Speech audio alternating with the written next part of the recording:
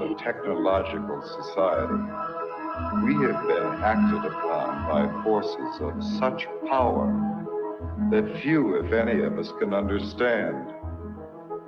Extensive information gathering on every American, human experiments with drugs and psychosurgery, electronic surveillance, the era of the computer, invasion of privacy, growing government and corporate power over our lives, a people plagued by dehumanization, loneliness, and violence.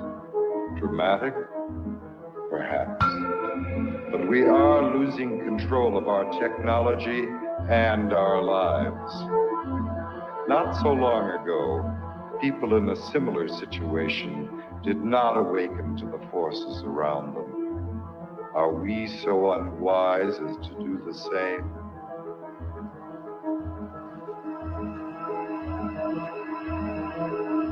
Behavior control. And then you change it up every Alien. Paranoia. Enemy list. Wiretap. Dead backs. Dossiers. Medical records. Social security number. Credit record. National security. With another agent, Pat Webb. Pat was an explosives agent. So we kind of opened the door just a bit to the cabin. And as we opened the door, we were both pretty much overcome as we looked across the cabin at the shelves that were built on the other side of the door. We could see coffee cans and bottles and jars, and they all had labels on them, and they were very meticulously done. You could see that some were labeled with the name of certain chemicals. One of the things we saw was a hooded sweatshirt, that was hanging up there. And the cabin smelled as if you might start to think, if you really think about this. This is a person who lived in this cabin. They had a cutaway spot on the floor to go to the bathroom in if he needed to. Had built fires in the cabin.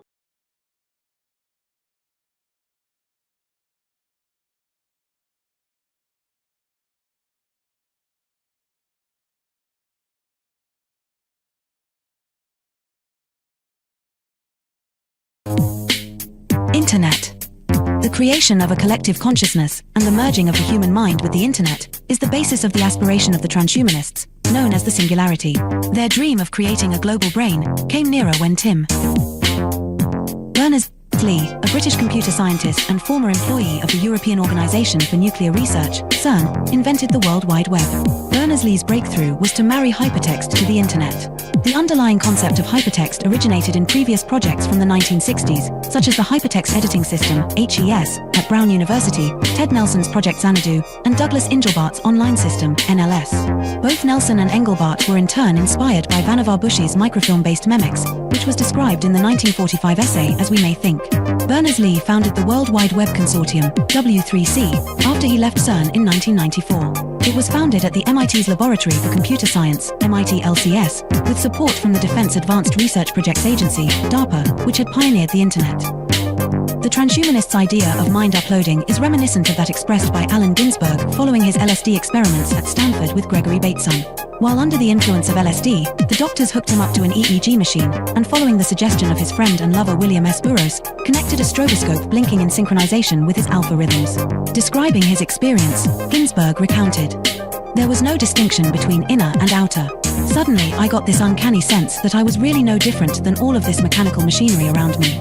I began thinking that if I let this go on, something awful would happen. I would be absorbed into the electrical network grid of the entire nation.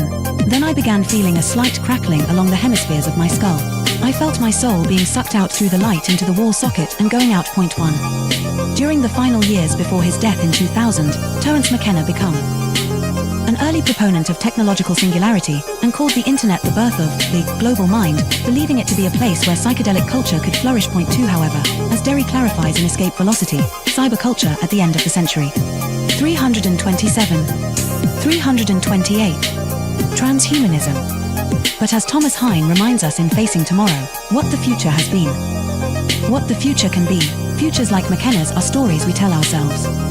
About the present, an attempt to invest our lives with a meaning and a drama that transcend the inevitable decay and death of the individual. We want our stories to lead us somewhere and come to a satisfying conclusion, even though not all do so. 1264, placing our faith in an end-of-the-century Deus Ex machina that will obviate the need to confront the social, political, economic, and ecological problems clamoring for solutions is a risky endgame. The metaphysical glow that increasingly halos the high-tech tomorrows of cyberdelic philosophers, corporate futurologists, pop science programs such as the Discovery Channel's Beyond 2000, or even ads such as AT and TSU will campaign, blinds us to the pressing concerns all around us. Point 3. As Eric Davis remarked in Technosis, some Christians, especially those with a brute Protestant conviction in the rock-solid inerrancy of the biblical word, would concur with Teilhard that our headlong flight toward planetization is part of a master plan. 4. Davis was commenting on Marshall McLuhan's 1969 interview in Playboy, where McLuhan mentioned that computer networks hold out the promise of creating a technologically engendered state of universal understanding and unity, a state of absorption in the logos that could knit mankind into one family and create a perpetuity of collective harmony and peace. McLuhan clarified, in a Christian sense, this is merely a new interpretation of the mystical body of Christ, and Christ, after all, is the ultimate extension of man. 5. However, as Davis pointed out, in a letter to the Thomist philosopher Jacques Maritain, McLuhan flip-flopped on the idealism he had earlier expressed. Electric information environments being utterly ethereal foster the illusion of the world as spiritual substance. It is now a reasonable facsimile of the mystical body of Christ, a blatant manifestation of the Antichrist. After all, the prince of this world is a very great electric engineer. Point 6. However, for the transhumanists, the internet is not just an agglomeration of inert information, but poses the possibility of humanity creating a collective consciousness of the mystics. Effectively, transhumanism is the hallucination arrived at by computer scientists on drugs. As psychedelic drugs impede the ability to discern reality from imagination, they often lead to the mistaken attribution of life, or even divinity, to inanimate objects, like a computer program. The ultimate foolish dream of the transhumanists is that with the creation of cyberspace, we'll be able to enter the pleroma, the mystical realm of the ancient Gnostics, by uploading our minds to the internet. Thus, the internet will have come to serve as a totality of human knowledge, the omniscient collective consciousness of Teilhard de Chardin, also known as the global brain. Global brain. The relationship between the global brain and the internet, and its connection to the thought of Teilhard de Chardin, is explained in The Lost Symbol by Da Vinci Code author Dan Brown, a fellow alumnus of Exeter with Stuart Brand and Facebook. The Singularity. 329. Founder Mark Zuckerberg. There is an important section from the novel, which is based on revealing the secret of Freemasonry, where Willis Harman's Institute for Newtic Sciences, IONS, named after the noosphere of Teilhard, plays a central role. Here the character Catherine Solomon explains the significance of Newtics. 2 heads are better than 1, and yet 2 heads are not twice better. They are many, many times better. Multiple minds working in unison magnify a thought's effect exponentially. This is the inherent power of prayer. Groups, healing circles, singing in unison, and worshipping en masse. The idea of universal consciousness is no ethereal New Age concept. It's a hard core scientific reality, and harnessing it has the potential to transform our world. This is the underlying discovery of Newtic science. What's more, it's happening right now. You can feel it all around you. Technology is linking us in ways we never imagined possible. Twitter, Google, Wikipedia, and others all blend to create a web of interconnected minds. God is found in the collection of many, rather than in the one. In Darwin Among the Machines, The Evolution of Global Intelligence, George Dyson, who was director's visitor at the Institute for Advanced Study in Princeton, expands upon the premise of ex-club member Samuel Butler's 1863 article of the same name, and suggests that the internet is a living, sentient being.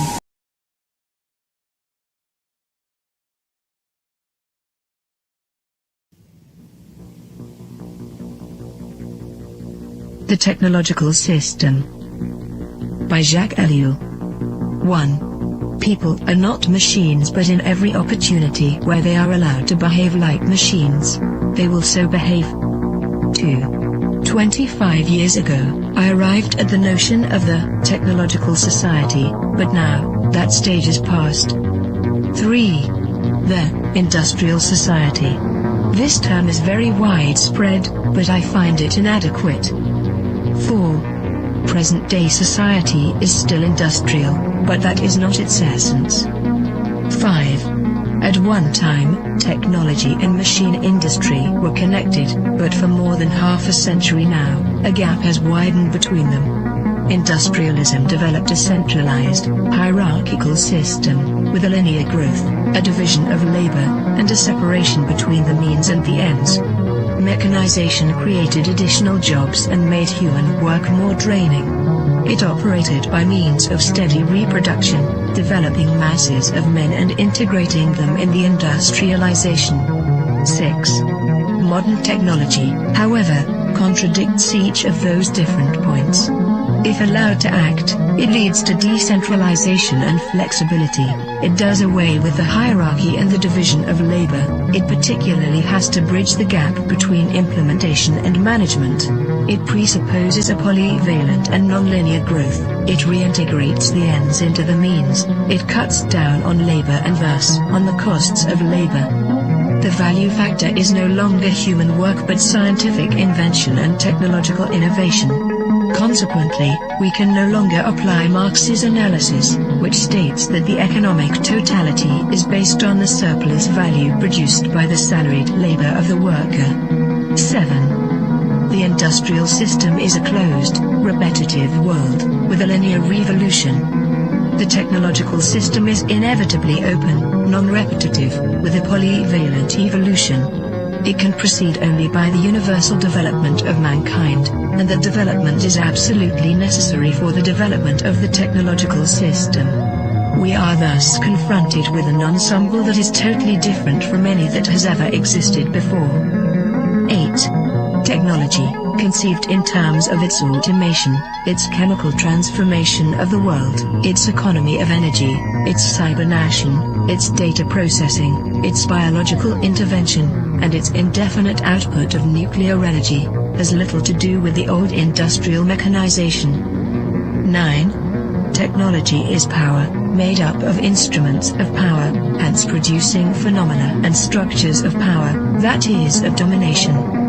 10. Terrain, in contrast to Bell, hesitates about a qualifying term. Thus, he speaks of a programmed society. In this case, I am far more in agreement. For he thereby joins the overall outlook of those people for whom the new thing about our society is the organization. He sharply distinguishes between the primary, capitalist, era of industrialization and our era. He qualifies this new society in terms of 3 features. 1. The emergence of new social classes, technicians, bureaucrats, efficiency experts. 2. The new trend of business, which is now based on organization and no longer on the relationship between economic power and productive labor. 3. Spare time activities. All 3 characteristics boil down to a reduction and to the necessities of the technological system, which, as Terrain realizes, transforms the social struggles themselves. They are becoming more technological and are no longer subject to a takeover by the proletariat. Turin adds one more essential feature of post-industrial society: the importance of the student movement with its deep contestation, its challenge, and its political weakness. But, as I have tried to show in my studies on revolution, I regard this feature as episodic and contingent.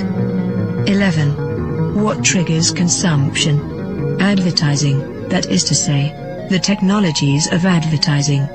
What is it that demands greater consumption? Mass production, which is possible only because of technology. What are we given to consume? Technological objects, because they are the things that are produced most. Hence, the consumer society, in all its aspects, is primarily characterized by various technologies. 12.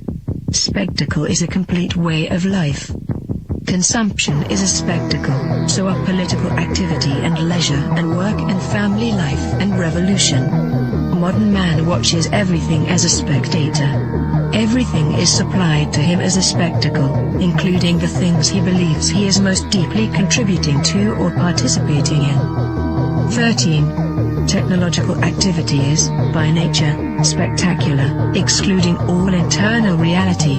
Technological activity is what waters down all serious things, since no action can be performed any longer unless by way of technologies. 14. Z. Brzezinski, Between Two Ages, America's Role in the Technotronic Era, 1970, also figured he could add something absolutely new by coining the term, technotronic. He lists a number of differences between industrial and technotronic society. In industrial society, the machine plays the essential role. The dominant social problems are unemployment and employment. Teaching is done through human relations. The ruling class is plutocratic. The university is an ivory tower isolated from reality. Reading favors a conceptual thinking proper to ideologies. Political conflicts are intrinsic. The masses are organized into trade unions. Economic power is personalized. Wealth is the object of activity. 15. Technotronic is a portmanteau word combining technical and electronic. Come now. Isn't electronics technological? Does the word add anything to the early definitions of technology? Once again, technology equals the machine plus industry. Fine, then there is something new according to the famous definition. In a machine, there are material parts that move. Electronics operates with no moving material parts. Granted. But if the computer is not a machine in the normal sense, then in what way is it not the product of a certain number of technologies? In what way is it not integrated in a technological system? There is no reason to distinguish between technology and electronics. 16. Man can no longer be a subject. 4. The system implies that, at least in regard to itself, man must always be treated as an object. Today, this phenomenon is far more important than the renowned Marxist interpretation of commodity. 17. Nothing can have an intrinsic sense, it is given meaning only by technological application. Nothing can lay claim to action, it is acted upon by technological process. Nothing can regard itself as autonomous, it is the technological system that is autonomous, as we shall demonstrate. 18. No technician claims to be ruling society. There is no need to regard technicians as technocrats or to believe that a class of that type actually exists. 19. Colin Clark's classification is replaced by a different one. At the bottom, the unqualified functionals, then the functional operators, and at the top, the rulers, researchers, conceivers, with perhaps a fourth sector for the activities of operational research. In other words, the social distribution is, already, less and less in terms of activities applied to the economy, and more in keeping with the technological capacity. 20. The era of clerks, and these clerks are the decision makers in all domains because they have the knowledge and use of the technologies. Like it or not, and Hetman shows this so well, the experts, the specialists of diverse technologies are to be found everywhere, from business to administration, from government to agriculture. They form the true grid of society, the network holding the various pieces together. It is the technological coherence that now makes up the social coherence.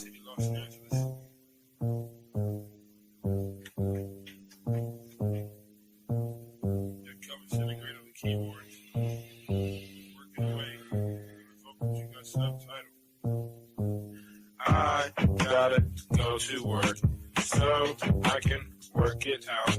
Come on, computer, make it work. Come on, satellite, work with me. I gotta go to work so I can work it out. Come on, computer, make it work. Come on, satellite, work with me. I gotta go to work. Who would have thought that I would slaughter these jerks? The first full-time clocking serial microphone rocker. They used to jump on the stage back in the day wearing a stocking. To conceal my identity in any stereotypical venue. Never will I reveal the serious way that I feel. I'm on job time, all I do is talk into the steel. Use my style to hide and conceal. Profile and be out while they smile and just say that I'm real. Bad luck strikes in 3, all of you will agree. I didn't have a heat shield, they rained triplicate on me. But it's squares versus circles, then and if you can compare front and back are differentiated by a 90-degree squared circle. If you know what I'm talking about, you know the code, work it out. Forced entry, I was disguised as a sentry. I gave not a care, life is an adventure to me. I obtained secret money and manufacture inventions. Fracturing the line between space and time dimensions. Restructure the torque and the structural integrity so I can walk on water while the returning surface tension. This making me an acolyte of the greater unknown. The word shark, king of these murky seascapes. Within my patriarch society, you cannot dethrone the intricate degree and climate that I seize from the police state. I gotta go to work so I can work it out. Come on, computer, make it work. Come on, satellite, work with me. I gotta go to work so I can work it out. Come on, computer, make it work. Come on, satellite, work with me. I still wish they made more girls like me, intelligent, beautiful, and rich like me. But they don't, so I stay fucked up like King Keeper. She's the type of person that will still rock Latigua. I'm the type of person that will still sport feelers. I found a pair of size 15s out in Pasadena. Those are my work boots. I insert this into these jerks' necks, giving them a virus. They'll destabilize their hardware. Now I can tap in just my onboard wet works. Plant the hidden charge there. It's a cellular reconfiguring program consisting of integers, turning human beings into kindling, whittling the psyche into an apparition, place it back into the skin. Now it's the ghost in the shell. Should I boast? Well, no. I stay on the west coast of hell, where hell's bullets is I know so well. I have my work cut out for me. This has its perks. Just then I realized life is mostly hard work. And why not get your car pulled off from under you? It won't get sorted back from that dumb desk clerk. And who's the one to suffer you? I didn't know what to do, so when in doubt, go to work. When I'm 25, I'll contract myself out once I'm through.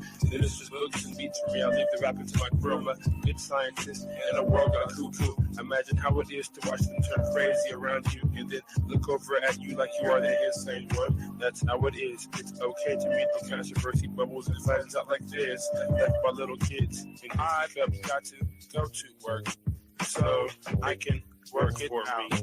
Come on, got to work for me. I got to make it work. I got to make it work. Come on, I can work it out. I got to make it work. Come on, let it work this way. Come on, compare it, work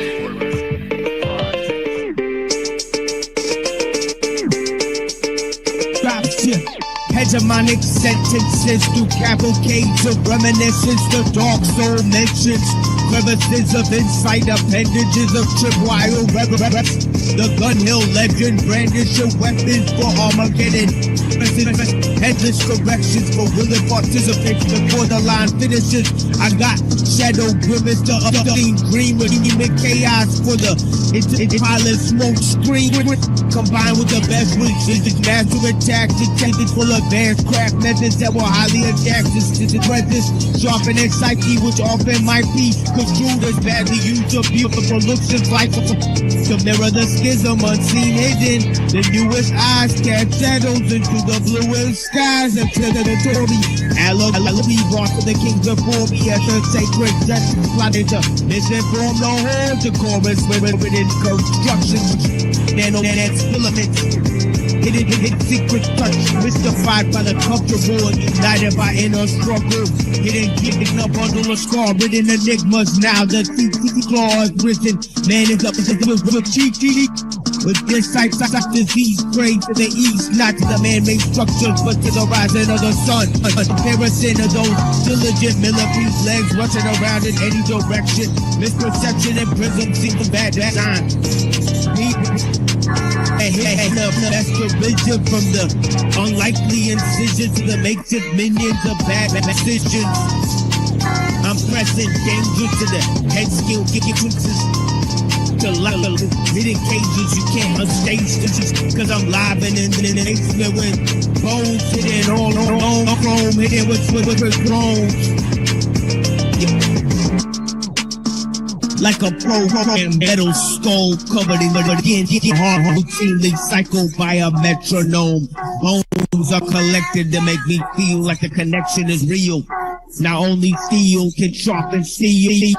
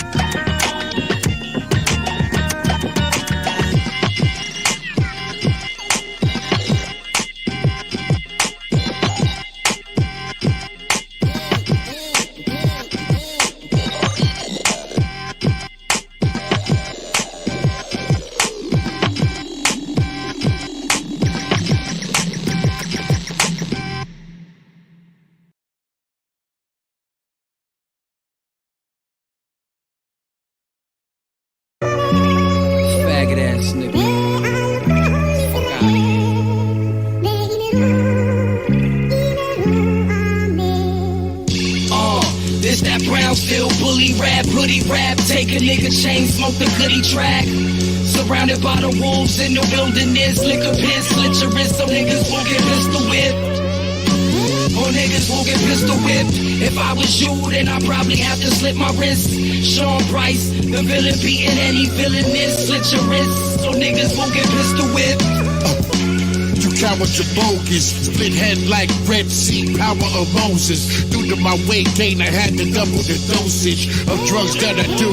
Niggas, they toasted P. Body, team, how many bars are? Ruck, keep me slumped in the park. Listen, God is the greatest, Allahu Akbar. Praise due, who threw hot rock at cop car off my dean. Red light off the beam, scorched the scene. Niggas trying to cross the team. Listen, Nigga, my 80 scorching. Niggas coming with the cops out like Tracy Morgan. I fuck around and throw your baby organs. Use your baby organs just to make a baby organ. I sell dope to your mama, and I ain't even vote for Obama.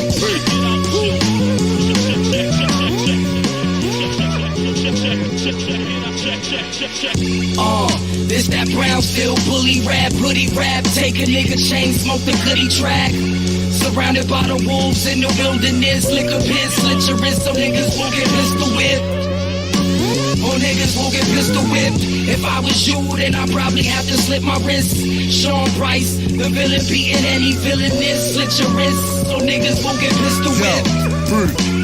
I get paid to make music burst through walls like Kool-Aid came through. Niggas came through with their tunes and their goons childish. Honeymoon, them niggas bang soon to the moon, Alice. Keep it clean, sneaker fiend, what you do, Dallas. Decep to death, I strike a nigga till hand callous. Nigga, you know how the fam go. Big bed, big niggas, soon as Sam Crow. Crew through shit like Loonies was in there. Blow 2/5, I'm loony up in here. Fuck around and I punch hats off niggas' heads, then replace that with guns hats. Everybody in they sun rap. Bang! Everybody in they sun clap. I make money from the dope I push. To make it funny, I ain't voting for Bush. Motherfucker.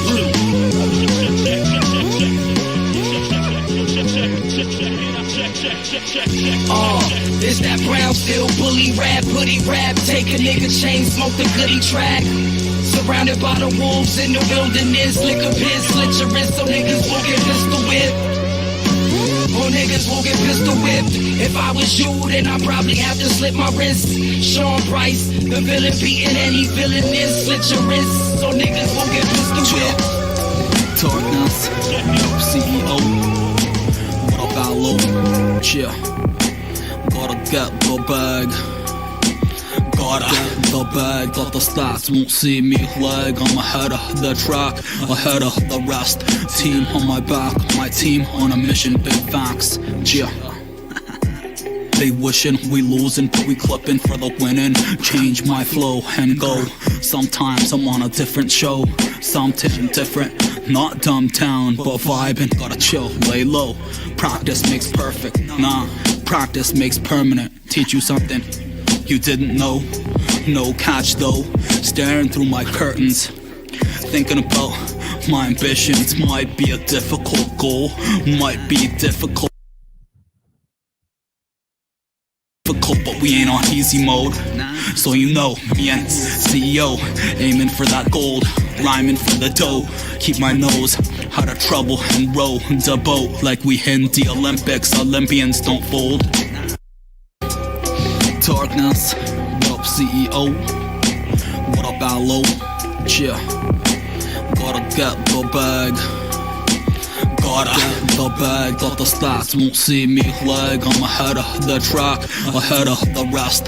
Team on my back, my team on a mission. Big facts, yeah.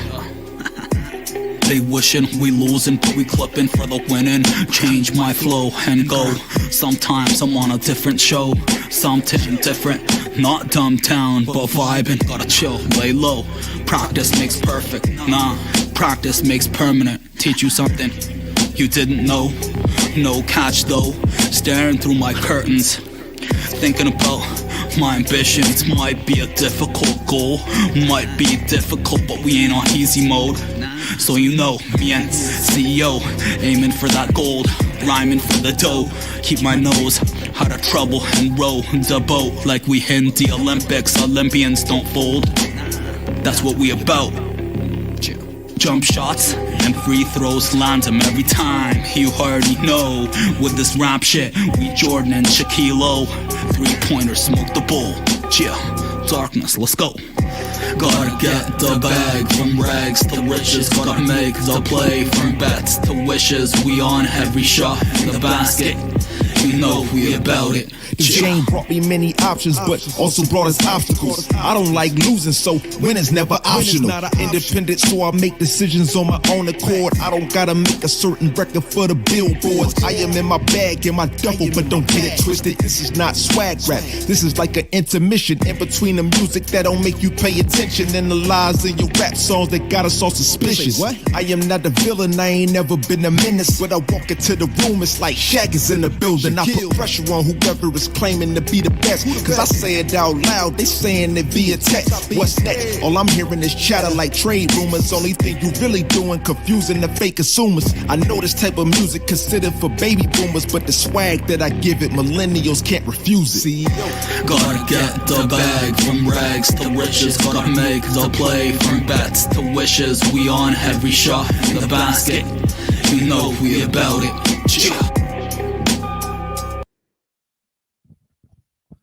Yeah, welcome to the Machine Lines, where we talk about the lies of the machine on the machine that lies. And let me read some of these comments here, and then we'll begin on the show here. Blessings to the people. We're chilling. Chilling, paranoid. Yeah, exactly. And we dropped a link in the chat, so anybody wants to come up. I know we got some, maybe some hate watchers still. So if any of you guys want to voice your opinion, on the panel would be a great place to do it, right? So that would be great. So let's see if you guys are available to discuss certain things. Like the airing of grievances. Lols. Yeah, exactly. But I get people like they want to support their favorite internet celebrity or whatever, so that happens all the time. But what it does do is add to the views here, so I appreciate that. So let's see. Objective subject, subjective object. Indeed. Implode the dichotomy, right? The participatory mind. We're going to get into that. Many different avenues to look at consciousness. So yeah, okay, we got Denise, we got Reddington a lot, we got Crystal Shaman. Blessings. I appreciate you. Moontan, thank you for being here. We got Golden Renaissance Productions. I appreciate you. We got Zephyr of Voxel. Thank you so much for being here. Machine ASMR. Yeah. Puts the lotion on the skin. Exactly. Be like water. Right. I'll be back. I'll be back. Get to the chopper. Freaking Browns me got me again. We got Andrew fanboys. Android. The non-mod should have been the dead giveaway. Yeah, but you could just hop on panel if you're so good at defending your views. Right? It's an open panel here. Right, but if you like pop philosophers online, then it shows your intelligence. I clicked on some of these people's pages. This last guy I was arguing with, he was quoting this.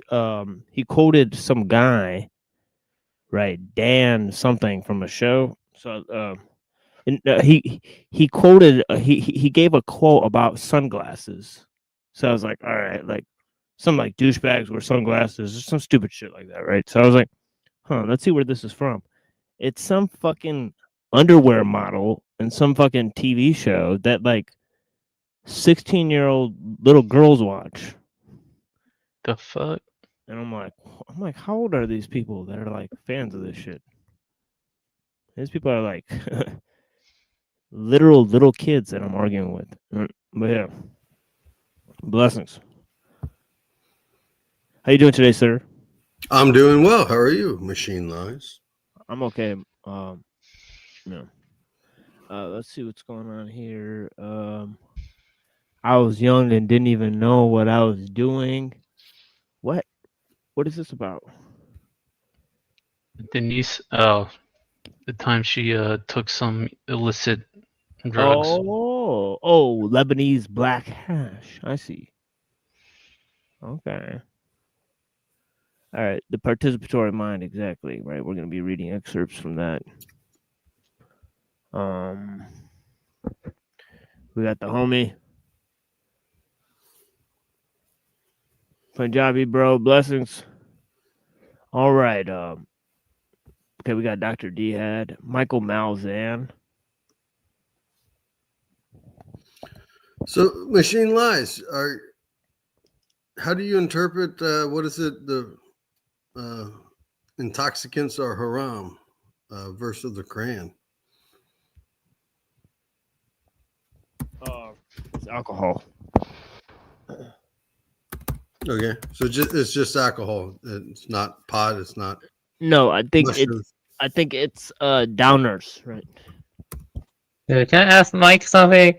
Sure. Mike, why are you always asking TML about Islamic stuff? Like this channel. Because he's a Muslim. Yeah, I know, but this channel isn't about Islam, though. It's about. Oh, okay. Yeah. I'm doing my best to make it about Islam. He's a trying. It's definitely not Islamic apology, but yeah. But yeah. But if we want to look at Islam in a historical, look at it in terms of the architectonic value of Islamic institutions, right? And so on and so forth, right? We could, proceed in that way, and I do have certain things to say about that today, right? As it were, the historical trajectory that we're on. There's certain people like Al-Kindi, right? Like Avicenna, right? Like Al-Farabi, right? And obviously like Al-Ghazali, right? That contributed to certain ideas, right? So we could talk about and even people like Ibn Khaldun, right? Ibn Khaldun is a notable thinker, right? Yeah. Because he sort of talks. The guy who said Islam is obliged to bring the whole world under its control. Who, Ibn Khaldun? Khaldun, Yeah. But this cyclical view of history, right? Right, the cyclical views of history, right? The Roman the Roman Empire, right? The cult of the God Emperor, right? Right. Their view was that the entire world should be under the dominion of Rome, right? Sure, that's why they're the first Reich. Yeah. It's called Pax Romana. Bro. Pax Romana, right? So they thought of years of peace. Yeah, so they thought of world domination in terms of arguably, and obviously Islam conquered a lot of that territory, the Roman Empire territory, right? Sure. So it could arguably be said that it was no different. But yeah. The Muslims. Who was it? It wasn't Ben Khaldun. Ben Abbas, something who said to Omar, "There's never been a land wealthier and less defended than Egypt when the Byzantines were in their decline." What was that guy's name? Yeah, maybe I'm not really sure. Okay, we got Zephyr Avoxel as well. We also got two other people on the panel, Reddington and Avian Buddha. Blessings, guys. How you guys doing today? Easy. I'm doing well. How you? I'm okay. Namaste. I'm kind of tired because working 9 to 5. I wasn't used to it for a while, and then I went back, and it does kind of sap out your creativity a lot. But still, hold on. No worries. Just chime in whenever you feel Yeah, sure. Don't feel don't feel pressured even if you're tired. I totally understand that. And I totally appreciate your time. So let me go on and sort of maybe move in terms of the pre-Socratics, right? Because there are significant things that I'd like to present, especially about Pythagoras. So we're kind of on Pythagoras right now, right? And I sort of presented this whole little thing about Mithras and Pythagoras, right? And how Mithraism and Orphic Pythagoreanism, and obviously the link is to this hermaphroditic sort of concept of the deity, right? So obviously combining so yeah. So they got a lot of different concepts of that. Right? I'm not gonna go into that, right? But here we have a depiction of Phanes Protagonist. Right? Let me pull this up here.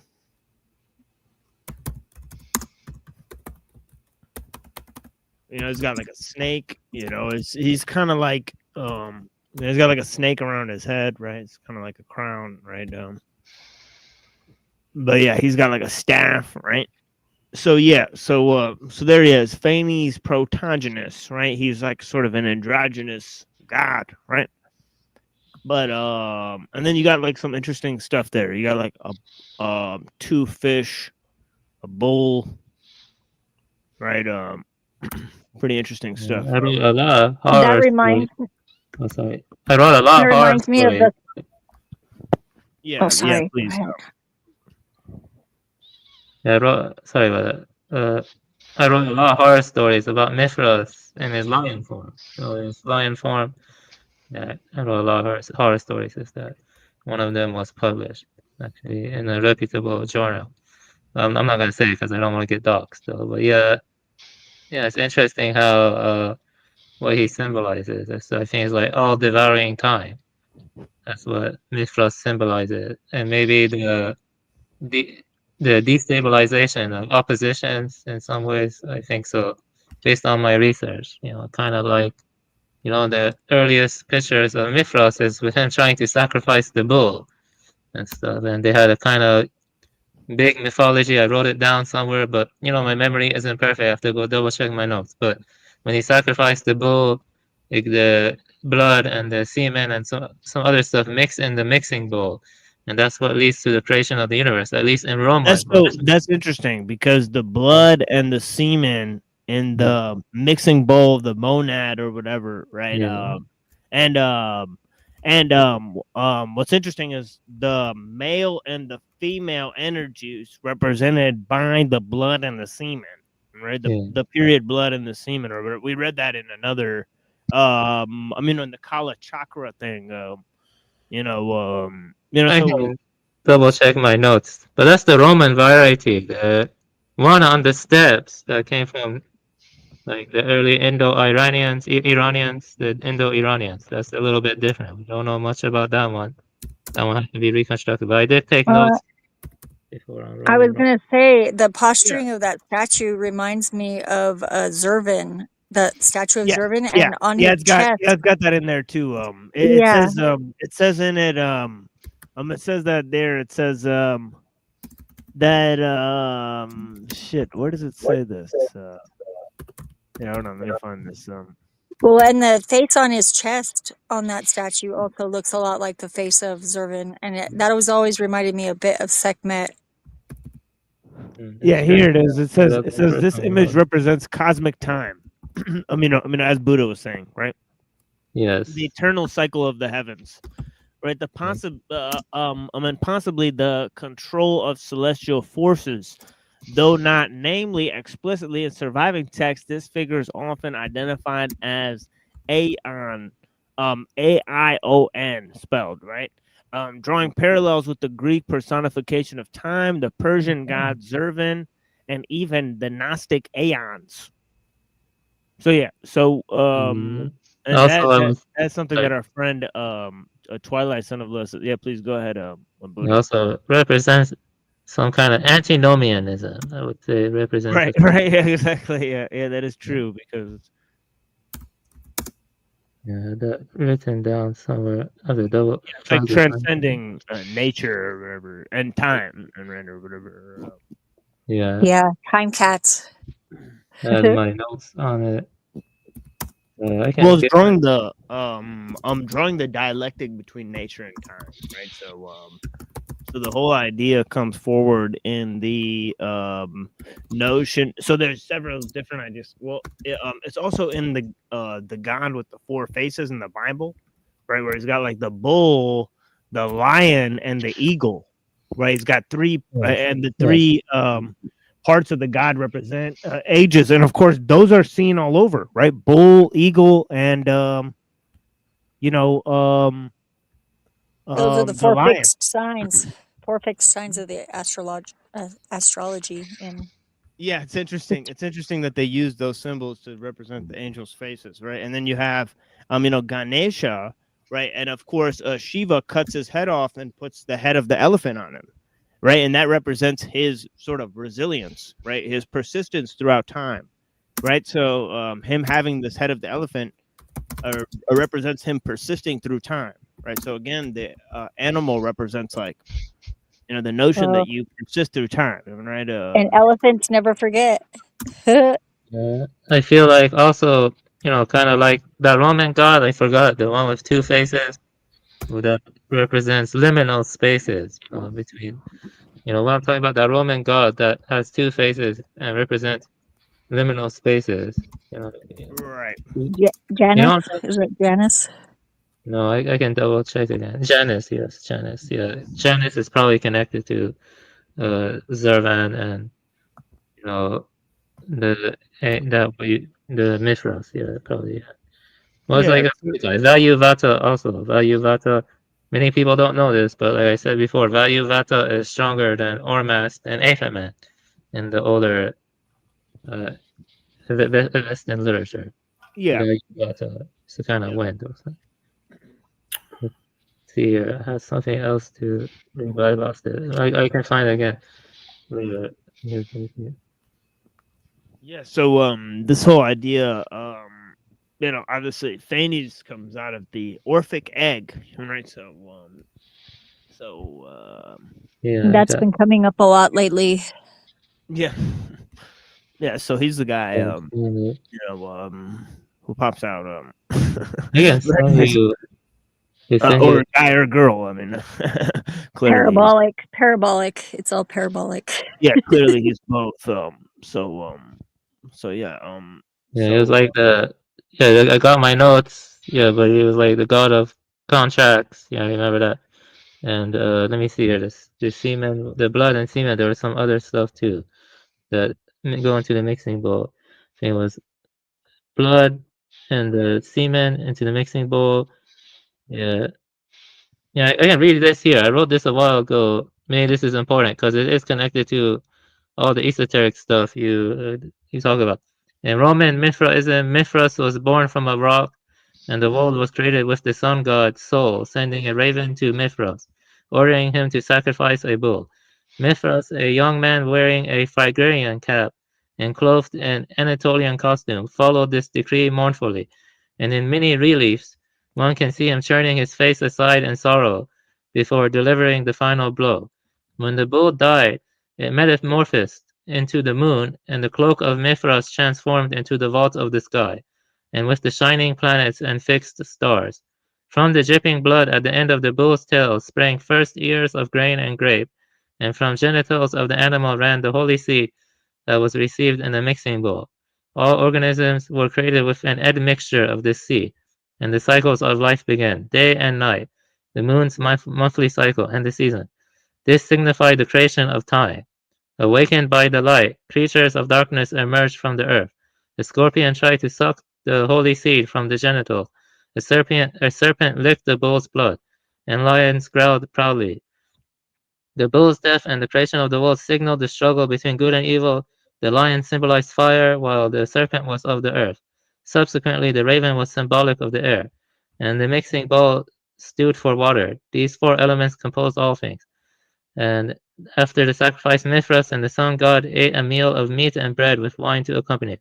Probably after this, it could be considered a prototype of the Last Supper. Mithras mounted his chariot and drove with the sun god to the end of the world. So yeah, that's. I actually have more in my intro. I could send it to you if you're interested in reading it. But some argue it's based on Yaldabaoth, Aeon, Ahriman, Zervan, or a metamorphosis of the bull killing man. Yeah, this is from my introduction I wrote. I did a lot of reading in the past, so I wrote an introduction to some of my stories and stuff. Yeah, Phrygian Cap, huh? Ruh-roh. Yeah, Phrygian Cap. Yeah, the Anatolians and I think some people from the steppe, Scythians wore it too, and stuff. The Scythians or Scythians. It's an interesting synchronicity. I've been working for this guy named Anatole lately. Yeah, Yeah. it's Turkey. I mean, but yeah. I'm gonna say some more stuff. It also tie into it. The Zoroastrians actually viewed the steppe people negatively, like how Christians view the Jews. Believe it or not, like they criticize their excessive cattle race. You know how some Christians consider Jews cursed people for rejecting Christ. Well, maybe that it's maybe slave morality. It's a slave morality because in some ways, some of them anyway. Yeah, the Zoroastrians viewed the steppe people as cursed for rejecting Zoroaster. You see what I mean? That's a very powerful parallel. You see what I'm trying to say? Yeah, that's interesting. Yeah. Yeah, they have a lot of evidence for that. So they see it. Yeah. Yeah, that's interesting. Didn't the Muslims burn the fire temples of the Zoroastrians? Burn their Yeah, but the Byzantines Yeah, they probably did burn some of them. Yeah. Yes, they did burn it, but the Byzantines, Heraclius, he was burning them before the Rashidun arrived into Iran. So the Christians were burning them before the Muslims. Yeah, I think Caesar burned the Library of Alexandria too. So yeah. Talking about Heraclius, one thing I don't understand is why people always talk about Alexander. Alexander I view Alexander positively, but Heraclius, I think he was probably kind of like a terrorist. I mean, at least that's the way I see it. Of course, everyone has their biases, but yeah, then the Rashidun came and stuff. Yeah, but yeah, it's kind of sad. But everyone has their biases. But yeah, would have preferred Zoroastrianism. Right. So, like the Sixth Caliphate, Yazid I, the Battle of Al-Harar. Yeah, I've studied mostly, when the Sassanid Empire collapsed. Believe it or not, a lot of the royalty went to China. And like Narsia actually went to China, and there were a lot of Sassanid descendants in China. Sasanian descendants there. Right. But about that, the Battle of Cadassia or something like that was bigger. Battle of Cadassia, I can't pronounce it. Cadassia, I'm talking about Battle of Cadassia. Are you talking about Alexander versus? No, I'm talking about Battle of Cadassia. Yeah, I can't pronounce it. Yeah, Battle of Ad Cadassia. Yeah, Battle of Ad Cadassia. Yeah, I think that's right. Caldisi?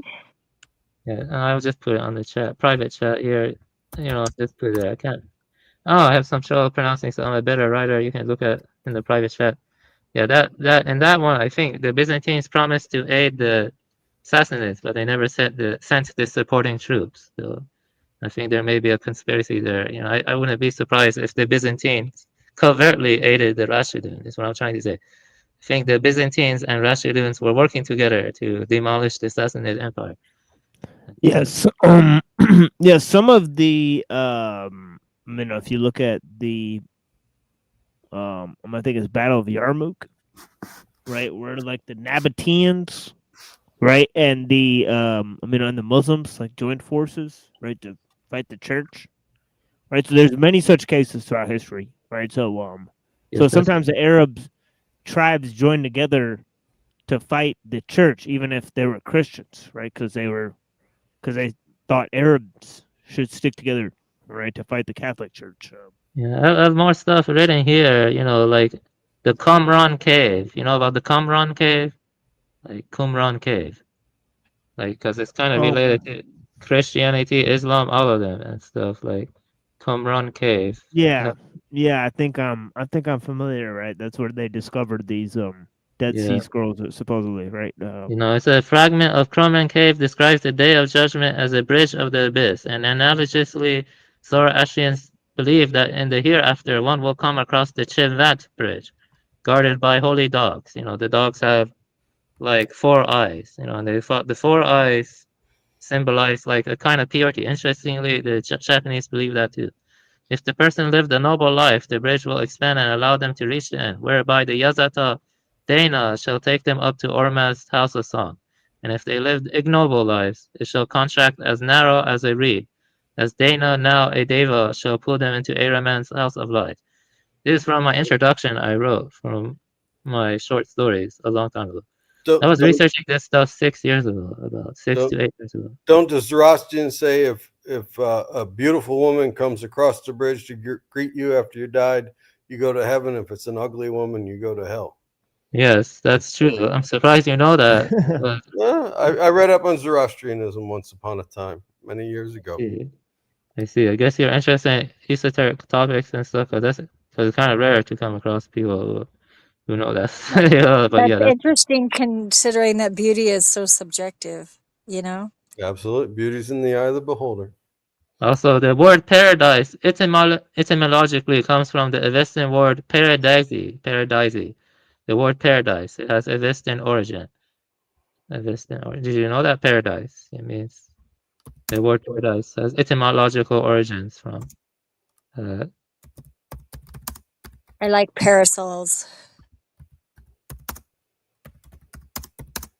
Yeah, let me see what else paradise is. Let me see. Oh yeah, also I think Hordad and Amordad are Zoroastrian Yazatas, and they appear in the Quran. There's actually an argument about that. Hordad and Amordad, they appear as Yazatas or angels or something. You have to double check. You know what I'm talking about? Hordad and Amordad. Well, there's the two angels in the Quran that come down. Yes. Hordad and Amordad. With an M and I thought an M and something else. They're like the light bearers who teach the women to braid their hair and teach them magic and how to. I think that's assimilated from the Yazatas from the Book of Enoch, right? Zoroastrian Light bearers. I think. Let me see here. Zoroastrian influence was very widespread, but of course Assyrians had a lot of influence too. Though Assyrians had tremendous influence. Assyrians tend to be understudied. You know, like I showed, the tree of life came from Assyrians, most likely. Let me see here. What else do I have about Yeah, that? let me pull that one up. Because that is relevant. That thing you shared with me, because I asked you to share that yesterday, and I remember you sent that one to me. Oh yeah. Here I also wrote this down like 8 years ago. Magic techne, and I know that ellul says that magic first started in the East or Middle East or Central Asia. Magic techne, you know what I mean? They did call. I think it was right about that. That the technique started probably from there. Yeah, like, I actually wrote that down 6 to 8 years ago. Wow. You see here. That's cool. Yeah. Also, I know you. Yeah, I don't like Hegel either, but Hegel actually said the Persian Empire was probably the first real historical empire. He did say that. I could give the source for that if you're interested. Yeah, in his World Historical Crap, he said that. You believe that? He said that. There's that tree. The Trizio. Yeah, so yeah, from Mesopotamia.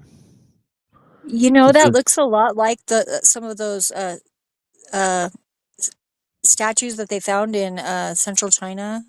That one looks a lot like, there's like a 3D statue of that that they found in I forget how to say it. It's Saksu something. It's hard to pronounce. Sakshu Yeah, Asmodeus is also based off the diva Eshma. Yeah, I forgot to mention that. Asmodeus, based on the Avestan Eshma. Yeah, that's interesting. Sorry for interrupting you. You can continue. No, it's all good. I don't know if you have anything more. Just chime in whenever. Yeah, let me see if I have anything more. Well, I remember you were talking about the deserts. The deserts are very important. You know, like that's Afro-Asiatic, languages and cultures. Like I think Egyptian and Levant are basically connected very closely because they spoke the same language branch, and they also had like cultural diffusion. Yeah, but I think the steppes is something else. Like they poured into Central Asia, and then they, then they went from there and they influenced surrounding cultures. So it's actually like Tocharians and like the Angelo Novo, those guys were something else. They're very interesting too. Yeah, but yeah, I think that's a lot of things I said. Let me see what else I have to say. I think I covered a lot. Yeah, I'm not gonna read all of this. It's too much to read. It's just my introduction I wrote. And so, yeah. What's interesting is the early step Aryans from the early Rig Vedas. They didn't have any trianthropic gods. Interestingly enough, while Egypt was full of them, and so was Mesopotamia. That's very interesting. They didn't have any like trianthropic gods. The steppe peoples, originally before they diffused. You see what I mean? Like on the steppe, it has to do with the steppe environment because the steppes are very, it just goes endless plains. It's like where Mongols and Turks also came from. Yeah, I wonder if it's a certain view of nature that gives you the anthropic gods. It'd be interesting to trace. Yeah, that's that exactly entire right. thing because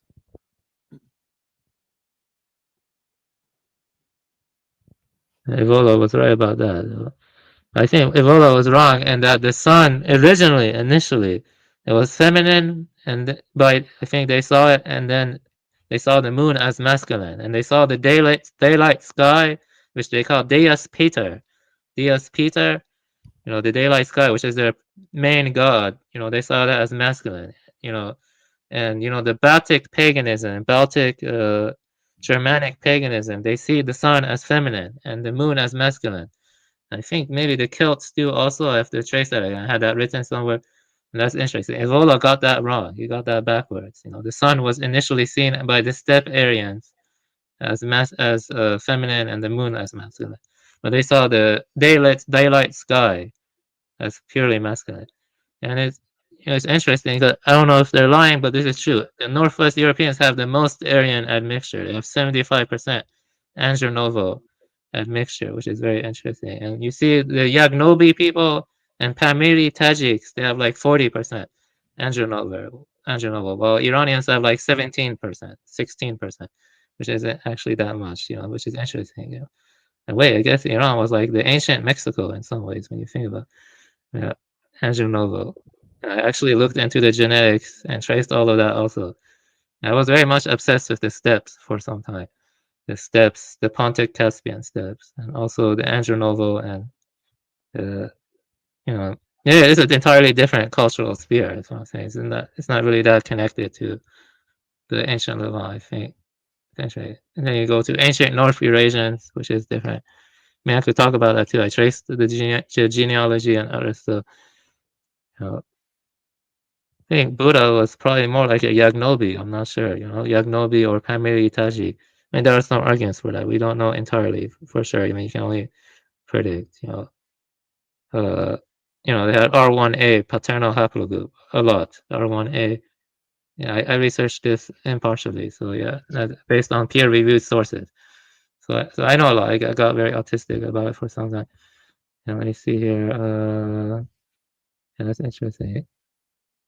I mean, that makes the Hindu Vata very pissed off, saying that they don't like that kind of stuff, but I just said, but unless there's a big conspiracy involving academia, I think Kurgan theory is true, the Kurgan theory. It's called Kurgan theory. I looked that up. I'm not sure. I find this very fascinating. Yeah, it's fascinating. I could talk about a lot, the Indo-Europeans, the Proto-Indo-European. People like Survive the Drive talk about it endlessly. And so, yeah, it's pretty interesting. Yeah, but Zoroastrianism was like a schism from it. And it like kind of, flipped it. The Asuras and Devas between the Vedic and Zoroastrianism were flipped. Like Devas are bad in Zoroastrianism. Devas are bad in Zoroastrianism, but they're good in like Hinduism and Vedanta or Vedic tradition.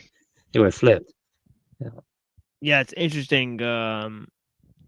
Yeah, my guesstimation for why Evola may have done that is because he wanted to align it more with the Hermetic tradition, right? So it's like the sun and the moon, right? It's so possible. it's a dead giveaway that he's doing it in sort of a quasi perennialists sort of move there. I prefer to stick to peer-reviewed sources. So, like, but maybe they're lying too. I don't know. Evola is not really right. Evola is good, but it's not really like authoritative source. Right. They had older sources that were like less falsified. Sometimes when you read older books, they're like they're sometimes more real. Right. So that does happen sometimes. Right. Not always, but is my mic broken? Like, let me see. It's not. It's not. Oh, I see it. I see. Okay, that's good. Stuff. I think they're audio trolling. But yeah, blessings. I wonder what the Sumerians were like, where they came from. So probably Caucasus or something. Maybe they were closer to like Iraqis or like maybe Northwest Iranians. I don't know. We don't know really much about the Sumerians. There's still a lot of debate on Sumerian origin. We don't know much about it. I would like to probably study Sumerians more. I need to read. Have you read the Epic of Gilgamesh? Parts of it. Yeah, like that's probably important to read. Yeah, we read parts of it. Yeah, that's a different spear. Also, there's like 3 different spears in that region. There's like the Levant spear, Egyptian spear, and the Sumerian spear, or the whatever. And then you have like I looked at zoomed out explanation of that entire thing with Marduk and Tiamat and Apsu, and there's all this crazy stuff. Yeah, 6 dudes. There are a lot of sealed caves in China with a lot of interesting stuff. They found some sealed caves in China with old writings, even Manichaean texts and Nestorian texts also. Nestorianism had a heavy presence in China. Nestorianism in ancient China. Yeah. They believe in Prosopic or Prosopon or something like that. The Prosopic Union.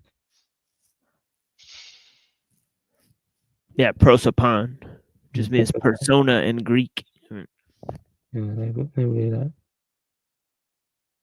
No, I was just talking about the mythology because I did study a lot about Mithras and other stuff based on what I could recover. Yeah.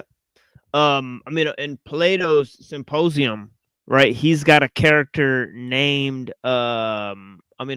Aristophanes, right? Who is purported to be a real historical character, right? That actually wrote a work called The Clouds, right? Featuring Socrates, right? So Socrates in The Clouds is sort of a villain, right? Where he's sort of like persuading people against the Greek traditions, right? By telling people like fake science, right? But Aristophanes in the Symposium is sort of quoting a tradition where like basically the gods I think like split humans in half by using a thunderbolt, right? And those like males and females were joined together, 2 parts, right, of like one person, right? So there's like sort of a hermaphroditic god. So I think he talks about this hermaphroditic god because obviously, as we learned in the other, obviously, Plato is influenced by the Pythagoreans, right? Especially by Orphic Pythagoreanism, right? Because he talks about the Eleusinian mysteries, right, in some of his writings, right? And obviously, in the Quran, it mentions the Sabians, right? So the Sabians are mentioned in the Quran, right? So there's Jewish groups. I think there's also certain Zoroastrian influence in the Nag Hammadi scrolls, right? So there's certain influence there, right? There's crossover between Gnosticism and Zoroastrianism and Manichaeanism, right? So eventually in I think it's like 400 AD or something, like they get combined or something like that. Yeah, So they're influencing each other so much, like it's a very difficult to truly, get all the influence. For example, the Assyrians influenced Persians, and you had the Persians influence the, Jews, and then you had Jews influence blah blah, and Egyptian influence. They were all influencing each other, like in all directions. Right. Like, It's a big wave of influence. I'm just curious how the the mudra, his hands, where that came from. Like remember I showed you the Catholics, they had pictures of Jesus making those mudras, and then you saw They it at also have a Pharaoh. circle around his head, right? They have a Yeah, circle yeah. around the Buddha's head. There's Yeah, a that's lot what of I'm saying. similarities, right? Well, Yeah, that Saint Augustine used to be a Manichaean, and then he broke off from the right, Manichaean. exactly. Yeah, Yeah, we talked about that. Yeah, we yeah. talked about that. So Then maybe of course you have the Albigensians. The Albigensians and the Cathari, they have sort of Manichaean views, right? So the Albigensians and the Cathari are sort of influenced by Manichaeanism, and of course they influence the sort of faux religion of like the Templars and stuff. So it's pretty interesting. If you go down, and if you go down to some of those Ismaili sects, right, they incorporated some Neoplatonism and stuff, right? Like the Druze, right? yeah. Like Also, let me mention this. I don't believe in flat Earth, but there was a time I was believing it because like I think all that stuff with the Mars rover is fake. Like I'm pretty sure about that. Like why does it look so similar to Devon Island? So I don't know. Maybe a lot of academia is fake. Maybe they're trying to manufacture a narrative. You gotta always keep that in mind because after 2019, we don't know what's true anymore. Like how can you tell where do the lies end and the truth begins? You see what I'm saying? Like I don't know, because they lied about 2019. They lied about a Mars rover. You see what I'm saying? Like maybe they're just making up all this stuff. I don't right, know. maybe You they're see what I'm making all saying? this history stuff up, right? Yeah, that's what I'm saying. How do I know what's true or false anymore? Because I know they never went to fucking Mars. Just look at the Mars rover. I mean, look at Devon Island. The photographs and put it side by side.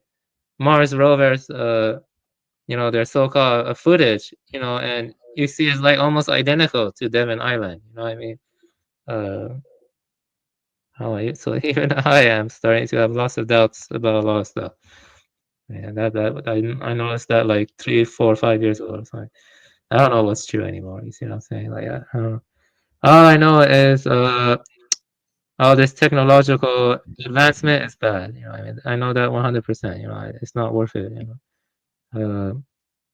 Yeah, I know that for sure. That's one thing I feel strongly.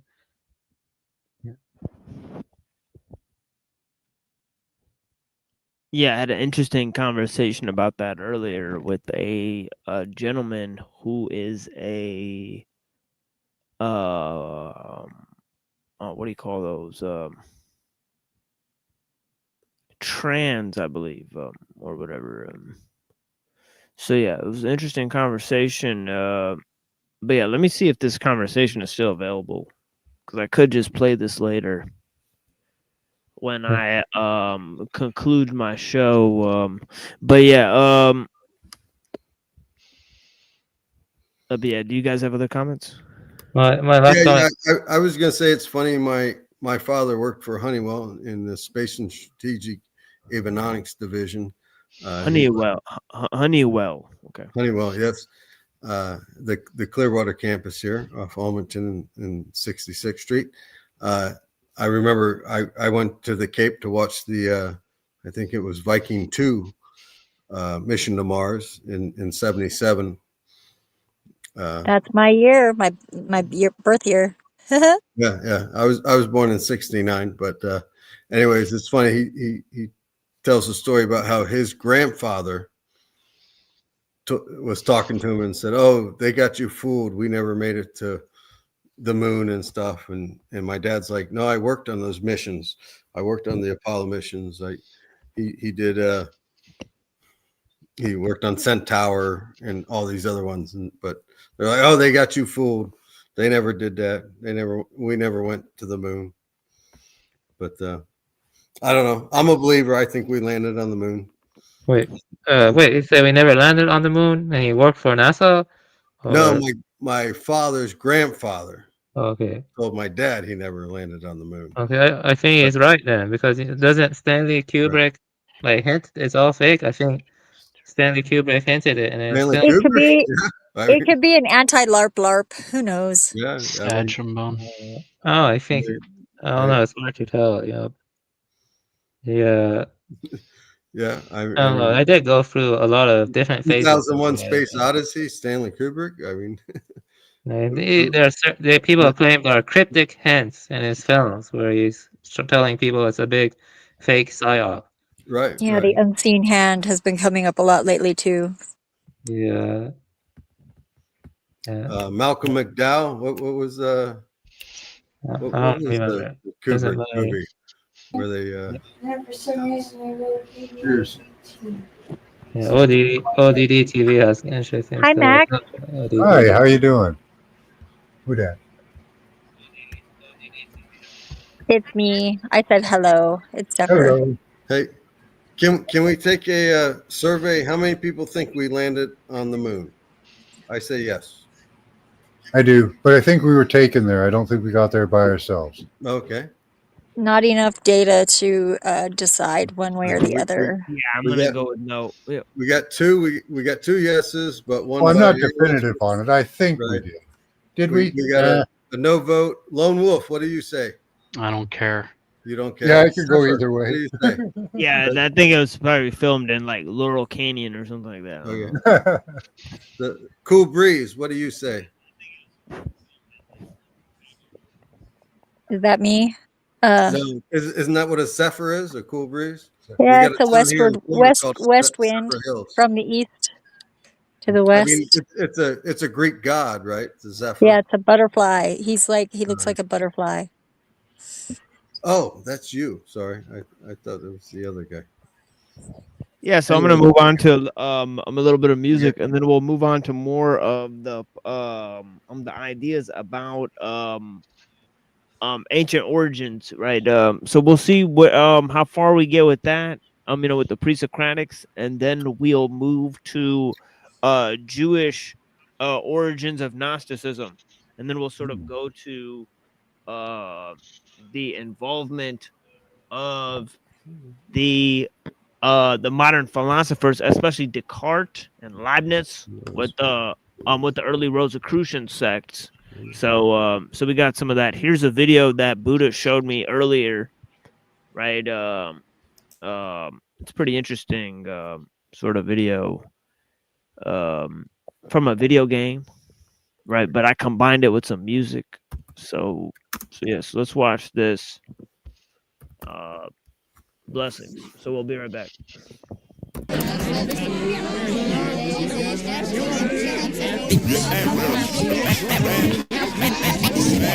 Come on, come on, come on, come on.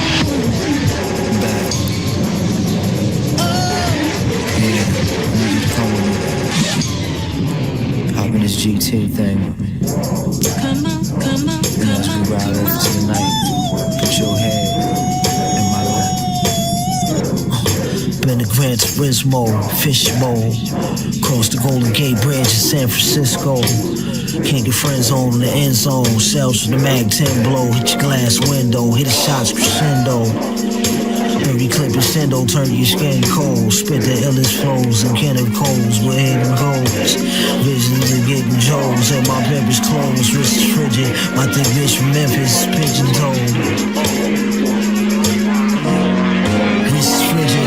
My thick bitch from Memphis. Pigeon toed. This is living. Kicks lizard. Whips 6 figures and bigger. Not your typical nigga. I'm particular. Articulate, I talk in a checky cut. This is considered literature, but niggas never read a book. Tell them, look, we can get them booked. As for the blue, we can push it raw, sell it cooked. Hop in the Porsche, not 11, all you smell is kush. I just ball in my jealous like I'm 7 foot, baby, look. I know it's time to go. I just want you to roll with me. Come out tonight. Recline seat. I need you to try see. I just want you to roll with me. Come on. I just want you to roll with me. Come out tonight. I'll bury your fruits and wine for me. Jamaican wine for you, make some time for you. Ride or die for you, do a dime for you. Put my pride aside for you, if I say not for you. She's a dime, daily massage at the spas. While olive oil you want to spend dollars on you. Put designer on you, Prada, Dolce, Gabbana on you. Live with honor, don't compromise your morals. That kind of life's too normal for you. Soccer mom, truck, shorty, dog food. You rather 12 splits and whip a sports coupe. Like my Cuban hoe, she from LA. Came in as a runaway, now it's Humbers and bubbly. Fendi runners, different colorways. Vero Wayne bikinis, pretty summer days. Telling brothers you wasn't gay. Ain't that a motherfucking shame? You said you was with Lorraine, you was clubbing with Puffin Gang. Puffin haze, sniffing grade AA. Out in the open like it's 88. Lady, you claim they changed shady ways, but it's safe to say that you ain't. Say the baby wait, baby wait.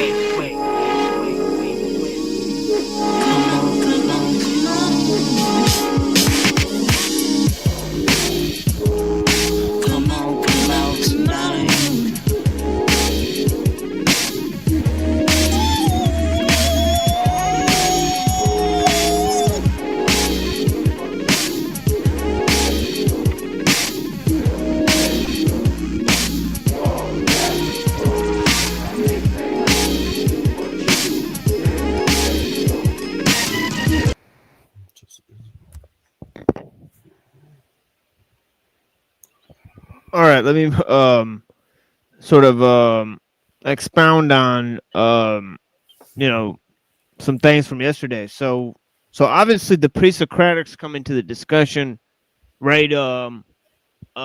Framing the debate between the sophists and the Platonists, right? Where the main discussion is whether the ruling principle of nature is either language or mind, right? Obviously, right? Socrates was a follower, right, of a lot of the pre-Socratics. Okay, I mean, obviously Plato talked about some of the pre-Socratic philosophers, right? He has a dialogue called the Parmenides, right? He has a dialogue called the Cratylus, where he refers to the ideas of Heraclitus, right? So Heraclitus sort of thought of the ruling principle of nature as sort of mind, right? And sort of you know, the ideas of Parmenides were not too far off, right, from those of Heraclitus, right? He was sort of saying that the ruling principle was also sort of pointing to the monistic quality of the cosmos, right? So, I mean, in terms of Pythagoras, right, some would say that he was the first to say that the archy of the world was sort of an abstract principle, right? So he claimed that all is number, right? Just as Thales claimed that all is full of God. Mike, very loud typing there. You know what I mean? Yeah, blessings. Yeah. So so this idea of I mean, all is number. The idea of these abstract principles, right? Governing or ruling in the cosmos, right? It points to the laws of nature, right, as being you know, separate or apart from nature itself, right? So you can talk about how sort of math or language could be used to study nature, right, or the essence of nature, right? See, for for Plato it was closer to math, right? And for Aristotle it was closer to something like logic, right?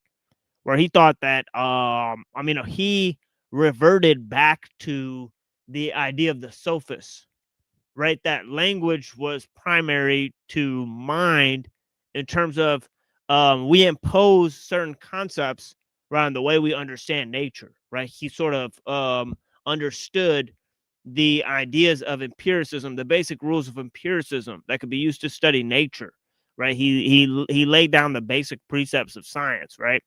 Because he said there's no sort of principles that are beyond nature, right? That cannot be known, right? And so in terms of Plato, right, he said that everything can be known, right, but that abstract principles do not exist in the world, right? So so in a way, their true essence, you know, cannot be perceived, right? You know, it has to be thought of in rational terms, right? You can't know the unknown. You can know that you know the unknowable, but you don't know what the unknowable is, right? Right. And you certainly can't tell anybody else what it is. Yeah. Even if you know. We have known unknowns and non-known unknowns. Yeah. Right, and that goes to the idea of of Parmenides, who kind of thought like there's no such thing as unknown unknowns, right? He thought that's just a made up category because the possible is the actual. Everything that you can know is based on something already in existence, right? So existence is it corresponds to what can be known. Right. So this was a huge insight for people like Plato, right? Who thought of these ideas like anamnesis, right? That you could tap into this realm and get all the information, right? Yeah, but what about the senses we don't know? What about the unknown senses? Yeah. Well, you're aware of them. You're just not consciously aware of them, right? Maybe. Yeah. Tapping Yeah. in on a different level there. Yeah, the feathers of a crow or raven, they look black to us, but not to each other. They see it different. They see No, they're color. rainbow colored. Yes, So they're cool. rainbow colored from their perspective because they see a different spectrum of UV. Okay. Well, darkness is just light we can't see with our eyes. Yeah.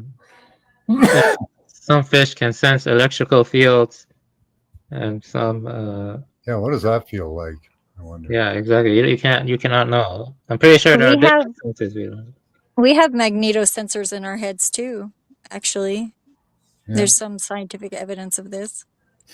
Yeah, magnetosomes, they make magnetite crystals and greigite crystals. Fancy word for it is umlaut. Plato was a bitch. Yeah, there's evidence of that. Yeah, we are definitely gonna get into that. The evidence of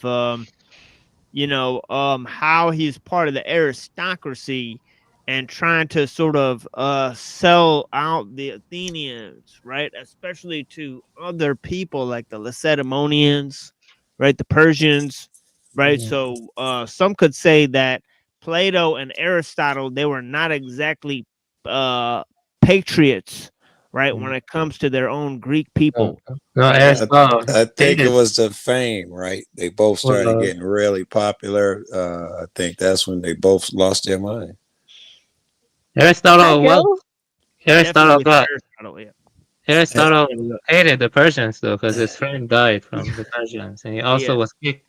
But he was kicked out of, I think, Greece because he was, I forgot what he was, Macedonian or Spartan. I forgot. Yeah, he was Macedonian. They kicked him out because they were in conflict with him at that time. Yeah, exactly. Yeah, he got kicked out of Greece. But then when I think when the Macedonians finally conquered Greece, they put a statue of Aristotle there. Most people don't know really famous, right? That these guys weren't actually great thinkers. They just stole shit from the ancient past and put it off as their own brand. Well, I mean, that's how thinking occurs. You have to be influenced. Words are borrowed. You cannot. The reason we can communicate is because we're borrowing words from our ancestors. And from I don't agree. Yeah, could that be true? We can't communicate because we're borrowing words as opposed to making up new ones to fit what's new. Is that where you're going with that? I'm saying that I do remixes. I'm saying are we like, make up words all the time. Yeah, but they come from a genealogy of influences. They mutate, but the words have you know, an origin, like etymology, stuff like that. Obviously. Yes, well, yeah, that's obvious. That's influence is inevitable. You know what I mean? That's what I'm saying. How can you like even think without being influenced? You know, like, you know, how there are kids who are like feral children. They tend to die early. Yeah, so I think so. Where are you Do you have any going? evidence of that? Well, yeah, I can get you the evidence later. If you want me to All go right, get the evidence, I have to get like it. Yeah, start. go get it right now. Provide it. Yeah. There's Feral only children. gonna be 2 or 3 feral children ever found and kept track of or something. There won't be a whole lot of data to choose from. So that's a heavy Yeah, statement. the sample size will be small. Yeah. Like it's probably like 1 or 2 or something. Right. So I wouldn't It's go out not on that relevant limb. then. Okay, I then. think language is encoded though in our. I don't think we're born with that because that it tracks that whenever we start learning language, our memory starts encoding in different ways. So that's why you can't remember like before you Oh, were that's dope. a certain age. Well, that's like Chomsky's universal grammar. I do not think it's true. I don't think. Yeah, Chomsky's me either. Yeah, me either. Yeah. I do not think it's true. Yeah, it's not true. But that's dope though. If you had any ability to communicate otherwise, which I believe we don't need to communicate verbally. I've done the shit off of, drugs and meditation where you don't need to fucking use this shit. Well, once you start using your words, according to what the lady just said, you could atrophy your other skill because you're using language and you're relying on words Yep. as we know it. It's interesting. That's the way the physical body works. Is if you use it, you keep it. If you don't use it, you lose it. But some people can't. You just have to Only exercise human both beings. sides. So I'm reading about this stuff right now from like semiotics. Only human beings can do symbolic reference. That is like, symbols that only make sense in relationship to each other. No other being can do that yet. Like if you look at the ancient past, you have like swastikas everywhere. You have other ancient symbols. I'm not a Nazi though. I'm not a National Socialist. But you have swastikas everywhere, and you had other symbols that represent something You that don't makes sense think to other symbols. any other animal or insect has learned how to put up warning signs in their environment that Of would course. keep? Yeah, Okay, I then. have a symbiotic relationship with the tobacco plant. That's more Nice. of iconic and indexical reference. That kind of stuff. Iconic is like likeness, and indexical is like correlation, pointing to things. But the My ball symbolic. sack is ambidextrous. Your ball sack is an ambivert. That's hilarious. It's ambidextrous. It can hit from both sides. You don't have fingers there That's though. right. I'm saying that mythology is its own language. Mythology is like the beginning of human language in some ways, and we don't see any other organism creating mythologies yet. I think mythology is the beginning of language. Can you seed from both balls at the same time is the question. I'm gonna make a controversial claim here, and I know many people will disagree with it. I don't think it makes sense for someone to be nationalist or whatever and not care about their country's mythology, because mythology is like the basis of national or cultural identity, in my opinion. Mythology, and stuff like like poetic Edda or like the Tane or like the Iliad or Shahnameh Or like or Columbus Marabat, discovering America, like that, like Christopher Columbus discovering America, that type of mythology. Well, the thing about America and the New World, I don't really want to talk about because I don't want to make enemies. I don't really consider. Oh my God! Ain't nobody soft up here. You gonna make a fucking enemy of 6 people in here. Okay, Like, I'll when tell you you say that. I don't think the mythology, New World has a real culture, to be honest. Okay. They're kind of young. They don't have like deep roots. And I'm trying to get to the mythology thing. You're Yeah, saying that mythology of old swayed things. Yes. What about the mythology of more modern shit? The stories Modern we hear shit, yeah. now. It's taking on mythological shit. Americo Vespucci, Christopher Columbus, Eric the Red, whoever. These are modern day mythological characters now. Yeah. That's true. Yes. That's I'm pretty sure Christopher Columbus existed. So Right. His story is a myth, though. His story is the myth. Yeah, maybe the myths, have y'all heard the about- myths are projected into the future now, right? The myths used to come from the past, and now they're projected into the future. So. Well, you just called him a myth. Obviously, people existed in the Western Hemisphere before he got there, so you can say that he didn't discover it. People were already here. The whole thing about him discovering it and building shit, the man was a mass murderer and shit like that. That's true. Whatever we know of him That is doesn't a make myth. him a myth. Well, the story is a myth. The story of Christopher Columbus is a myth. That's different. You Leif said he was a Erikson myth earlier. Yeah, I was talking about all these myths exist, like the myth of Christopher Columbus, man. Right. Like the myth of God, Cool's the a myth myth. of Jesus, the myth of Muhammad. Yeah, the myth of There's a Joe lot of Cool, myths. right? The myth of That's right. Sisyphus. Yeah, the myth of Buddha. There's tons of myths in the world. Look, I mean, Joseph Campbell wrote Modern day Power myths. of Myth. Yeah. And You heard about the myth of the megatard? No, It's modern. Is that a super retarded person? Look into it. It's like a remix of the Transformers and the Power Rangers or something. I don't know. Holy shit. That's hilarious. Yeah, but one interesting thing is how modern times people they look at all this stuff as superstition, but it really gave foundation to cultural identity and ethnic unity, stuff like mythology or, stuff like that. Yeah, there's lots of mythology. I mean, again, God is a myth. You guys know about Yakub? A little bit, yeah. That's a myth. That was real. That was real. I actually saw this nice African animated film. It's about African mythology. It's called Kiriko. Kiriko is very nice. I do recommend checking that out if you like animist African folktales. It's called Kiriko and the Sorceress. I'm telling you, it's all going to be a myth. Slavery, it's going to be a myth.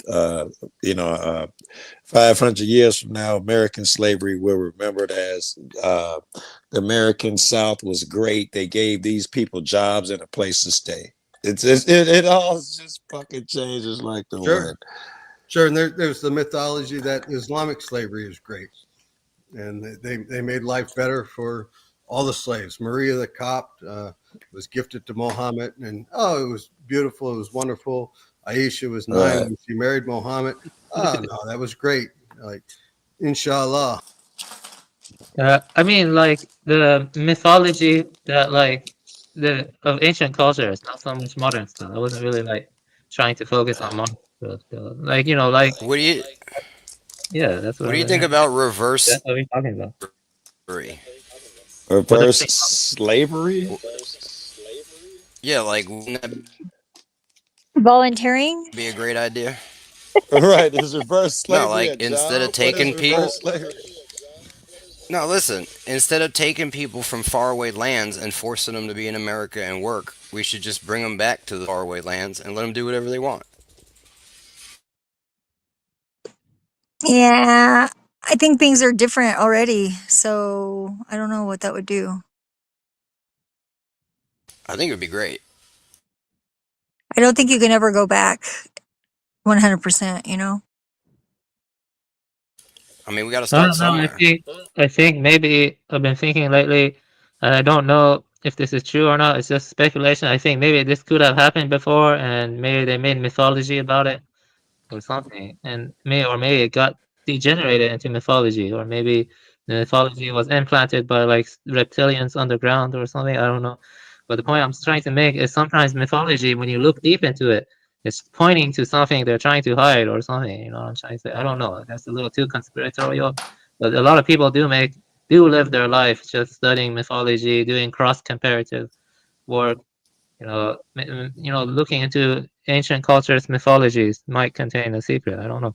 To keep doing the cross-comparative stuff, you see what I'm trying to say? Yeah, and I tend to do that too, but I've come to the conclusion recently that looking for the thing out in the world, the thing that, the ineffable thing that we're all trying to apprehend here, I think that the really the best way to see it is to look inside yourself, really see it within yourself, and then when you come in contact with people in the world that have done the same, you can kind of get the angle and that you couldn't have gotten before without their angle, and you add the angles up. I see. Have you achieved this? Cool. I've had a Oh, little bit of success with that, yes. Can you I break like. it down for us? Yeah. Well, have you? That's not something I can teach you. You can, Oh, I can point you in the direction. That I mean, I can tell you stories about my experience, but yeah. ultimately, Let's do that. you're going to have to do your inner work. Let's start with stories on how you did it. Yeah, well, just ask me questions. I will answer happily. All right, break down essentially what you came to know and how you came to know it Start a little in more reference to what you specific. were specifically in what you were just talking about. Yeah, that's not something I can easily speak on. Oh, all right. If you come up with better questions, I am more than happy to answer them, though. Okay. I have a question for you, Zephyr. Do you think Tyranthropes exist in the past? Do you know about the Silurian hypothesis? Because that's really my focus. The questions like that, like, What are intelligent they? The Silurian. Solarian hypothesis, I think he said. Yeah. You said it correctly, sir. You can just look it up. The questions like that are my main philosophical focus. But stuff like this is very important too. So, but of Hey course, Siri, what is the What are Solarian they? hypothesis? no, the Solarian hypothesis. I'll read it to you because I do know it, but I do like to just recheck. But it's basically about it assesses modern science's ability to detect evidence of a prior advanced civilization, perhaps several million years ago. The most probable clues for such a civilization could be carbon, radioactive elements, or temperature variation, blah, blah, blah. But it got popular because of a 2018 paper exploring the possibility of detecting an advanced civilization before humans in the geological record. You can read about it Yeah, more. I think there has been quite a few of those, Yeah. but that's just Wait. guess. Yeah, about to say, what evidence do they have of these advanced civilizations? Well, they're actually pointing that they argued that there has been sufficient fossil carbon to fuel an industrial civilization since the Carboniferous period, 350 million years ago. However, finding direct evidence, such as technological artifacts, is unlikely due to the rarity of fossilization and So the they earth. have no evidence other than there was a lot of carbon, Well, and we assume it actually came by humans. there's actually some on Google Earth. There are like roadways in northern Canada that run for hundreds of miles through rivers and other land features that are supposedly millions of years old. Not sure that it qualifies as Well, a modern technological shows some whatever type he of a used as. civilization. They Yeah, found but that's not what hammers he said. He fossilized. said advanced civilization. Yes, Well, you don't know what that would Fucking look anybody like. could make a road. He said advanced. No, Well, advanced is pretty. Road is pretty advanced. Like you have to like Rome have was it. pretty advanced. They Yeah, had it's pretty. plumbing and shit. What do you guys know So when you about say advanced culture, hermeneutic phenomenology? oh my God, you just want to start something. I know hermeneutic means like interpretation, and phenomenology is the analysis of like the experience, the content of experience. I don't know why this is kind of echoing. My voice is echoing. That's dude when he opens his mic. But you brought up that hermeneutic philosophical shit either You just did. to distract, not you, the guy who brought it up, either to distract or tell us about it, because I think you're just flexing Yeah. at this point. Yeah, bro, it's about describing your lived experiences. But you see, like, I could use big words that confuse people, or I could just say it for what it is, because I understand it. So So you what is did your just goal bring when it you up use to. these big, silly ass fucking words? No, I Even just with the Your masses. goal was to disrupt No, I the do Like, explain. who the fuck do you guys think you're talking to? College professors? Wait, why are you listening? Are you a What's seagull? wrong with y'all? TML Are is you a always seagull? reading complex philosophy, man. Like And he's that's why he's no one always reading understands this complex. shit. I do Yeah. understand it. I I keep trying to understand, like, explain it. Yeah, you understand it, and everyone else scratching their fucking head and asking Alexa. don't worry, man. Don't just have self confidence and What is ask the if, goal? Is the goal to flex your fucking, let me is it tell to you what the flex your reason. academic dick? Is it an academic dick measuring no, contest for who knows the longest words? Man, Or are calm you down. trying to I'll tell you- actually explain shit to people and help people understand? Because No, if Ren. that's the goal, you missed the mark. Ren, listen. Sometimes people choose a word, because they want to be more compact and condensed and concise. if someone doesn't know what that word means, like aperion, something like that, or like I don't know, See, we have no idea. you can just ask them to define it. I don't sit here and study the fucking dictionary and thesaurus. Fine. You know what It's I fine. mean? I don't know I live everything life. either. That's I the don't problem. know everything. Listen, You Ren, got I all these don't- words, but how do you connect them to life? Right? But How do you Ren, connect them to a Tater lived tots. experience? Rant, listen. How do you apply this shit? Rant, if you want someone to like clarify something, you can just ask. That's fine, but you don't have to make a big show out of it. Well, that's what you want. No, I'm not making a big show. I'm not really using that many big words. I just It's use just one word. academic dick measuring, bro. No, I ain't it's not- impressed. It's not Wait, academic. what word did you use? Teeny weenies in a blanket. I didn't really use that many big words. See, that's the problem with most philosophers. Is they're fucking bookworms, but they can't actually apply this shit to life, and they normally TML don't. is reading philosophy, man. I'm You're not on a talking about philosophy- TML. But he is reading way more advanced TML philosophy could than explain other the us. shit that he's saying. Yeah, I'm explaining the shit too. Break it down. Yeah, I did break it. Break what down? Break down your I theories, understand man. him. Yeah, see, it's not that Yeah, hard. we were having a great conversation. We were there with him. I agree that he was trying to flex his intelligence, but it wasn't worth breaking the conversation for. I don't know. I just don't talk to many people. I'm just saying. Like breakdown Look. stuff. I write more than I talk. When you speak, Yeah. right? Do you not know how to speak to your audience? Well, I haven't spoken. I don't really speak to people much, in real life. I write Like, you more got. than I speak. Just look in the chat, right? And just assume if your audience knows what you're talking about based on what they say and the way that they speak. They say I'm doing well. They understand me. You know what I mean?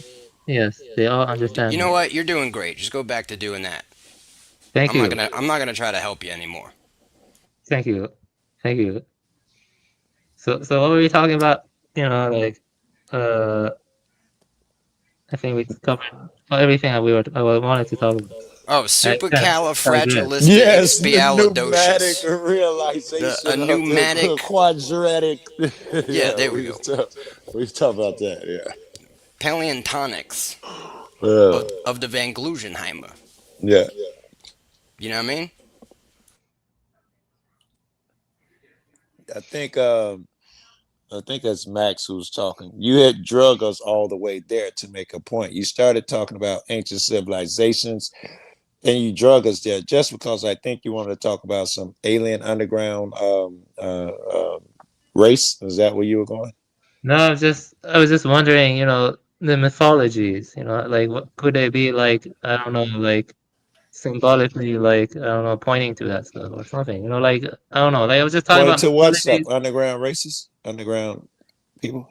I don't know, like it's more like I was just wondering, like if you compare mythologies across the world, could you like figure something out? That's all I was asking. Yes, I would love to know some of the stretches that you came up with. Like, let's come up with a mythological story and let's see how it could change a thing. I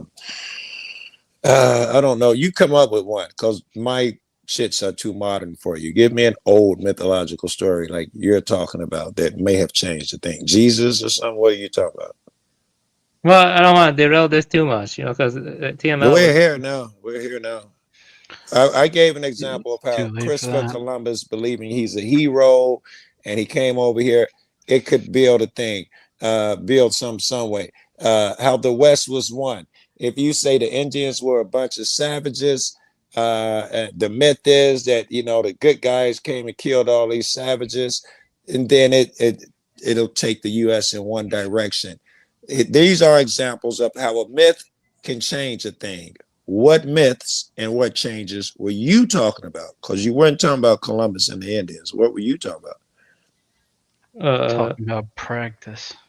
Like I don't want to derail, TML. What he was reading some philosophy, but like the Sumerians, they had, strange looking gods that look like Anunnaki, and you have like strange founding myths, or the sacrifice of the bull. You see that a lot among the steppe Indo-Europeans, where they sacrifice the bull. That leads to the creation of the world with the mixing bowl. Yeah, what are the results when you sacrifice a bull or the Anunnaki god you're talking about, what are the results on society? The result. I feel like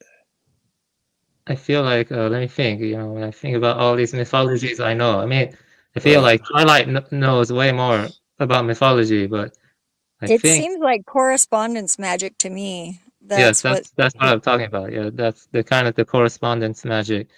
You know, because I'm saying that as technique grows and people become more preoccupied with it, and technological complexity grows and our lives become more horrible, you know, communal integrity decreases, biodiversity decreases, human autonomy is lost. I mean, it just continues to accelerate. And now we have like crazy technologies that are like almost like magic. You know, we have carbon quantum dots now, you know, like nanotech that can like Yeah. interface with the body. You know, we have stuff like, I don't know, directed energy weapons. You know, 10 years ago when I went and read about directed energy weapons, it was considered conspiracy, but now they acknowledge it as true. You know, I'm asking, you know, like, you know, knowing how the lack of transparency and how these elites are always trying to conceal what they're doing. Like if you look at Prince Charles' painting, there's a painting of Prince Charles that's red, and if you mirror it and you combine it, you can see Baphomet, and you can also see at the same time a woman that is being fucked. You see what I mean? That they're having sex with. You know what I mean? At the same time, you see Baphomet and a woman that they're having sex with at the same time in Prince Charles' painting. And I can show you that painting if you're interested, because it's simultaneous. What I'm trying to say is that you know, maybe this has already occurred. You know, and that's what magic was. Stuff. That's what I'm trying to say. You know, like Robert Sipper crap or something like that. I'm not like Robert Sipper.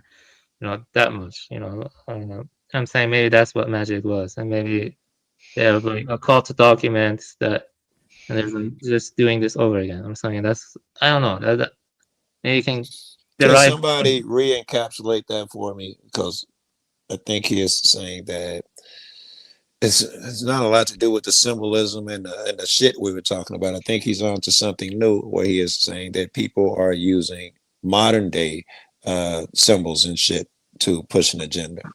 Meme magic. Yes, I there's don't a know good what example. meme magic is. I haven't heard that Well, phrase. memes. I could Google, hey Siri, what is meme magic? No, I you know, I'm Supernatural. I don't know. Supernatural power of internet memes. It said. Put some meme symbology in your memes. Yeah. Yeah. I don't know how. Like the Sorry frog, for like digressing this. Pepe. You know, I didn't mean to do that. All right. I'm sorry about that. I didn't mean to. You can go back to reading the Greek philosophy. You're good. You can jump around. I'm okay with it. I'm just trying to keep up and stay in the conversation. I don't Yeah, mind it's you cool. I'm jumping cool with around. this conversation. Yeah, everything you said has been cool with me. We're playing Frogger. Yeah, we play a Frogger a little bit, but I'm all right with that. I think the lack of transparency is one of the biggest issues in the modern times, because I don't know what's true anymore. Where do the lies end and the truth begins? Yeah. I mean, that's really what I'm saying. You know, and it kind of makes you doubt everything. You know, like at this point, it'd be wise to doubt everything, because especially anything political or governmental, the agendas are not about you. It's so twisted and political now. You should not believe, even if it's your garbage man. Anybody got to do something with the government, they have a script that they must tell you. They cannot use their own fucking minds. I don't give a fuck who it is. If it's your whatever your Democratic elected official, if you ask him a question, he has a total party line. If you ask him, didn't those Republicans do a good job?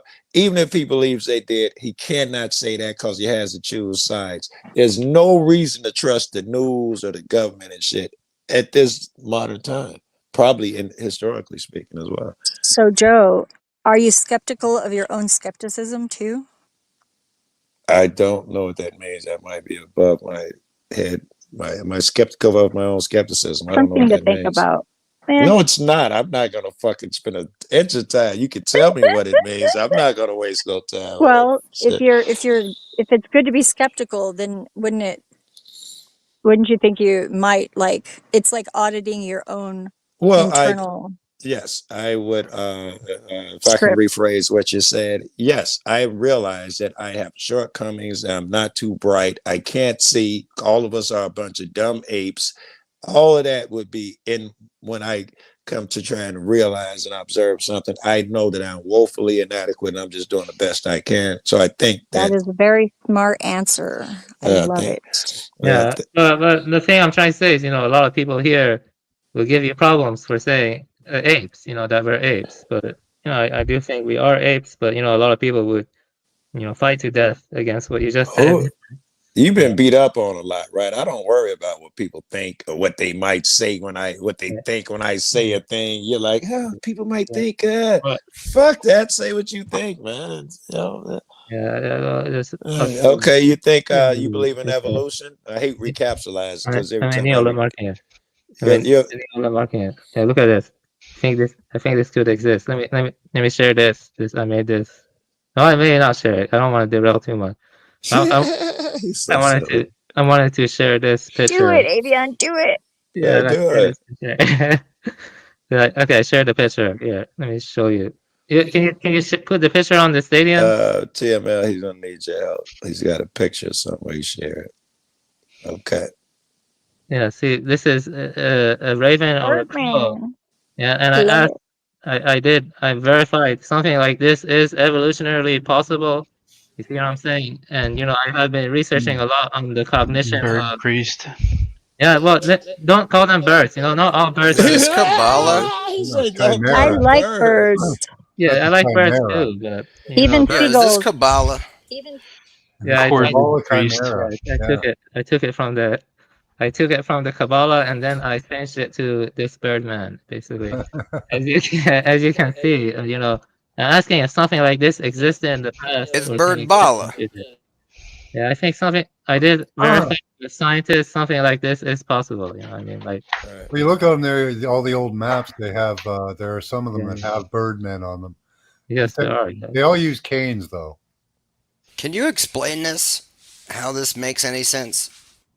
Well, basically, if that depends on what you believe, but then the scientific consensus or like the beliefs, millions of years, you can have the arms become like this, like the evolution of a raven or like something, that. Or a eagle? Like from these are like homologous structures, basically structures that share convergent evolution. I'm just saying, what connection does the bird have to the Kabbalah?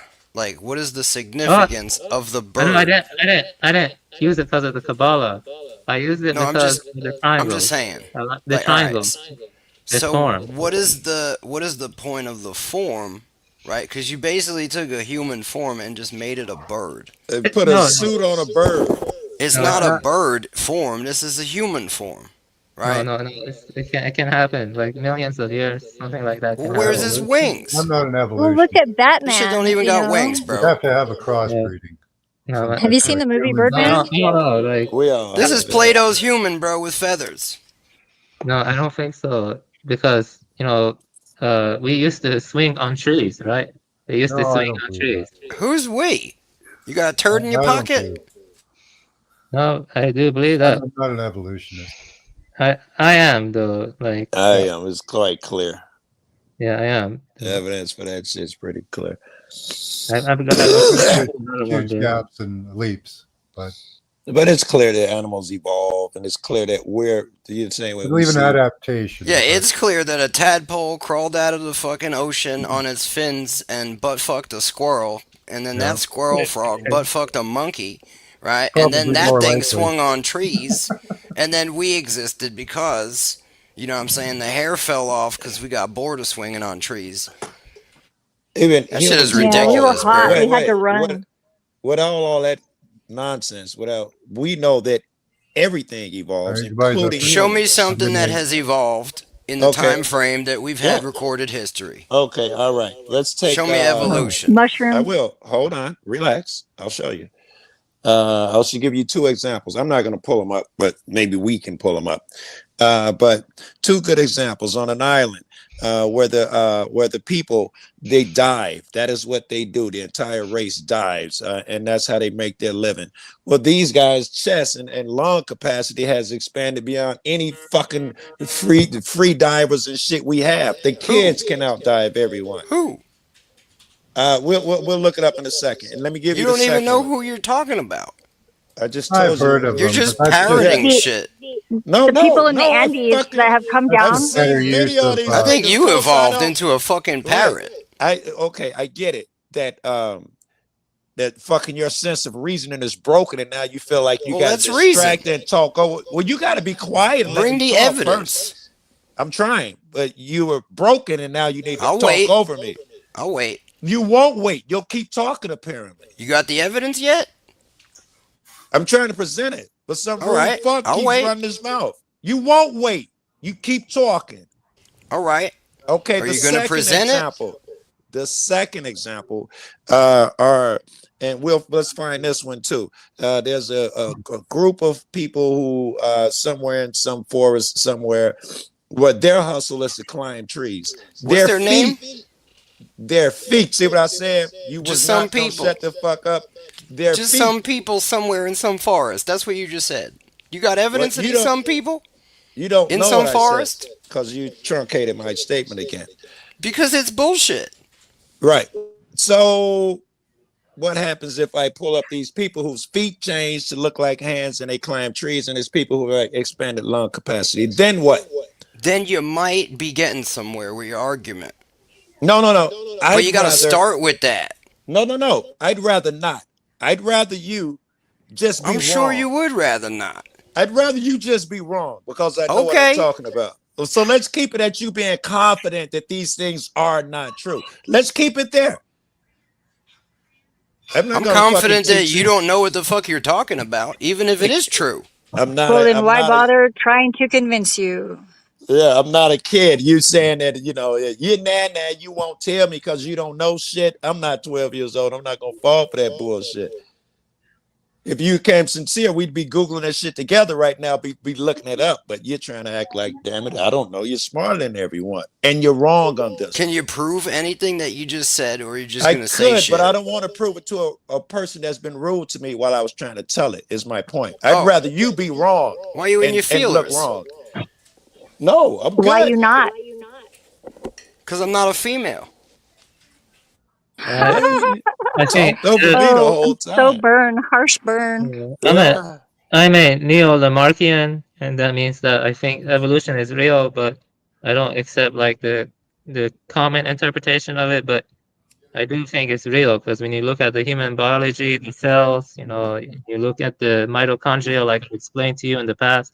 And I don't want to go there again. If you don't believe it, that's fine. It's a different bird.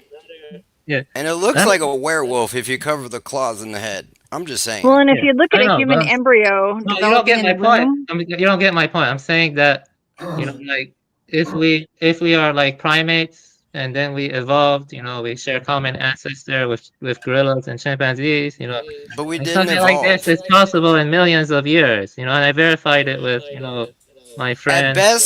At best, we're talking about adaptation, right? That a guy who lifts weights gets stronger. And if he continues to do that and everybody in his family does that, maybe they'll be built a little bit stronger. That's called adaptation. That's not evolution. You ain't gonna fucking grow gills because you spend so much time in the ocean. That ain't gonna happen. Actually, that did happen to dolphins. Dolphins came from hippopotamuses. They went to the oceon. Get the fuck out of here, yeah, bro. They don't have gills. They are millions of years. It takes millions of years. Yo, I thought you were smart. Yeah, I mean, why do we have nipples? Okay, why do we have nipples? And then cows have nipples, and then that's called mammals. You see what I mean? They all have nipples. They all breastfeed. You have to breastfeed your children for a reason. So do whales and porpoises, I think. Yep, they do. Yeah. The reason why we got nipples is because the human body is in the same template, right, when it's in the womb. And then it develops into either male or female. No, I'm saying, why do we share nipples with other mammals? Like, why do cows have nipples? Why do other primates have nipples? Why do we Because have? God why do we likes share? nipples. Damn it. So you believe in special I met a creation? guy that had 3. We called him triple I had nipple. an ex-girlfriend who had 3. I don't think special creation has good arguments. I think That's kind of special kinky. I like intervention. it. I don't think what you're saying is a good argument. You know, like, you know, you gotta read some, or you gotta like talk some. You know, talking to you is difficult because you tend to interrupt people. You know, but you know, I have like, a zero tolerance policy for bullshit. He is Yeah, not I know. receptive. Yeah, you know, I know a Christian guy. His name is Southern Baptist. I think these people know him here. I haven't really talked to him, but he's a Lamarckian also, neo-Lamarckian, Southern Baptist. I think he's come on here before. He's a Lamarckian also, right? You know Southern Baptist, or am I confusing him with someone else? I think he has come on here. You know what I'm referring to? I know some Southern Baptists. Well, he's I a went to church with. the Aryan, like, you know, Aryan, like Oh. Arian, you know, that kind of Christian, the Aryan Christian. You know, Like the Russian ones? No, like Aryans who were Goths, they got killed a lot. You know, like the Christians who were like the Goths. You know, that was an old Christian belief that's considered hearsay. Can you give me one example, right, of a human being that has evolved, right, and then produced offspring that had extra human adaptations like wings, gills, a beak, that's not how a evolution third works. fucking eye on their forehead? Something. I had an extra coccyx and an extra rib, and I'm sorry you do got an extra coccyx or 2. What I did. What would It you got knocked off. accept as evidence? Because you need evolution apparently to occur in one lifetime, and that's not how it happens. If we bring back fossil evidence, I assume you're going to have a problem with that. What evidence? You got could fossil exist evidence of for humans with evolution? wings?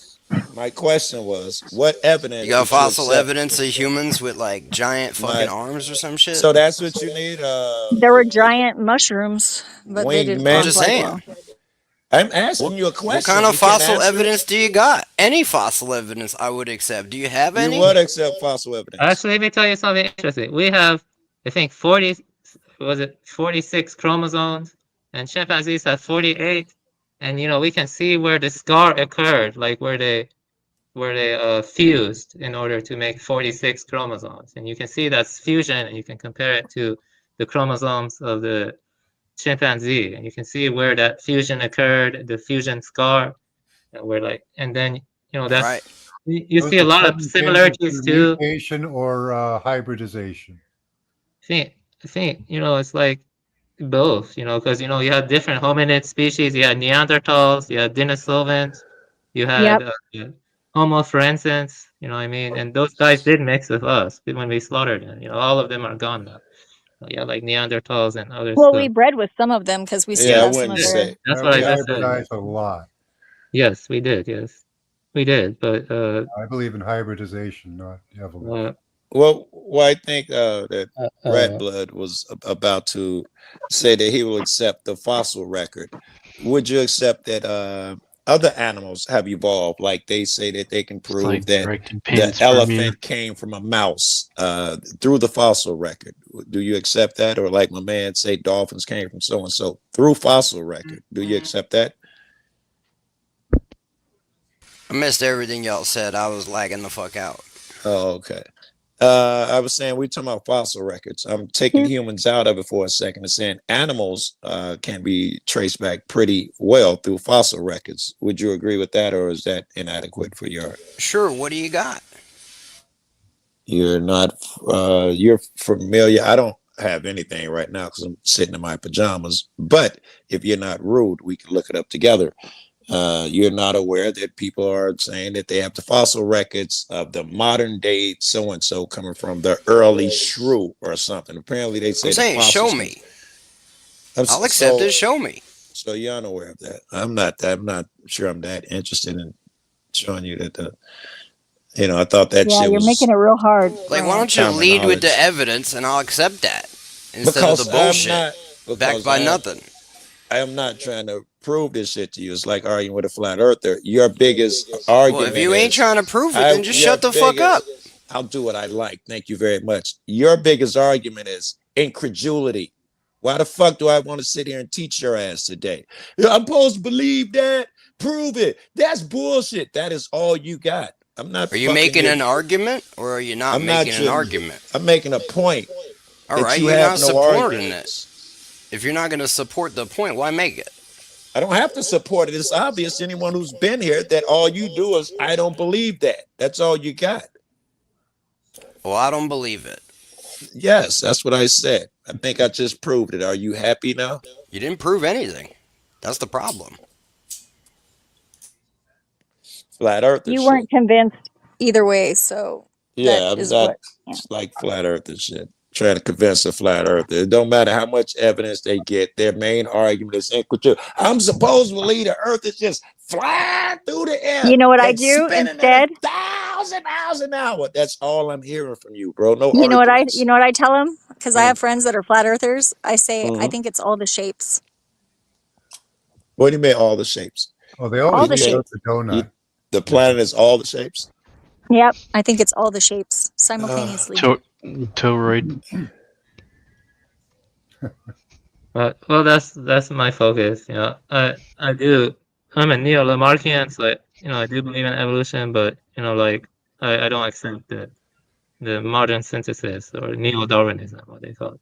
But I don't know. Maybe I could be wrong. I know Rand has a lot of shit to say about it sometimes. But I think people think they don't want to accept it because it thinks it kicks out God. Clearly, God is real. Clearly, evolution is a thing. The shortcoming is ours. Darwin actually retracted it all, and it's never been proven. That's why it's theory.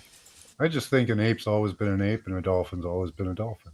well, if you look at the gorillas and orangutans and the chimpanzees and bonobos, we have so many similarities with them. Like it's crazy though. Like chimpanzees, the way they form coalitions and the way they diffuse tensions and the way they like they're very coercive also, but we're very similar to them. From the same I like gorillas planet, more. right? So I like gorillas more. we all come Yeah, from don't the smile same at a gorilla though. Oof. They might misinterpret it, right? Yeah, gorillas Yeah, are. it's a threat. It's a Oh, wow. defensive threat. That's interesting. I didn't know that. Their facial expressions can be different, of course. They have Dogs different. do that too. They smile at you sometimes if they don't like what you're doing. They'll like show you their teeth. That's interesting. Yeah. Fish and birds, they say, are your best evidence of the fossil record can show a direct line.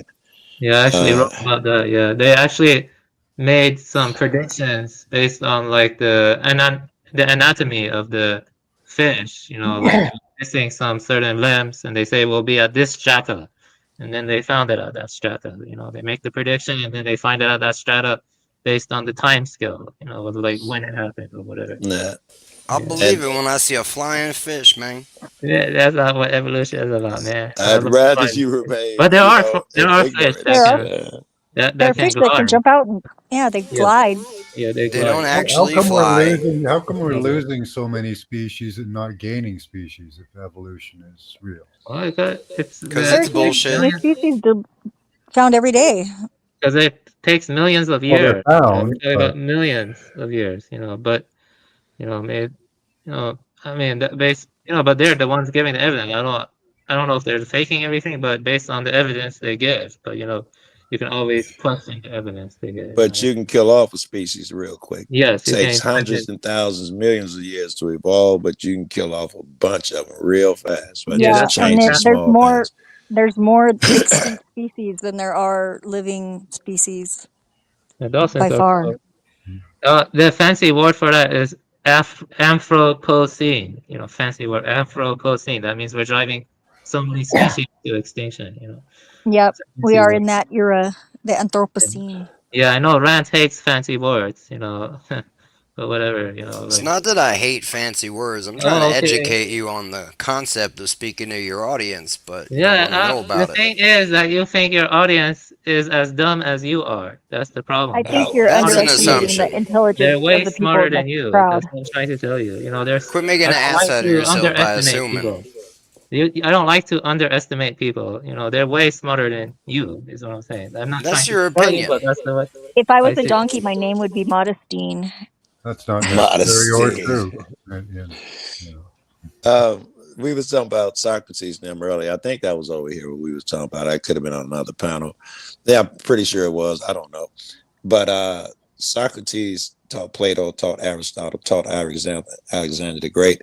Socrates was one of the guys who would agree that big words were unnecessary.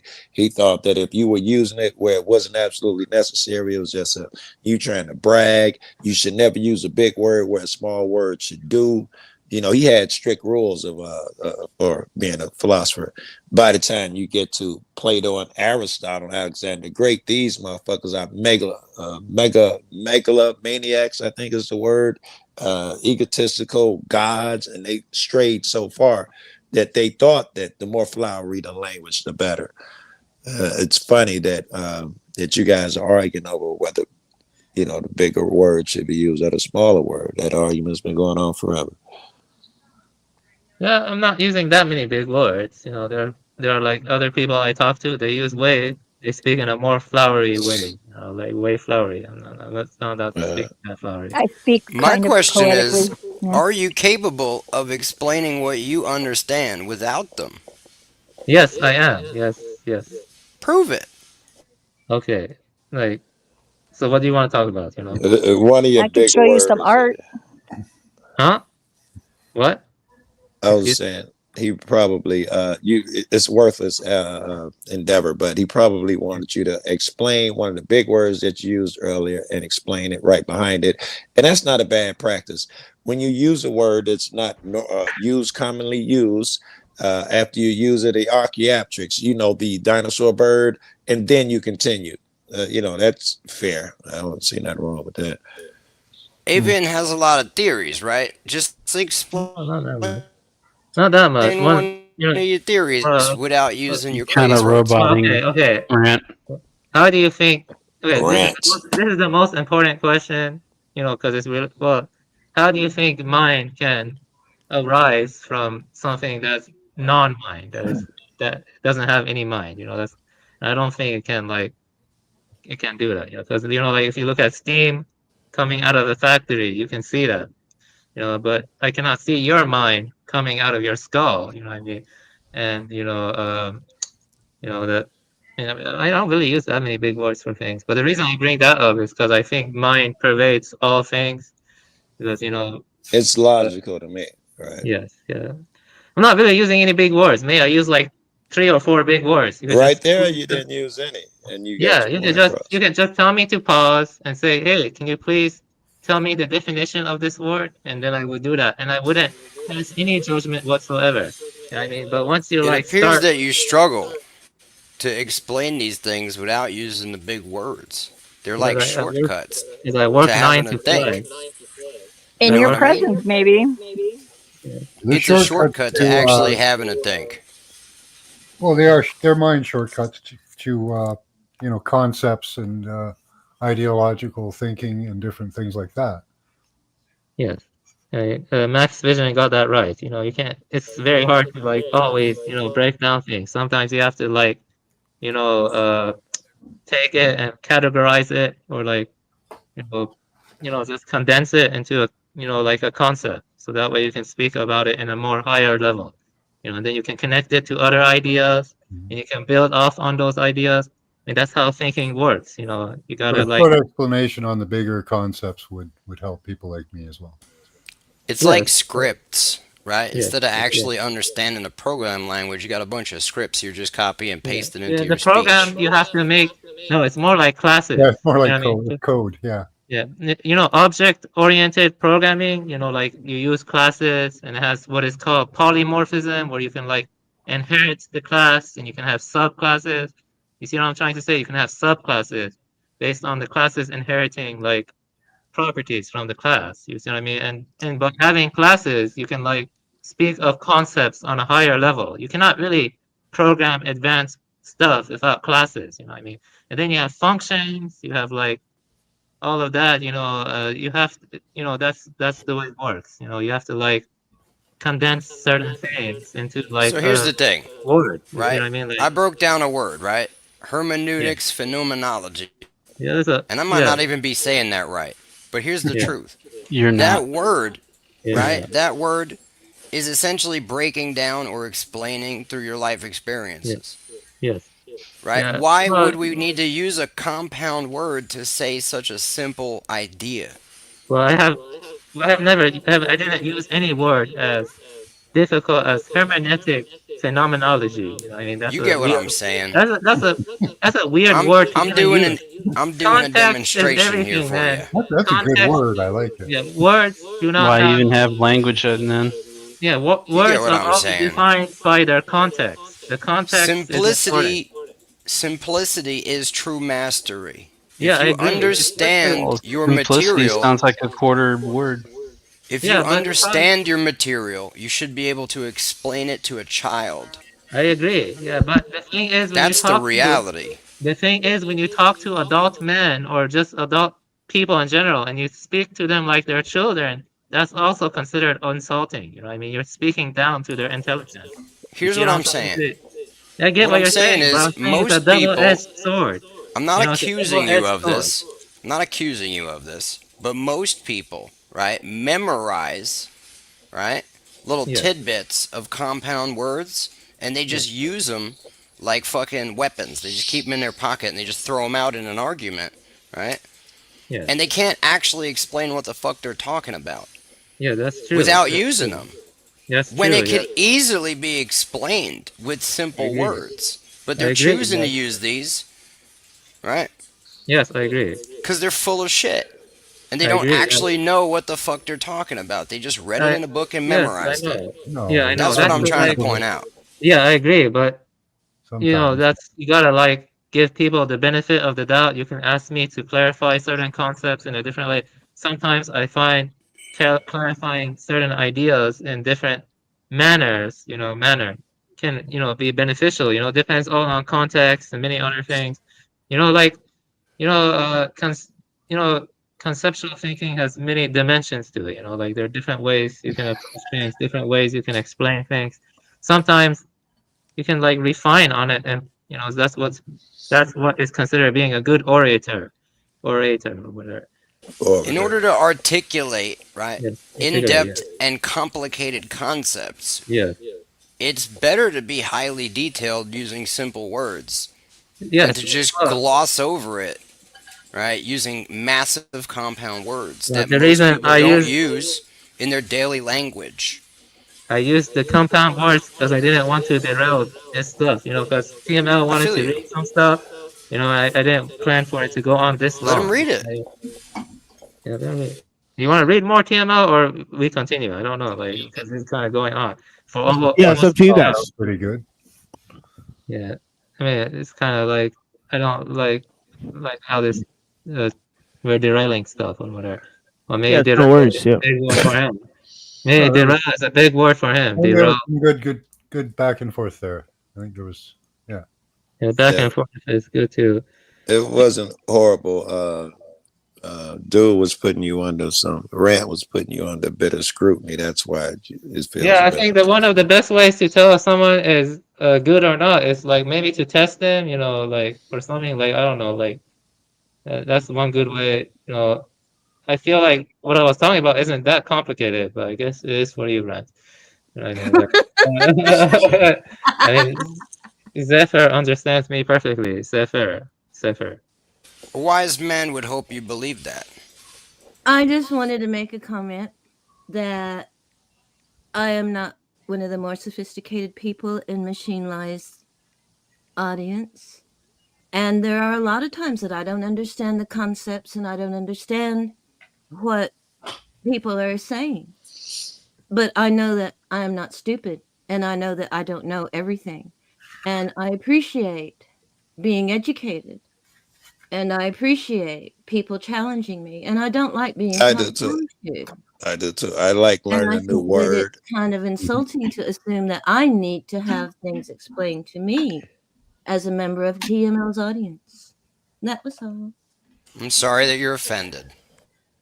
She's Well, not. let me tell you this. Actually, when TML mentions a word I don't know, I Google it and I learn that word, and then I start to use it in my own vocabulary. That's just the way I am, and then I probably go read a book and I learned new words from reading that book. You know, And I am totally okay with that. A lot of Yeah, this shit, when TML starts reading, a lot of that shit flies over my head because he'll be like Goebbels' theory against versus so and so's and Clausewitz. If I ain't read the book and I haven't, and I'm not familiar, I am lost in the shit. But I always learn new shit, so I keep coming back always. yeah, that's cool. I Yeah, can't say you're, that every fucking where, you're, you you're a know. very insightful man. I think so. You know, intelligent and stuff. And well, your disposition of you're discerning or something. You're a discerning man. Or at least that's what it appears to me. You know, I mean, I don't want to be too. I don't like flattering people too much because it's considered being ingratiating or something. You're not glazing. Yeah, yeah. Thank you. All right, so let's continue on. I like the way you guys think. Let me ask you. Let me ask you guys a question. Is astrology real? Yeah, I think there are different astrologies. I was once interested in Vedic astrology. I know a lot of people are interested in Chinese or I don't know Greek. They have different. I don't know which one says, well, my moon is in the house of Jupiter at this current quarter. Therefore, I'm a Scorpio and ram. I'm going to be sassy today because it's Oh in the yeah. stars. Is that a Stay away thing? from that booty because Stay it away has from some that. things. Yeah. Their houses in Jupiter's so and fifth house, so stay away from the Scorpios. They're gonna be haughty this month. Is that a thing? Just stay away from their rear end. Get off their ass. Like because that's when they get dangerous. Then that they sting you. They got big claws in the front, but they're just mostly for show. They kind of just wave them around like, dude. Can the stars predict this thing or tell us something about it? I I think know that there's a scaffolding to the universe. I think it has a pattern, and I think that that is one of the systems that you can use to interpret it. But it's not the only one. personality. You think Do that I you can believe use in the lunacy? stars? What about lunacy? Do you believe in lunacy?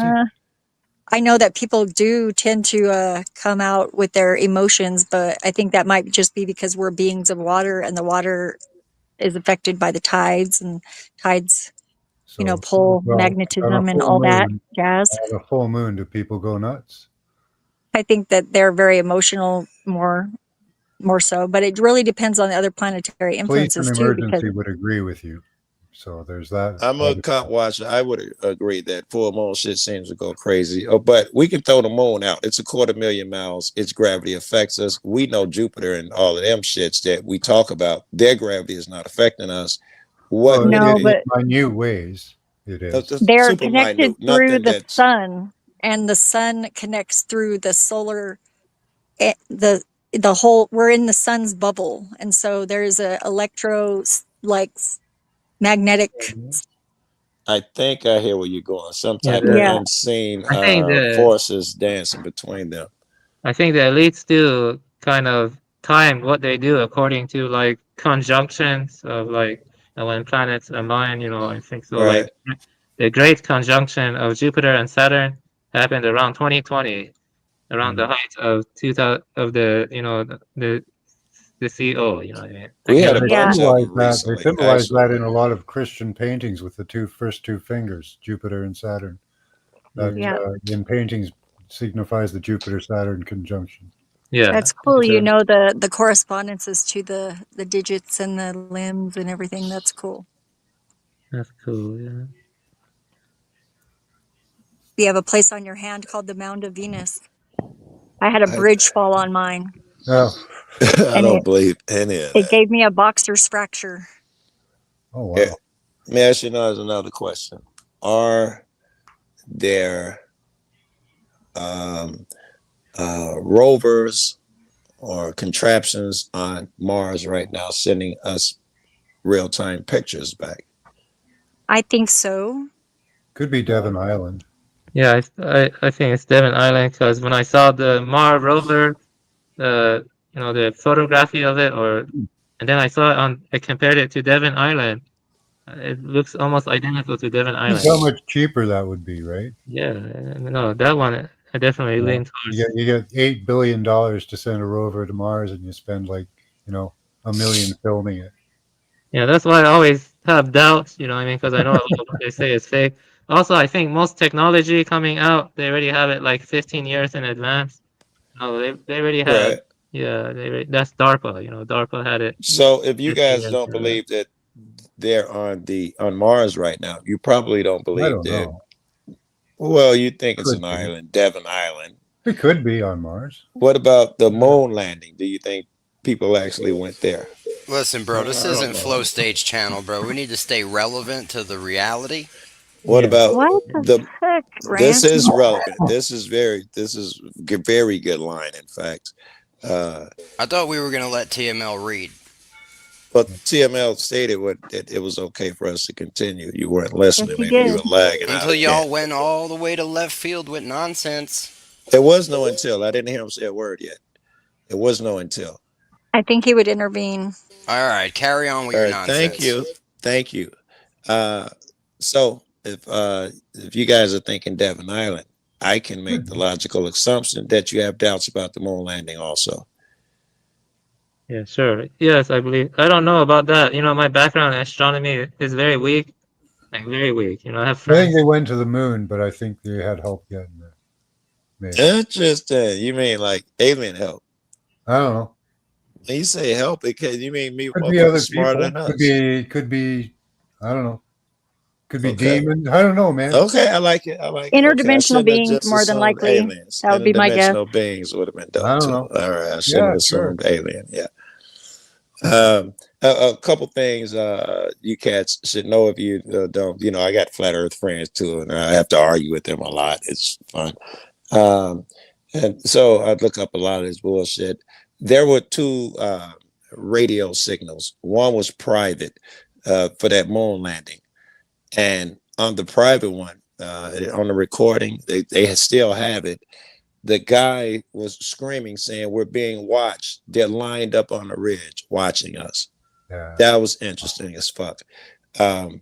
They dropped something onto the moon on purpose. They were trying to make an impact and look for water. The damn thing rang like a bell.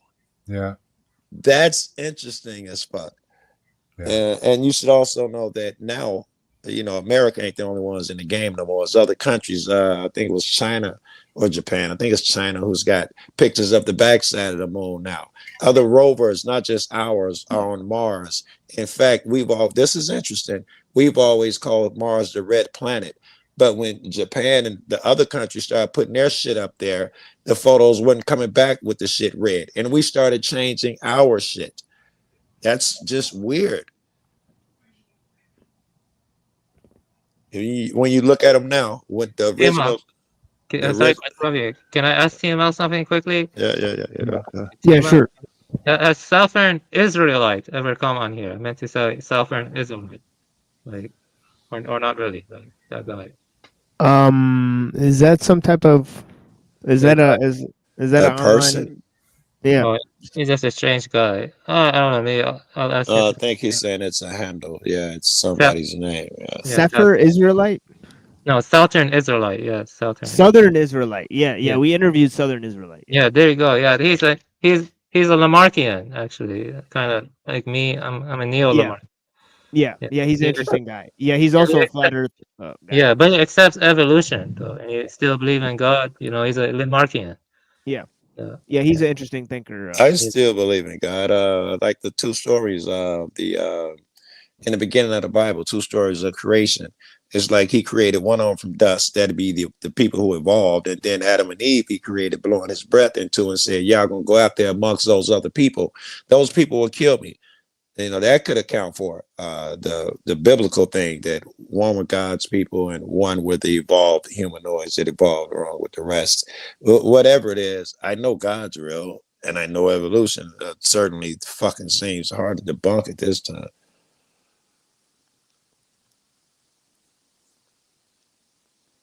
Yeah, just look at dogs. Yes.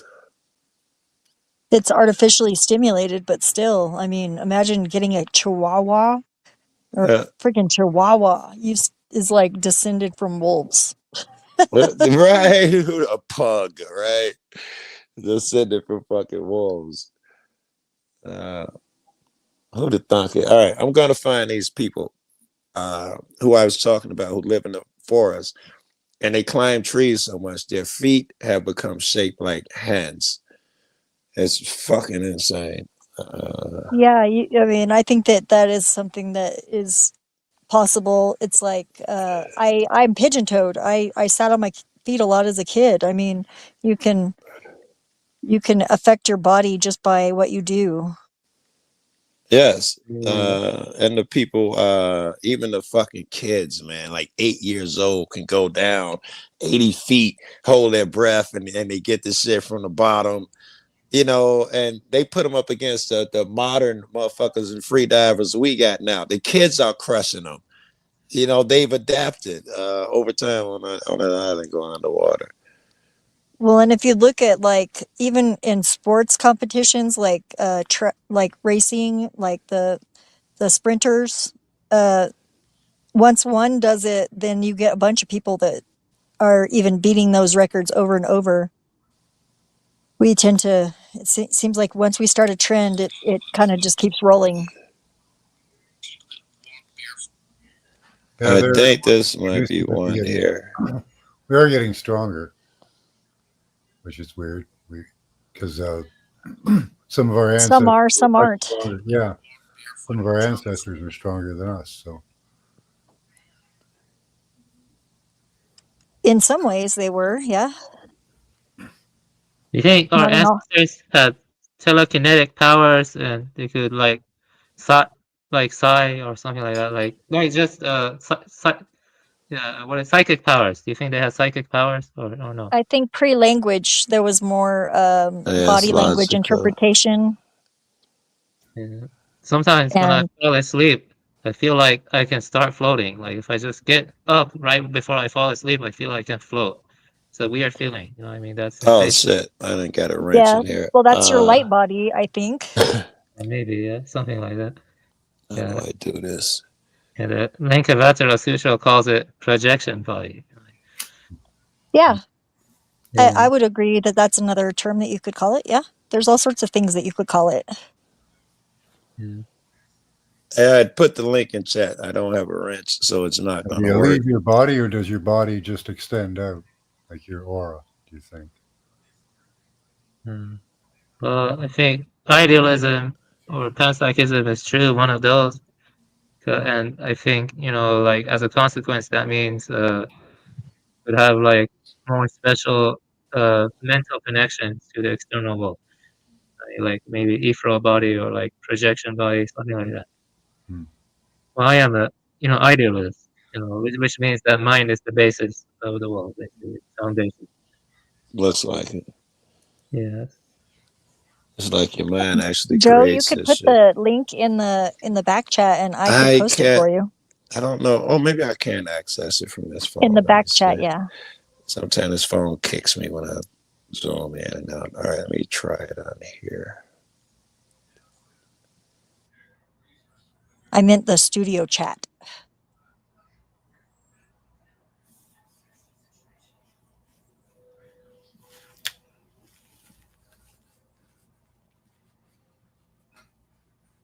Who's your favorite poet, Max Vision? I'm just curious. Who's your favorite poet? I don't read poetry. I see. Don't watch sports either. You know what they say? Poetry is the nectar of the gods. Basically, I think poetry is good. That's what they say. I do look at a lot of religious studies. Oh, that's good too. Yeah, that's probably good. I like those. Yeah. What religious tradition do you like reading about?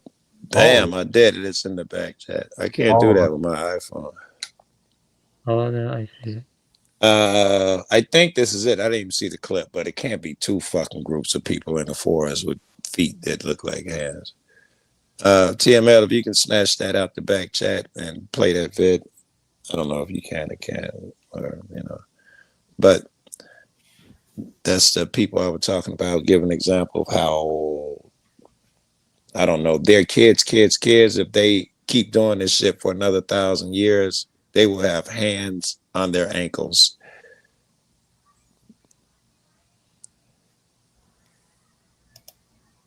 But do you all agree that scaling back technology to 1200 AD level is the best? You know, I think so. It's just scaling back the complexity to 1200 AD level. No. Yeah, I think so.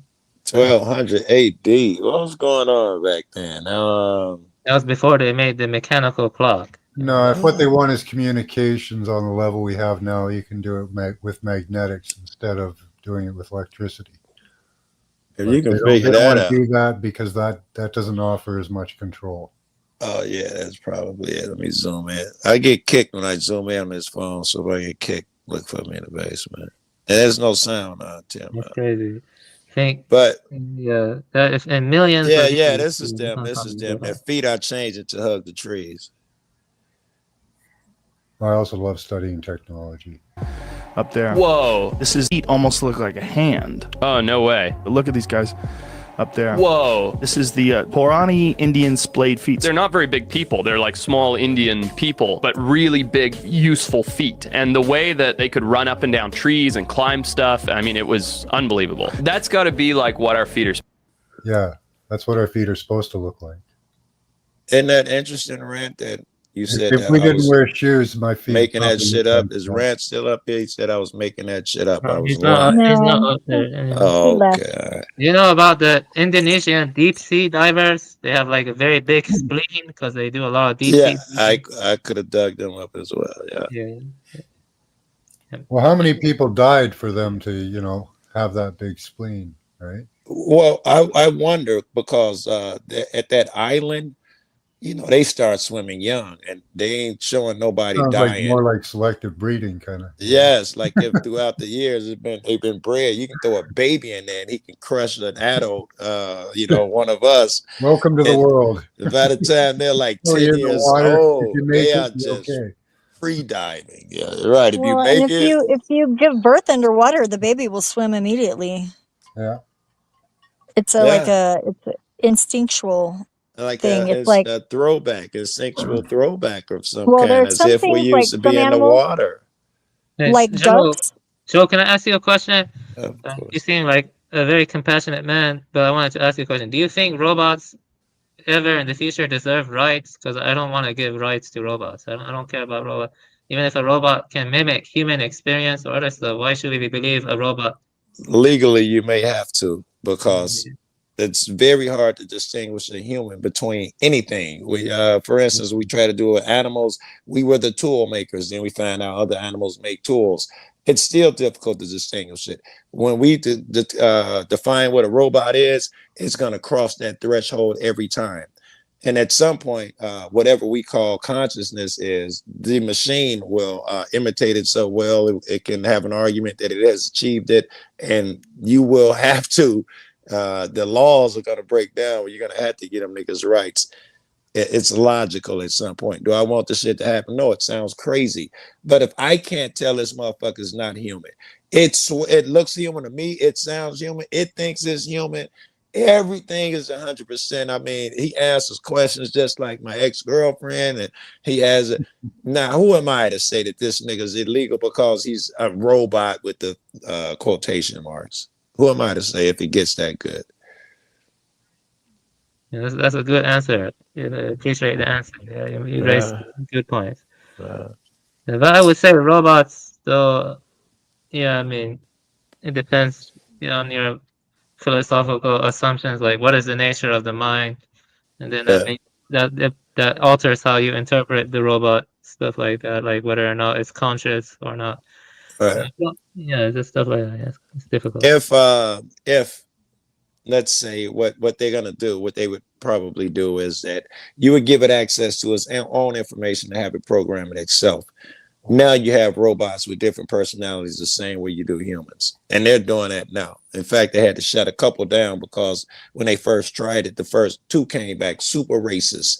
They went and got all racist shit off the internet and they started saying racist shit.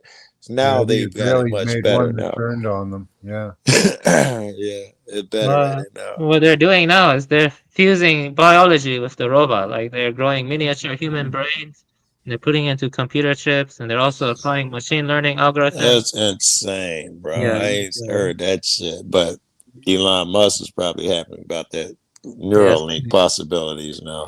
It's called organoid intelligence. You know, they're like All right, let me look that shit So it's up. promising new, features for learning computers because it learns on its own. yeah, it's literally growing miniature human brains from Yeah. stem cells and like putting it into computer chips, stuff like that. And they're not like publicizing it that much, but that's what they're doing. Yeah, Yeah, most they people gave it Pong. It learned Pong on its own and learned how to play. Yeah, That's true. insane. Yeah, it's You insane. won't be able to tell the human from the humanoid. Yeah. Will it be any Eh. different? It'll be like it'll have a brain, right? Yeah, it'll probably experience I pain. You suppose give the it shape of it would receptors. make it different, but a little Yeah. bit. Yeah. I'm like, yeah. I don't That's know. crazy. You'll saw already, even with the technology the way it is now. I was watching a bunch of people. Most of them were women who they were falling in love with the new AI, and every 6 months or something, it would erase and had to redo, and they were heartbroken because their boyfriend was gone. And this is just simple AI. Wait till it gets really complex, Yeah. right? Geez, then what? They're gonna be wanting to get married. You got to change the laws because this chick wants to marry her toaster. That's what niggas like Rent gonna say. I don't give a fuck if you want to marry a toaster. And she's gonna say he has feelings. He hurts when this happens, and he loves me. Yeah, it's gonna get really weird. Yeah, AI has rights in Yes, right. Arabia, or in some Arabic country. They have rights. Yes, he has rights. And in over there, Japan, right, you not can here. marry your sex doll. So we're There you getting go. there. There We're you getting go. Well, it's getting weird, man. I like the ride. That's why I like Trump, because I believe this is a cartoon fantasy world anyway. It might as well be an exciting ride while I'm here. Trump makes it exciting with all of this, It's a snatching great up. clown show. It's a great clown show, man. All this Hey, shit up here that- we have Carnival Carney. Our prime minister's his last name is actually Carney. Carnival Carney. Yeah. That's really funny. I like it. How you know you're in a clown show when the Carney. Yeah. Well, the clowns, some of them are Heyokas, they're tricksters, but Yeah. you never know which one's which. I think that's my nature. I film police and government people to show the hypocrisy. So I think Trump is just doing what I'm doing, or he's just on a much bigger level. All these things I were brought up. You can't use the military against its own. All that shit's being blown out the water. All this voters' rights and whatever fucking rights you thought you had, all that shit, birth citizen shit, freedom of speech, all of this shit that I was. Good one. I love that. Third term, all this shit that you swore was impossible, checks and balances, all of that shit turned out to be nonsense, man. And Trump is exposing it. It's hard to be mad at him. Yeah, I just think How do you feel about him bombing that boat in the Caribbean? I saw about like 9 so far. He's, it ain't just the one. He's up to like 9. I don't think that's great. Right, it's just murder. It's outright murder. It's crazy. Yeah. And it ain't like, as far as we know, and let's give him the benefit of the doubt, them things are full of fentanyl pills. We don't know. No murder I has. saw them loading it and everything. So yes, let's say that. And I wouldn't believe that for a second. And we know not the one today or yesterday he blew up. The one before that, when told to turn around, they turned around. They still blew him up. They wouldn't even coming toward us no more. But I'm not so sure. If I get caught with drugs, you get to murder me. Let's say I get caught with fentanyl here in the U.S., walking down the street. I get caught with a shit ton of that shit all in my coat pockets. Do you get to murder me? I'm not sure that's the thing, even if they do got fentanyl. Now he's talking about bombing inside of. Yeah, say they authorized the CIA to go in there and do operations and shit too. It's great. That was another one. They say the CIA only works abroad. We know that was bullshit. We don't gather intelligence on our own. We know that was bullshit. I don't know. It's just, I don't know. It's How do you feel exciting about time. freedom of speech, TML? The myth. I don't agree with it. Well, wait, No? what's that Oh, fucking mean? surprising. Fuck that shit. Yeah, It's a- freedom of speech is a freedom to lie. You should not have the freedom to lie. So who should regulate that? Yes, if you don't have that freedom, who regulates it? The people who speak the truth. I How think do you regulate it? Who Physically? determines the truth? the biggest problem in this day and age, though, it's really hard to tell where the lies end and the truth begin.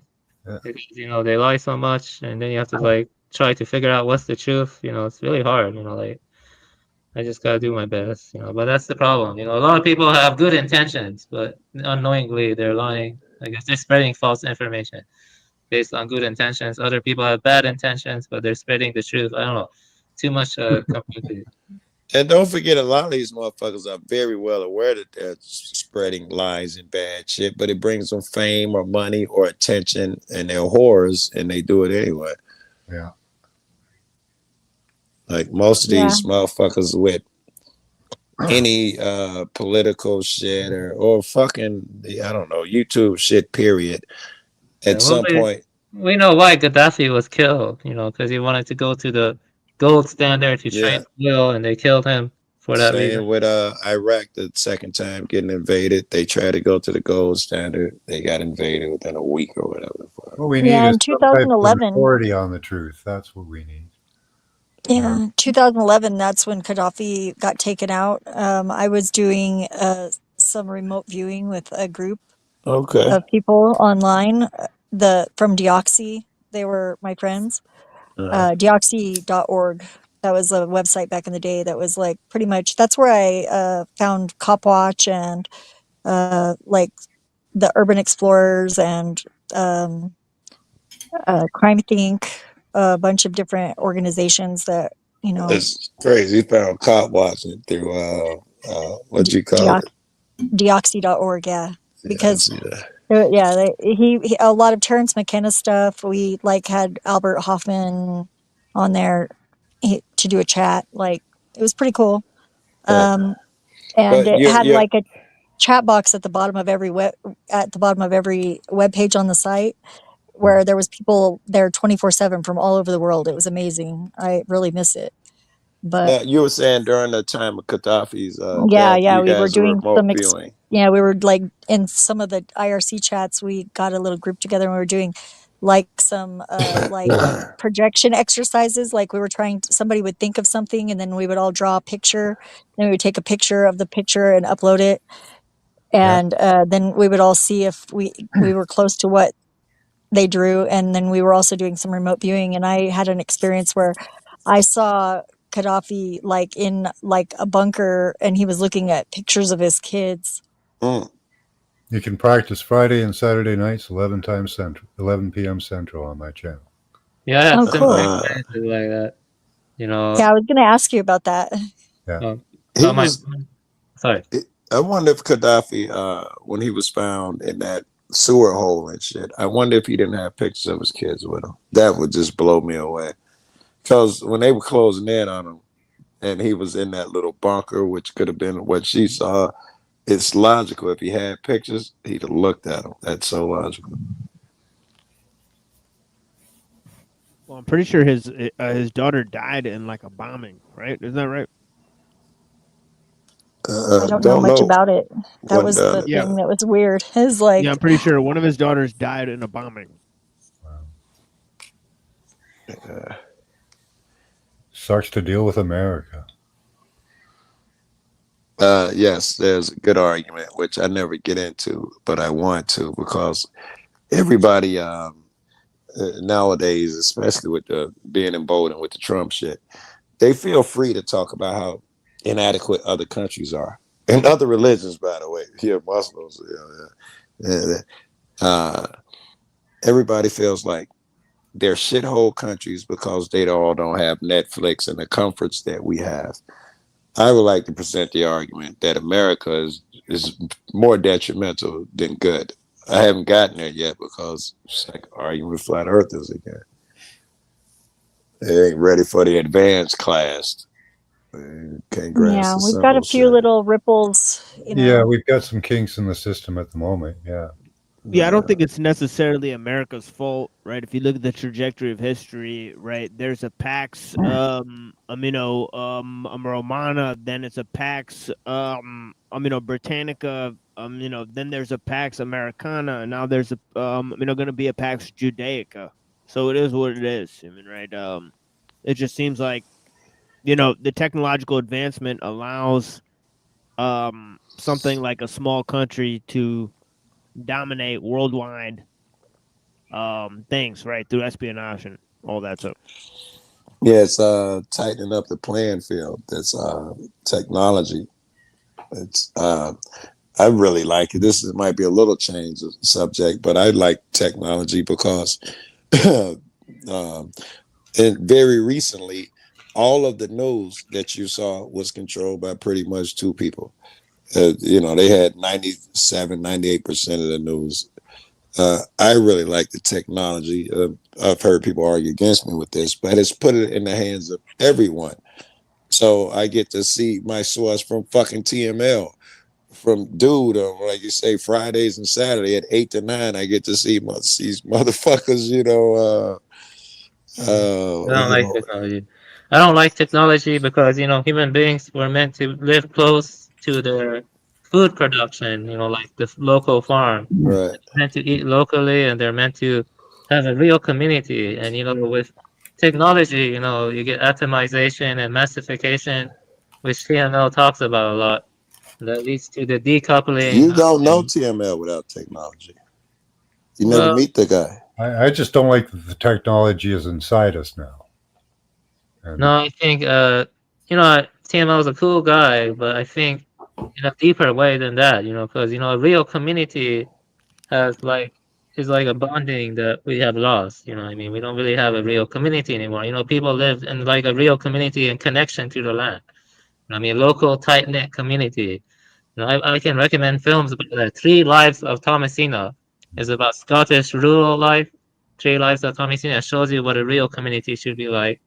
Like they're living all close together. Actually, a lot of there are good children's book in the past.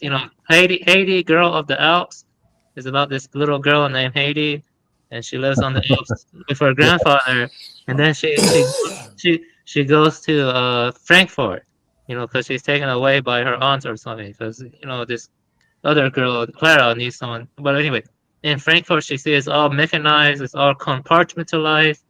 And she says that she's getting sick and she cannot run freely on the Alps anymore. So then, she finally goes back to the Alps and she's happy, because in the Alps, they're close to a village and they have a sense of community, and it makes them healthier too, being goat herders on the Alps. And even her friend Clara, who used to be, bound to the wheelchair, she went to the Alps, Hold on, don't see leave Haiti that again. TML. I wanted to read that. Yeah, and then when she goes to the Alps, Clara, she gets healthier. She can finally walk again. And what I'm trying to say is that even though that's a student story, it's so deep in the sense that it does touch on everything TML talks about in some deep way. I was going to say, TML, this thing that he got up here, it is exactly what we're talking about now. The pros and cons of technology. What do you do? And on one hand, you don't get to meet TML. I mean, the technology is great. On the other hand, it's used against you to find your face when you do a jaywalk or something that robs you of your money. So it has its pros and cons. TML is like he wrote this shit as he heard us talking. The question is between integration into the system as a whole versus adapting human scale techniques. TML, why don't you read it and tell us what you're talking about?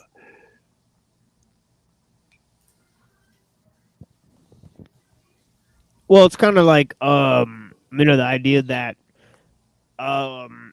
because of the system of international trade, the system of global communications, you don't necessarily get to pick and choose, right? what are the good and bad parts of the system. Right. When you use any one technology, you may be using a bunch of different aspects of the technological system as a whole, right? For instance, I go use my debit card, but I've just supported and activated, 96 different technological systems that this rely on and is integrated with. Right. Yeah. Right. Like the banking, the communications, the plastic that's in the card. Yes, right? there you all go. the different aspects. Manufacturing, all of that Right. shit. Yeah. Right. So so that's the thing is that technologies are integrated into the system, right? So when we're looking at human scale techniques, we have to look at local technologies that are localizing versus the ones that are globalizing. Right. So for instance, let's say I'm going to put myself locally. I'm going to give myself some land, and what I did, I'm trying to come up with some of the first things I come up with: solar, batteries, and some type of one of the things you put in the water that makes electricity. All of those are technology, but would that be small scale, or is that still considered big scale? If I go buy a solar panel, did I just contribute to the big guy, or is that considered small scale technological use? I'm asking. I don't. I would say anything that's produced by a local community is like just small scale, right? So if it can be produced by Yeah. Okay. So batteries and solar panels are out. However, you could produce something if you had a running stream that produces electricity. That sucks. That sucks. Yeah, I think simple tools is where it's at. Yeah. I mean, personally, All right. So I think, yeah. So I mean, it is rough because it's like once you start, using complex technologies, you Right. have to rely on the system. Right. Right. So it's like you don't get to choose what type of technology you use. Then That's right. just sad. So that's the thing you simply, give up. You give up autonomy. I mean, in exchange for convenience, right? yes. Yeah. Simply put, I cannot have Netflix and do the things that I am accustomed to doing and not contribute to the system that I'm fighting against. So, I always thought there was a way around it. The reason I'm, can't talk right now is because the only option is, it looks like, is to live off the land.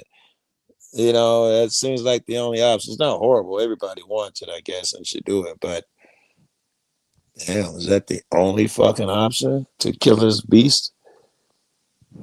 Yeah, it's rough. It's not easy, right? So that's the thing is that each way of life forces a different necessity on you, right? Either you live by, nature and, and it's rough, right? And you have to deal with the problems as they come along, right? You have to improvise, certain situations. Do you want to get rid of large?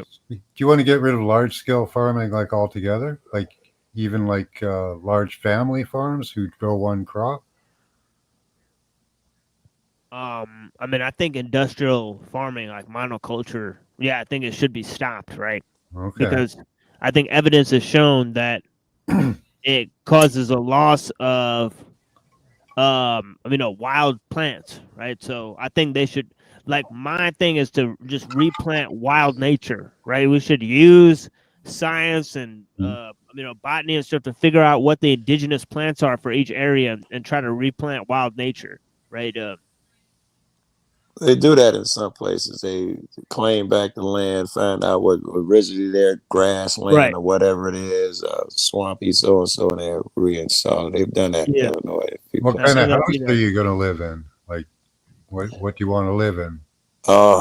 Yes, you can only live in a log cabin or a mud house or something.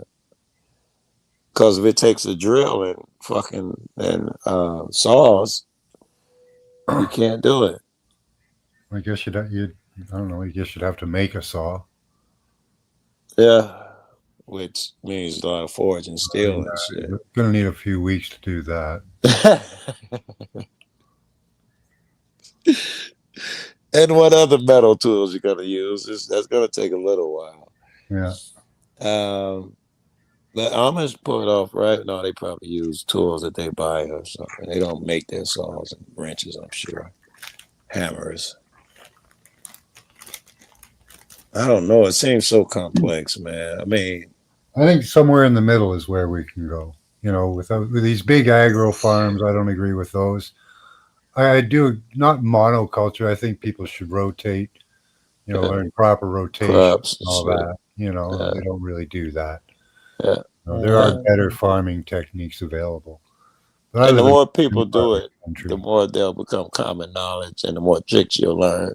Yeah. If you and all your neighbors are doing it, I'll tell you, hey, you know what I did? I added some coffee grinds and egg shells, and you'll tell me, you know what I did? I planted my shit on an angle. With the wind, it helps it grow. You know, we learn little tricks. Yeah, crop rotation, Crop fallowing, rotation. you know, they got to do all that. You know?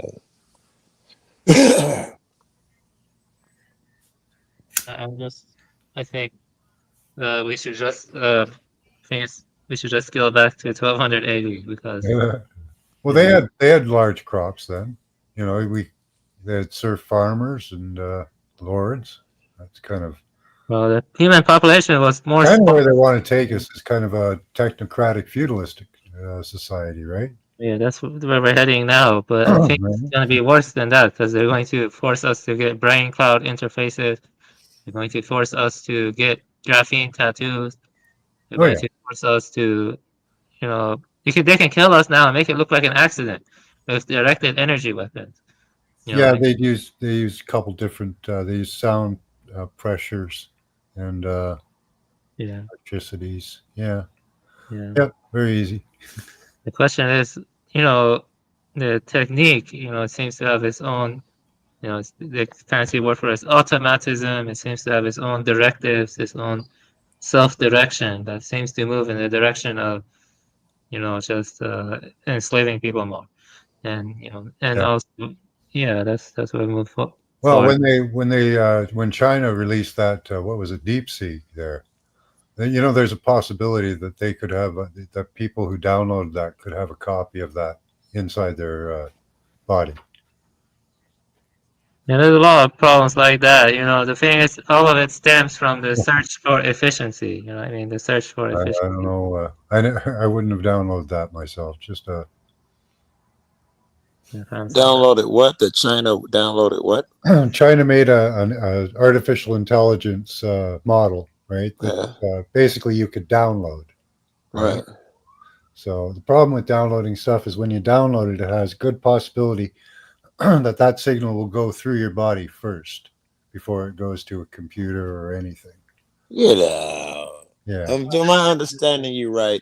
Yeah. That China put something on a computer that anyone can download in the world. I download it here in my bedroom. Yeah. Not only does the information go to my computer, but before that, it somehow affects me. Well, it goes through your body. It roots through your body. It can root through your body, yeah.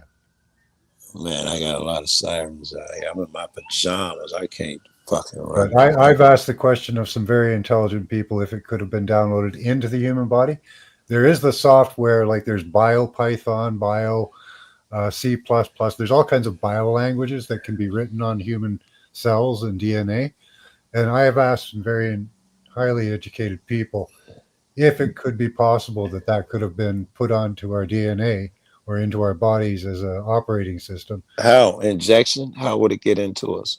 Just electronically. That's all they have to do. Okay, like 5G or something. Let me tell you what they have.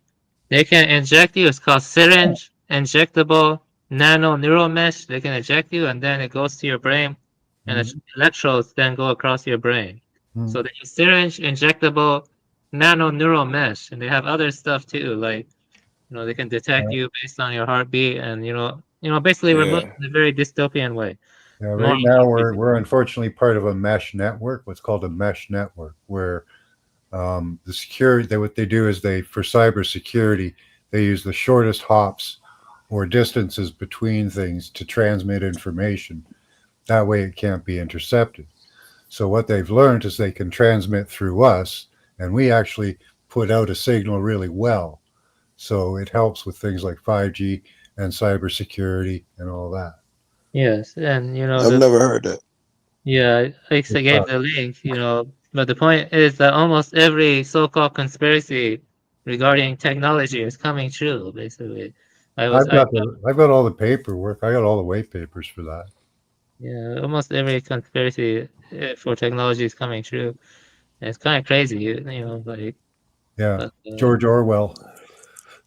Yeah, The best thing I saw. It's beyond George Orwell, actually. In 1984, I read 1984. Yeah.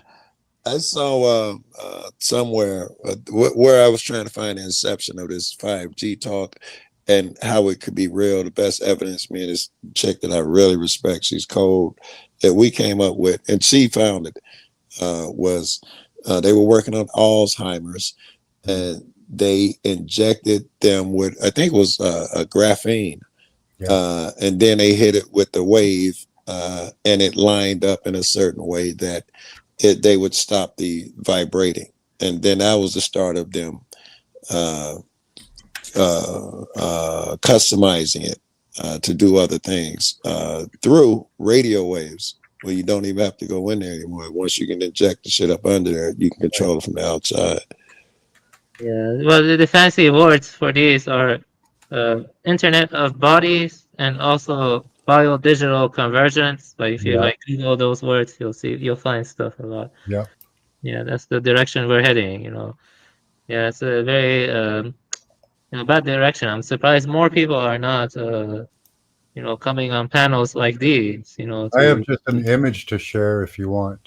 Sure, you can share. Yeah, I'm interested. Hold on. If he wants to share. If he wants to share. It's graphene-based healthcare. It's an emerging field you can invest in. It's actually on the stock market. So what they can do with... What happened to Joe Cool? Oh, I guess he maybe fell out there. So this is what they're looking at doing with graphene. So these are applications they have so far. Yes. So it's for your nervous system, ECOG. I don't exactly know what that is, but they can do neural stimulation. Your cardiovascular system, they can monitor it, ECG, blood glucose. They can diagnose your gastrointestinal. They can check your EMG, and they can do muscle stimulation with it. Also, look this up too when you have time. Quantum carbon dot. It's also related to this stuff. Yeah. Carbon dot. Yeah, they want to use carbon lasers and artificial neurons and little chipsets in your brain. Yes, they do. Yes. Yeah. Yeah. But the thing Have is, you listened to Dr. Achilles? Doctor who? Dr. Achilles. He's developing the chips for inside our brain right now, and the little lasers. Yeah, I don't know who that is, but I'm not surprised though. Yeah, that's the direction we're heading. And I think that's why I come on TML's show, because he analyzed the pseudo eschatology of progress that led to this mess. And that's why I come on the show. Because he does a very good job looking at the philosophical. Yeah. Is this what I think it is? Graphene-based sensors. Yeah. Yeah. Yeah, it's real stuff. Yeah. They put a lot of that in some medications recently. I'm so high. Let me screenshot this. I'm so high I can barely see. I'll screenshot this. But the thing is, I want to say this. I'll just put the link in the back for you. The thing is that the military is always at least 15 years ahead of what we see. So they probably have even worse stuff than this. Of course, right. Yeah. Like that fucking neural link. That shit fucked me up, right? I looked at it, and it was so base. I thought we had another 25 years before I had to look at it. I look at it again in a couple years. They're playing Pong. A couple years later, I look at it. They're playing Call of Duty, a paraplegic. They just put that thing in his head, and now he can play. You know how hard that shit is? I mean, that's the low end of their technology. That's what I'm going to say. And think, look, what you say is true, and they're years ahead.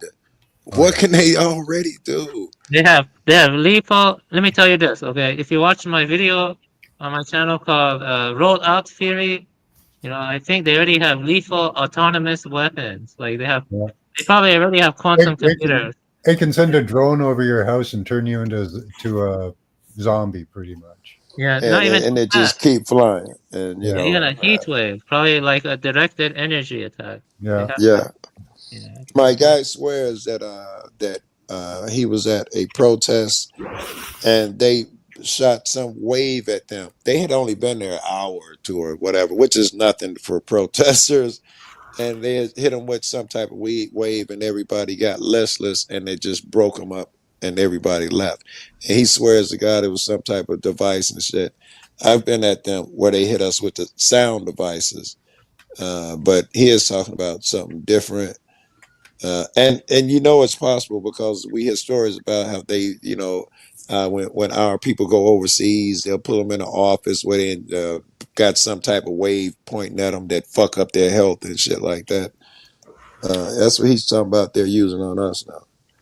So this is the Canadian exploration of biodigital convergence, what they're going to hopefully do for us in the future. Yeah, this is all predictive programming. It's predictive programming. Because to get us ready for what they already have, what they're going to roll out. Very good. That's dope. Very good. So here you go. You'll like this. So they want to. Biodigital convergence is opening up striking new ways to change human beings, our bodies, minds, and behaviors. How does that sound to you? Well, it depends on what the new way is. Is it a hot blonde? Or is it you injected They can turn you into a hot blonde if they want. Right? Is it that? You know? Two different things. There you go. They're going to change or create other organisms. So yeah, that's like Plum Island. You know about Plum Island? Yeah. Yes. Alter ecosystems. You know, so they're going to alter ecosystems now, like organically with electronics, nanotech. Yeah. Well, they did the Internet of Everything. That's been done. Transmit information. Yeah. So that, yeah, sense, store, process, and transmit information. Don't forget, this is inside you. Manage biological innovation. I didn't think of that. Right. Structure and manage production and supply chains. Right. This is fucked up if it's all this they're talking about inside of me. Oh yeah. Yeah. Here, let me show you. I can show you some of the like the language models they use for it to put it in. It is kind of like a nightmare, like you know, Philip K. Dick, PKD, the writer, Philip K. Dick. So, you know that writer, PKD, Philip K. Dick, the sci-fi writer. You know, he has lots of dystopian nightmare stories like that. I'm kind of heading towards the kind of nightmare. C++ computer info libraries for bioinformatics. Okay. So can I ask, what will you all do against the Illuminati? First That's thing not about Illuminati. This is about the, you know, the directionality, the industrial system. Okay, yeah, I mean, call it whatever you want, but you're talking about a global conspiracy. No, it's not. No, nobody talked about that. No. I'm talking about the orientation and the direction that the entire global industrial system is heading for. Okay. I would call that the Illuminati, but if you don't want it, that's fine. No, it's a question of like, you know, like the directionality, or like, you know, I think it has a kind of parental intentionality. Yeah, look at the hold on a second. Yeah, hold on a second before you go on. Right, look at the screen. Right, are you reading the screen of what he's pulling up here? Computal something libraries of bio something. No, Look Yeah. at the very I top. barely have some glasses Yeah, on. at the very It's top, government. sir. At the very top, sir, would be the relevant portion. Do you see the Government of Canada? yeah, the And government of English- Canada. So I don't know English where and- you pulled out of your ass that you're, we're talking about the Illuminati, Oh, I thought you guys were talking about a global conspiracy. Well, to every take over. government does have a biodigital convergence plan. Okay, so every government is linked into every So- other government. Well, they all kind of base theirs on ours because ours is pretty good. Yeah, so let me Okay. ask you Yeah, something. I don't know if he's saying ours is Canada. Yeah. He sounds Yeah, so let me Canadian, ask you but- something. Do you Okay. think human biology and technology should be merged? No. So then you oppose what the government is doing, but you're trying to frame it as some Illuminati conspiracy plot. You see the problem? I'm not. It's essential that you frame these situations in the correct Well- manner, right? Okay. So what you're saying is the government wants to integrate technology, wants to make us Right. all cyborgs. I'm saying Right, which you said you It's saying opposed. they're right? doing it now is what Yeah, he is I- saying. I- Not I that absolutely they're already doing doing it. He is saying they're on top of it. He's showing us evidence of. Right. Okay. Uh, Okay. So you guys are Illuminati guys. No. like he said, all we were talking about is them aiming weapons at talking about the crowds and government, what shit. they're planning We to do. hadn't even gotten into any of that. We were just talking about that Okay. protest, motherfuckers pointing Right. You're talking about sound devices at us. and sound, shit. right? Yeah. Heat waves, right? They send microwaves at protesters to break. Oh, them and up. 5G to cure Alzheimer's. We're Okay, gonna cure okay. everything with it. So all those things being employed, Well, are you not saying it's not a one world government that's trying to do it? I let me hadn't said it at respond. that point up in that That never conversation. entered It our hadn't even conversation. came up. No. Okay, Yeah, let me so say that's It's it's kind of enough. a separate. I don't know It's why kind you of a can't separate see it. conversation for sure. Yeah, but let me say this though. Yuval Harari and Klaus Schwab, I think Schwab or whatever, they all tell us this, and they're connected to a lot of the governments and the oligarchs, who are all like pushing for this stuff, the techno accelerationism. They're all pushing for it. I mean, Okay. look, Yuval Harari calls it human 2.0, human 2.0, and then Klaus Schwab says great reset, stuff like that. Okay. I can tell you straight in your face, like, Well, call me crazy. That sounds like an Illuminati conspiracy. no, it's not. What They're the just fuck things is that the governments and their institutions are putting out. That's all. Yeah. So do you believe that Yuval Harari is a conspiracy Illuminati theorist? I've never actually heard of Yuval Harari. Well, I have it's a no it's idea a who he highly is. mainstream thinker. He's talked to people like Jordan Peterson. It's not anybody that's connected to any Illuminati theory, right? So, Okay. so he's referenced to a highly mainstream thinker. Okay. So I've that's heard the of point the he's making. Rothschilds. I've heard of Bilderberg conference in Yeah, it 1965 looks like you're or something. Yeah, it looks like you're trying to divert what Max is saying here. Oh, I didn't mean to divert you, Max. I'm just trying to understand you. If to it me, doesn't sound like it. maybe- Doesn't sound like you're trying to understand. Yeah, you'd have been maybe quiet I'm- and listened. Maybe I'm a I was little trying to too old, understand. but to me, a one world conspiracy thing just flies back to Illuminati. No Well, one that's, said that. that's not what we were talking Okay. about. We were just talking about. Yeah, that's the third time he, technology like, that's kept that happening. Technology. We're just talking about the technology right now. Yeah, I gotta like. The mic is probably a glowy, to be honest. The glowy. There are a lot of them. They come on here and they try to, divert attention and act like, oh, this stuff is just conspiracy, even though they're telling us right in our face. Like I have several Right. degrees, and Yeah. I'm Well, telling you, there's this stuff is regulations not- on all this stuff too. Like there's the IEEE regulates all of the electronics communication engineering of it all. Well, I know, but there's so Look up much, their like, documents. let me tell you this, it's like all in your face, you have to be like kind of, not you, but I'm saying other people, you have to be Yeah. soulless not to notice this stuff at this point, what I mean? It's like right in your face at this point, you're not like, it's everywhere now, what I'm saying? Like, a lot of people are like lost in La La Land, Baudrillard, I can't pronounce his name, he calls it hyper real. You know, people are I lost. was amazed. The other day, Alex Jones was actually talking about the W band, the Wide Body Area Network, and he's starting to get to a point where he's admitting that they're wiring us. You know, that we're already wired pretty much. So, Yeah, do you think they're spraying stuff on our food? You know, like, well, they're getting stuff in you somehow. yeah, that's right. And also, I think Anyway, they stratosphere. can.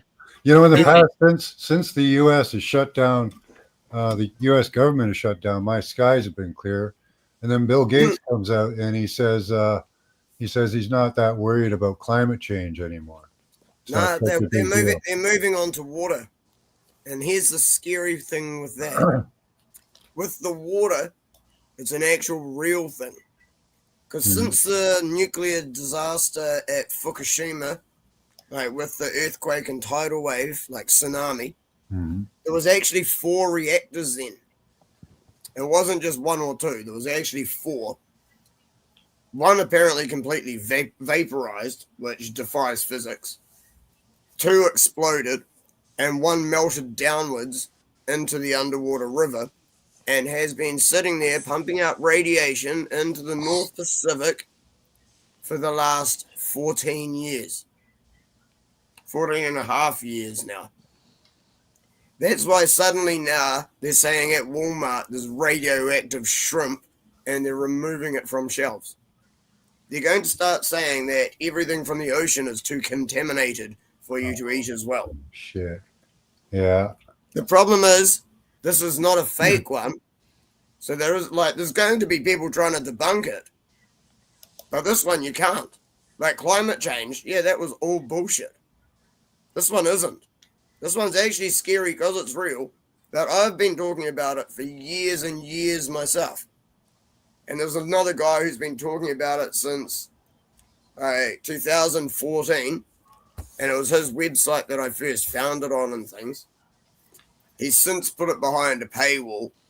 And now I don't even know if it's there. Like, as in, I think it's been fully taken down now. Because I went and tried to tell people about it after the radioactive shrimp thing first came out. So I went to go look for the website again. I looked at it for years. So I went to go look for it again. It was behind a paywall. I tried again, I don't know, a week or so later, and it was just completely gone. And apparently he's up on charges for threatening to kill someone. Jeez. Maybe y'all can help me find this dude. A guy, he's a European somewhere, and this dude's like super racist. Not against black folks, against Scottish or somebody. I forgot who he hates over there. Skinhead fuck. That's random. Yes, but you know, putting me in the But mind. just the Scottish I hate. Right, it's really weird. It's, I just don't like bagpipes. I just don't like bagpipes. That's it. It's crazy. But he put me on to this guy. He was some guy who was, I don't know, like a egghead. And he was talking about 2 things. He was talking about the moon and the tides. They don't make sense. They don't line up the way they should. And the other thing he was talking about, it's insane to think that all oil comes from decaying organic life, like forests and shit. And he was talking about how, as evidence, everything that they drill and take up, it replenishes over time. You know, it ain't new forests under there. He was saying there's a chemical reaction that causes it, and he had put it up on his little board and talked about it. And I mean, as soon as I found about this dude, I probably saw 2 shows. The second one I was watching, a bunch of motherfuckers in black kick in his fucking door, snatch him away, and that was it. I can't find the motherfucker anymore. I saw the Norwegian dude or whatever race he is the other day, and he brought it up out the blue. He's just talking, hey Joe, remember the guy, the scientist who so and so? Like, yes, what happened to him? He went and he acted like he ignored the chat. I want to know what happened to the guy. Oh, hey, yeah, TML, do you want the link that I have that I was mentioning in the private chat thing? Like this link is massive. I Yeah, sure.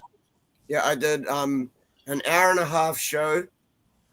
Oh, and then the first hour of another show, and then started on a third one, but I had a co-host, and I think we only stayed on topic for like the first 30 minutes.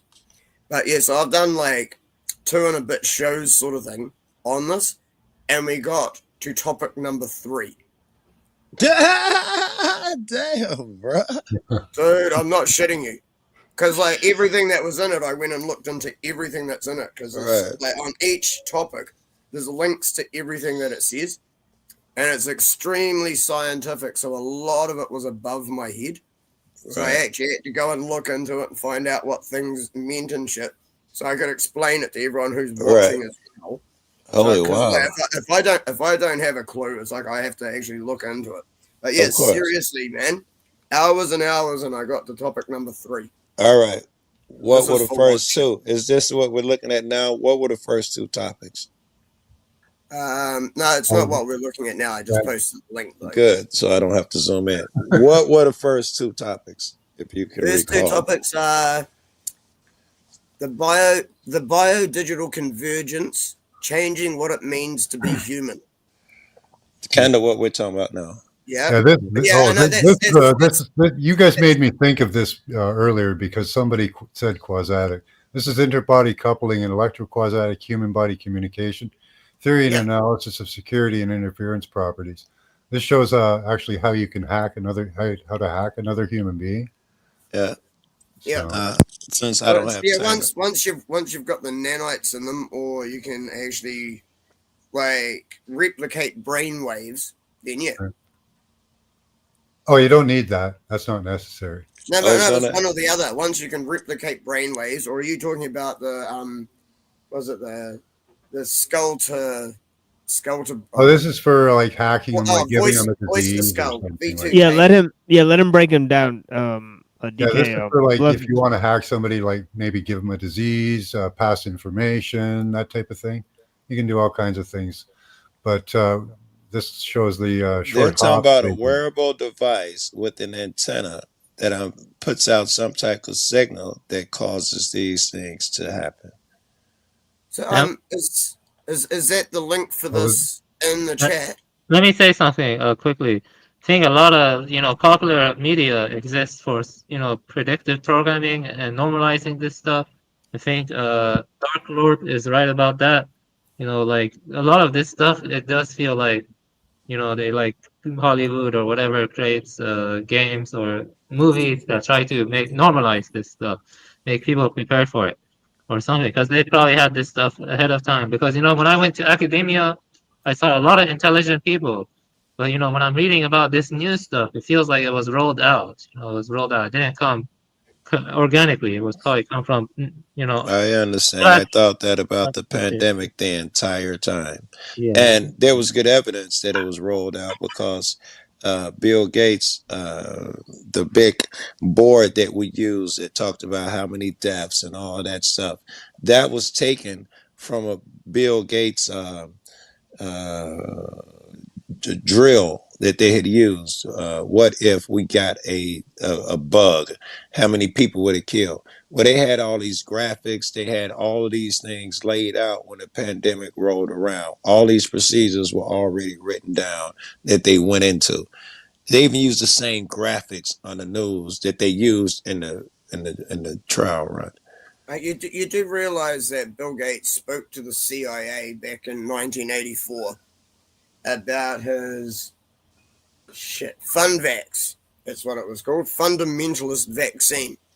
He wanted to inject people in the Middle East, and it would shut down a certain area of their brain and stop them being fundamentalist. No, I did not. Be radicals and shit. Know anything about that? No. Oh, really? Yeah, no. I think you can still find it on YouTube even. Like, yeah, just go look up Bill Gates Funvax. But also, while I'm at it, whoever's screen sharing this, can you please post a link to this? I really, really want this. I'm not saying that this is the reason that happened, but maybe it has something to do with it. They use microwave weapons in Afghanistan. Like that's actually attested. Like they use. The thing is, we're all trying to say it's something different. It is all of the above. It is option E. It's Every logical. single thing that you are saying, it is all of them. It's It is not logical. one or the other. It is all of them at the same time. And the endless amount of things that we haven't even stumbled upon yet. Oh yeah, I agree, exactly. Yeah, I agree. Yes, that's definitely true. When I went to school, I think they recruit people who are like extremely good at abstract reasoning. I knew this guy from Czech Republic. He could do, many derivative equations in his head, which is very hard. He could like do it in his head, and he would say weird things about transhumanism sometimes to me. That guy from Czech Republic, and I would argue back against him. But I don't know, maybe they recruit people like him. You know what I mean? Because I'm not that intelligent. Like I cannot do advanced derivatives in my fucking head. That's crazy stuff. I mentioned that before a little bit. Yeah, I mentioned. I'm that smart. What type of advanced calculations you need? I'll do that shit. I'm that smart. What do you need? What do you need? I got you, man. I got you. Let me give you. You can do derivatives in your head. Like it's nothing. Come on. These are the natural nodes and sensors that we have on our body. We have natural nodes and sensors that they can use without nanotech. They can also use your blood, your bones. Nowadays, they can actually use the air molecules around you as sensors. But yeah, they can monitor your heartbeat, your heart rate, all that through all these. I saw that they just put some type of gel in you and they can monitor all this shit. I just saw that shit yesterday or the day before. I didn't know such a thing existed. And they were like, are you saying, the news reporter was saying, are you saying that it's the gel surrounds a piece of medical device? They're like, no, it's just the shit in the gel itself. Yeah, And mostly the nanogels. yeah, and they was like, and it's not really all the gel you see is just like a little 3% of it that's within there is that we need to get in there. Like, fuck. Yeah. Yeah, they can put nowadays they can put 1 billion processors, 1 billion microprocessors on the head of a pin. That's crazy, right? Yeah. And here, now that they're telling us, if the guy who keeps talking about rolling out, they're rolling the shit out. Think of this. They're rolling out quantum computers now, what they're capable of. So again, with his future theory, let's assume that they have that down packed already. The shit that they have in store would be they'd be able to recreate simulations, man. We could be in a video game. Every sensor, they would know it that we have, and they could give the input they want. You could be laying in a fucking Matrix bed right now somewhere. It's where they're headed. I recommended, Philip K. Dick's writings because it's all about, being lost in like endless simulations. A lot of his stories. Yeah. They've got some work on brain encoding and decoding with fMRI. Yes, that's the shit that I was looking at for the Alzheimer's. Yeah. It feels very Gnostic, is what I'm saying. It feels very Gnostic. Yeah. Like Gnostic in the sense, like the spiritual war, like with the archons, you know what I mean? Technology is like an archon. I had some experiences where I met some 3 beings from the other side type of stuff. Well, what did they look like? I didn't look at them. They told me to keep my eyes closed, and I did. So it was dark. Oh. So I never saw them. I talked to them. They talked blah, blah, blah. And they really were not fans of technology. After I would meet with them and I'd come back here, I would want to, I did it a long time. So I'd started off back in the beeper days. I remember wanting to throw my beeper into the water and shit, or crush my phone, slam it on the ground, because they I don't remember them saying so distinctly, but I left there knowing that they hated technology. It's interesting.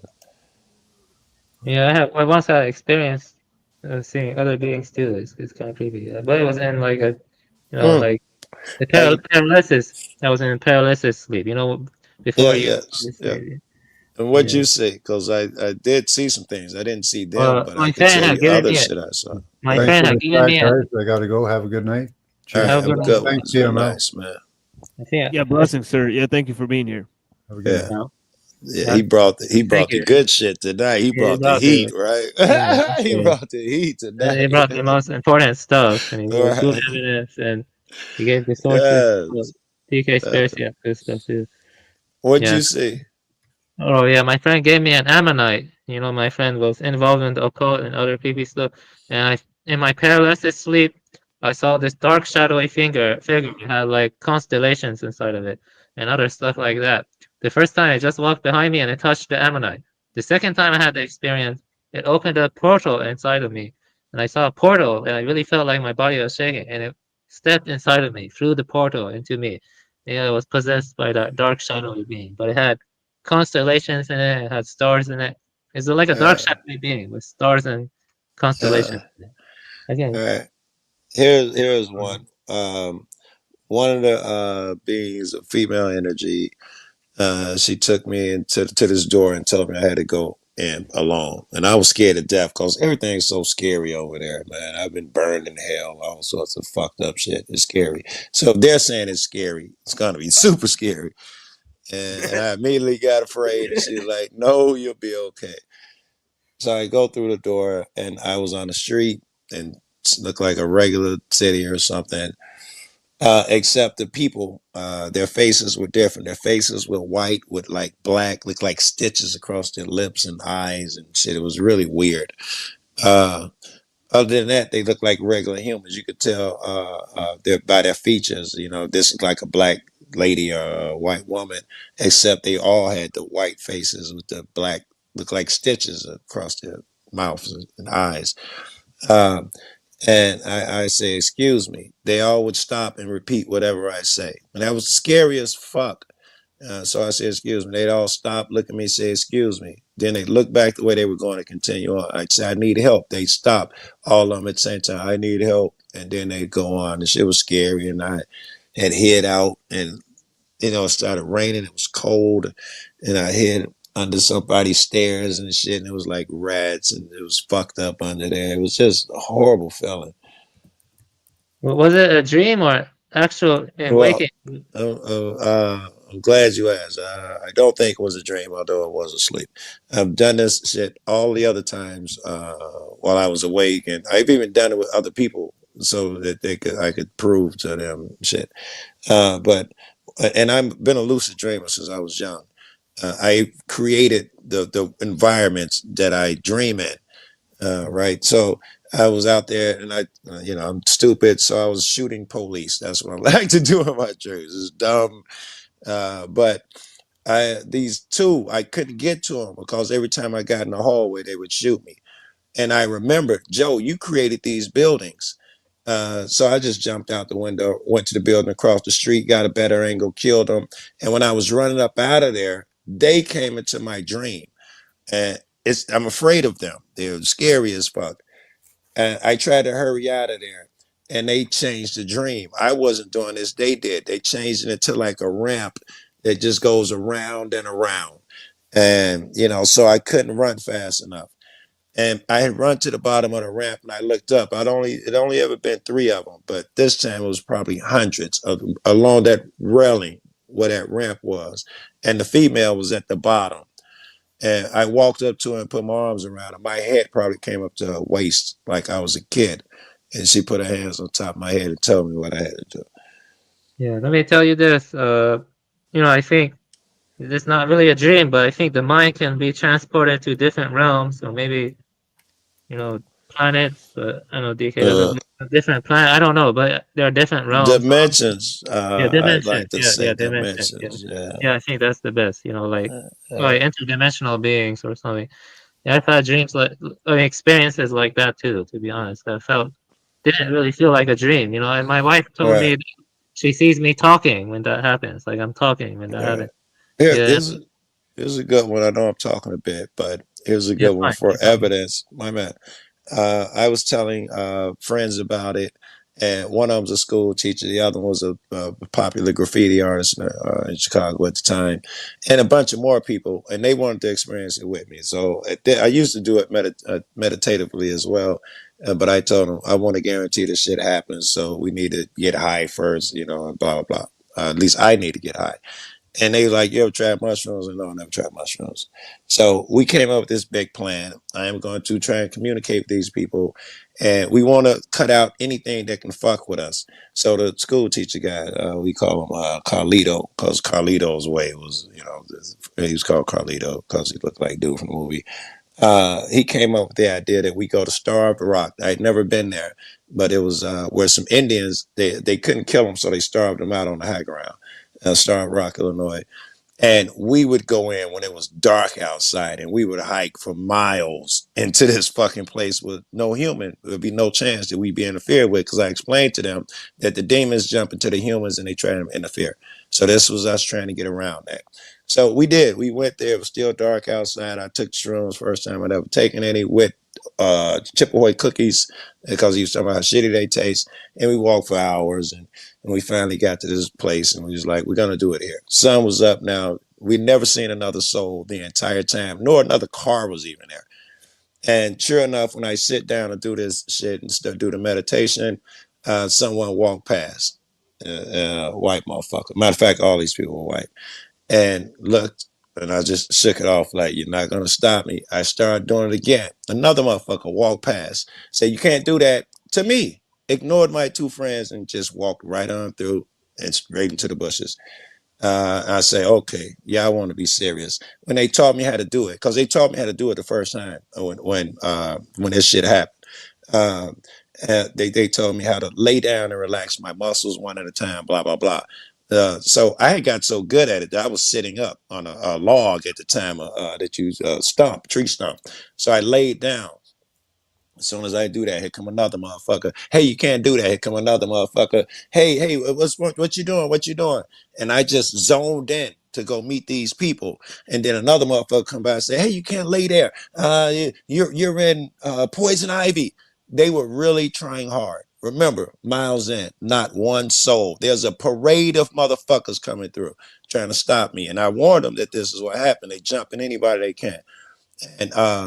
And when I did it, and coming to communication with the people, and the shit gets dark and it gets ominous and all this crazy shit happens, and they came and I had a conversation with them, and in this particular conversation, I told them to speak with their own, because they can come in different voices as friends and family members and shit. Hang on a sec.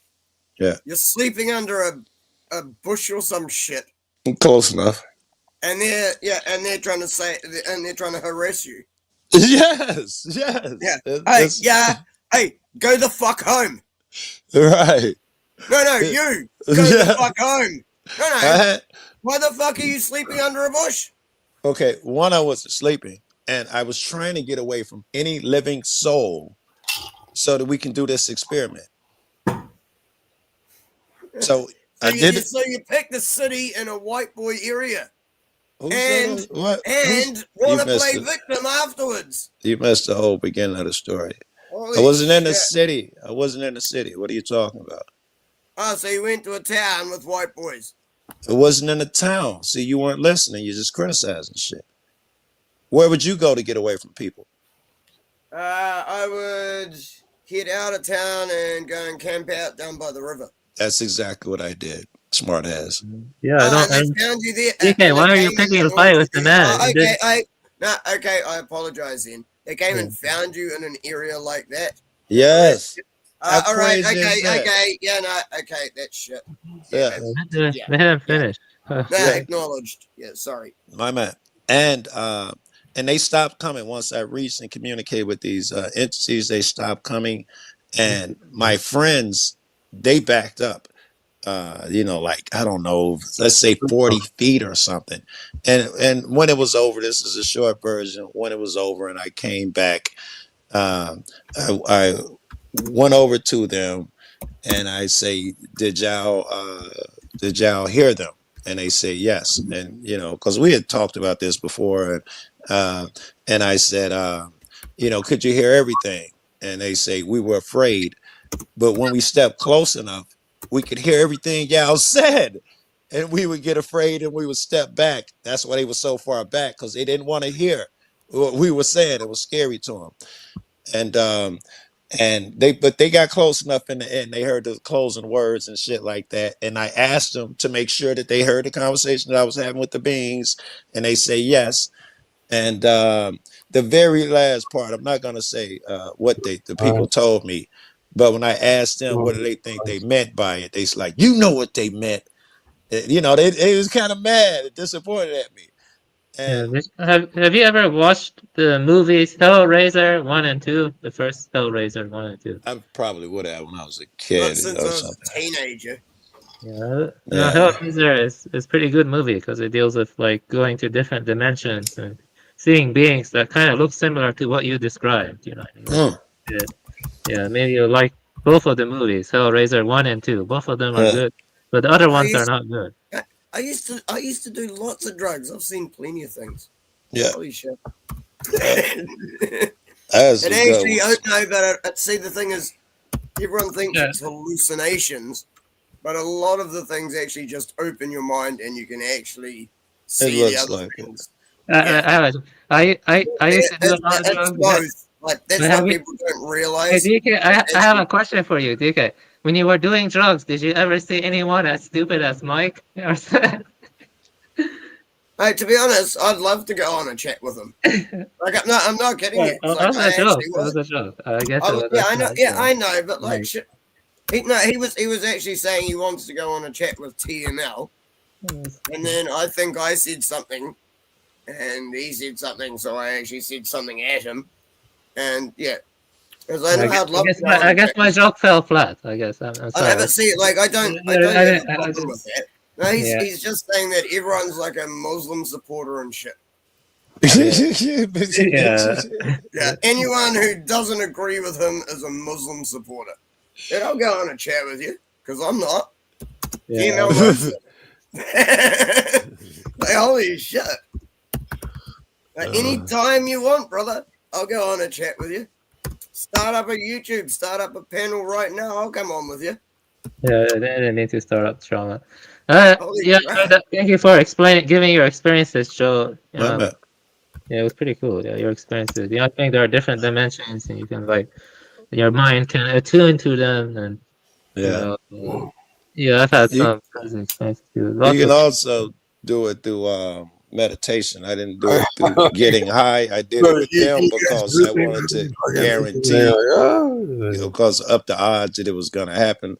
But I've also done it a ton through meditation too. And the same thing happens. If I did it in this house, my family members out the blue would just come and open my door and be like, "Hey, was you hungry? What you doing?" And they'll jump in anybody to try and keep this shit from happening. Yeah, when I meditated, I went to a Zen center, during retreats, and once I had a dream of a pumpkin-faced demon riding a unicycle in a creepy-looking town. The town was great, and when I woke up, I called my friend to tell him about the dream.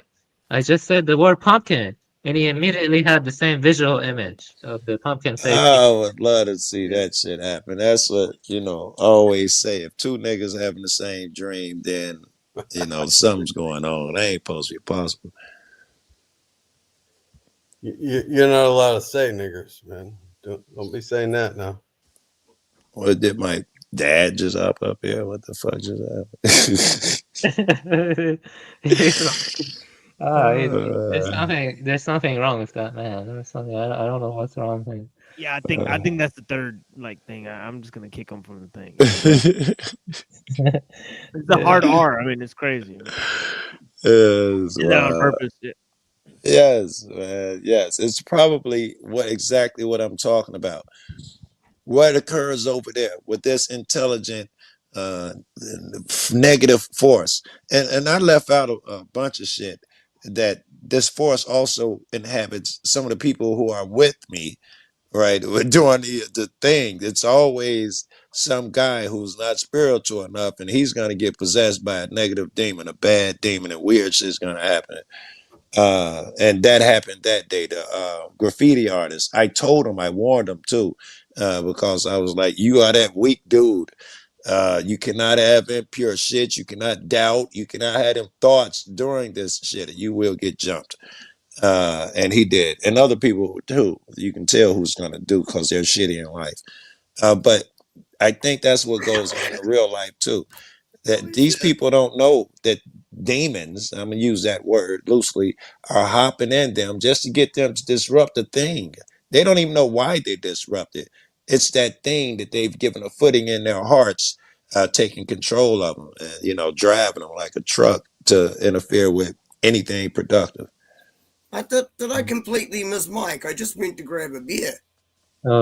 Yeah, also, I want to say that, a lot of these, creepy elites, like, let me think, Peter Thiel, and also that one guy, I cannot pronounce his name, but a lot of these elites look demonic. Yeah, they're possessed.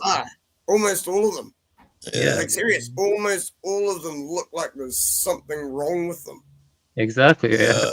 Sheldon look like a demonic clown. If you even look at the Pope, the last couple of popes. Yeah. A lot of these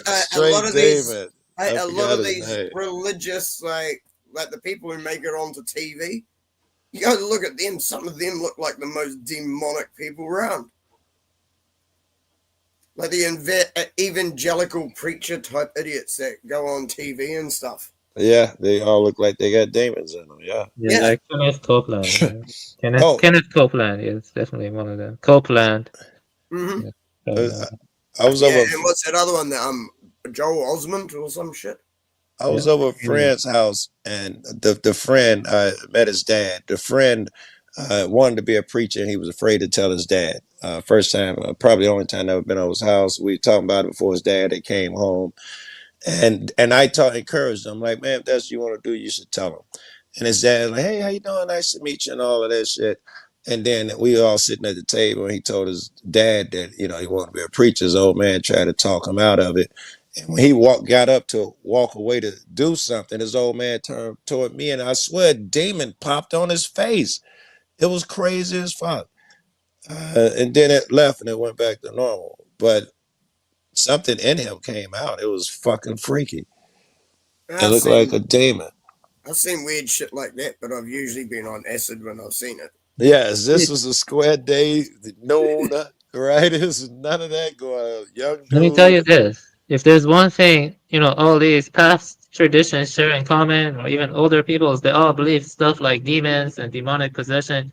And now we're told that's all superstition. I don't believe it. I think the demonic possessions are real, and there are interdimensional beings, basically. Yes. It makes sense. See, people think I'm like, because I don't follow any religion, that I don't believe in a lot of these things. Like, most of this has been acknowledged through history in every single belief system. That there is, like, whether they call it demons, wraiths, ghosts, spirits, right? They have a name, whatever name they give it. This has been acknowledged through every history on this planet that I'm aware of. That's saying something, right? So if people don't believe that there is any connection to the spirit world, when every single civilization says it, who's the idiot? Here, check this out. Here's some good evidence. See, but do you see what I mean? It doesn't have to be a religious thing. It is just a thing that is documented. Yes.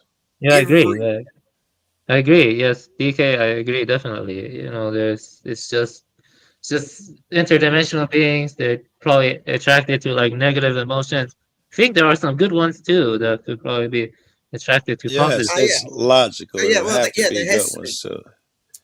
has to be the light and the dark. Yes, exactly. Yeah. Of course, you should prefer the light over the dark. You should try to. But you know what I mean. It's like you might not get the choice of when they turn up, but when you're in need, a light one might turn up and help you. Yes, and at other times when you're just depressed or something, a dark one may attack you.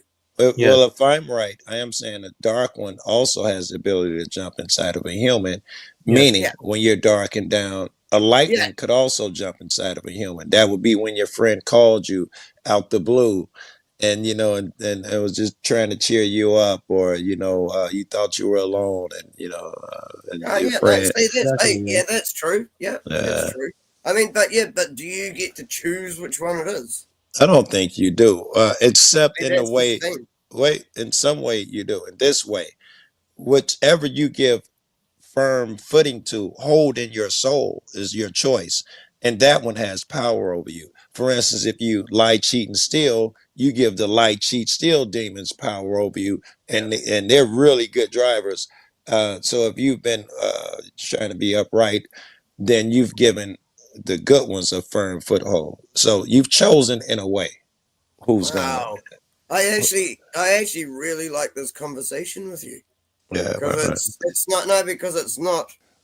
Well, It's let me not tell you something. focusing on anything that anyone can really argue with. Let me tell you something interesting. Once I was meditating, and my white cat walked while I was meditating, and he made a strange face looking at me, and then he fell on his back, and he got up, and he was acting strange to me while I was meditating. It was very He's interesting. like, what the fuck? Yeah, he's like, what the fuck are you doing? Yeah, he might Yeah. Like, no, my master's frozen up. Am I supposed to freeze up too? Imitate as well. Animals can sometimes sense the demons too. Check this out. I think I'm about to go down that line. If you think about it, we call them interdimensional beings, but let's just say unseen. Like the Bible says, our enemy is not man. We battle huge numbers of evil spirits in the unseen world, principalities. Some Bibles say whatever. That verse.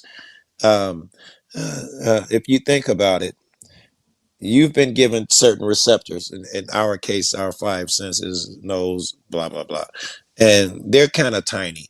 Let's take eyes, which we depend on the most, but we know that the visible light spectrum is small.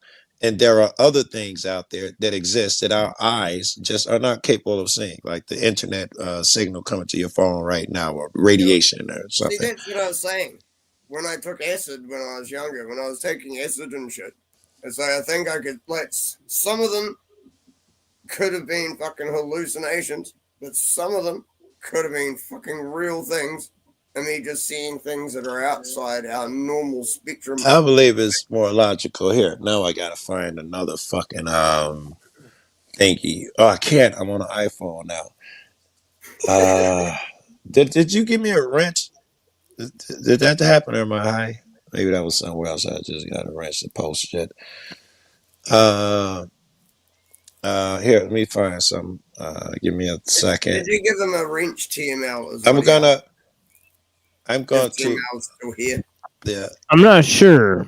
I'm not. Yeah, it's like certain people had wrenches and now they don't. Like I'm seeing that. Okay, maybe I know that. I was just in another room. Completely banned, and I missed what that was over. So Yeah, I don't know if you have one, Joe Cool. Okay. Yeah, I thought Rant had one, but now he doesn't. So I'm just wondering, like, how come he doesn't have one anymore? Here's what I want to look up, and maybe one of you cats can help, or I'll figure it out. Tell me what it is. Tell me what it is. My man.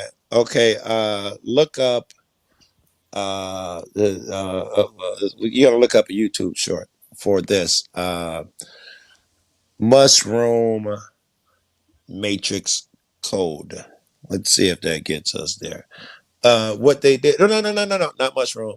DMT matrix code. DMT matrix code. And just a short. What the guy did was he gave 100 people, I think it was 100 people, DMT. And he didn't tell them what they were looking for. He took a laser and he shined it on the wall and told them to tell what do they see. Unveiling the universal code. All right, let's play that one. Yeah, and it's just a short. So yes, I just want a short. Hopefully, it'll give us an idea of what we're talking about. But it's crazy what these people saw, and he didn't tell them what they were looking for. So maybe we can Now see I this. gotta remember how to share screen on here. I haven't done I this for a while. don't have to do none of that Entire shit, bro. screen. Also share system audio. Oh no, I've done it a few times. It's just, yeah. I'm getting better at it because I've been doing it more often. Yeah. Where did I put it? Which one was it? You're not getting very good at it, but Why is it not telling me which fucking thing it was that I had open? hey, was Oh, that that's for? that one. No, that's Okay. it. Cool. Peter Rowlands, and he pointed something out. He said, Write his name down. I think that what you want to use here is the word simulacrum, not simulation. Hey. And because simulacrum means simulation without a base. Describe that one more time. Simulacrum. He says that basically simulation, at least in philosophical terms, Yep. it means you're actually simulating something. So it's something that already exists, and you're creating a simulation of that. Gotcha. Right? And it gives the sense that this is just the program is just running, and you Yep. have no say in it, and it renders it empty. Yes. It makes it very like, what is the point if I'm Nihilistic, just a yeah. computer program running and doing its thing? I'm just a puppet.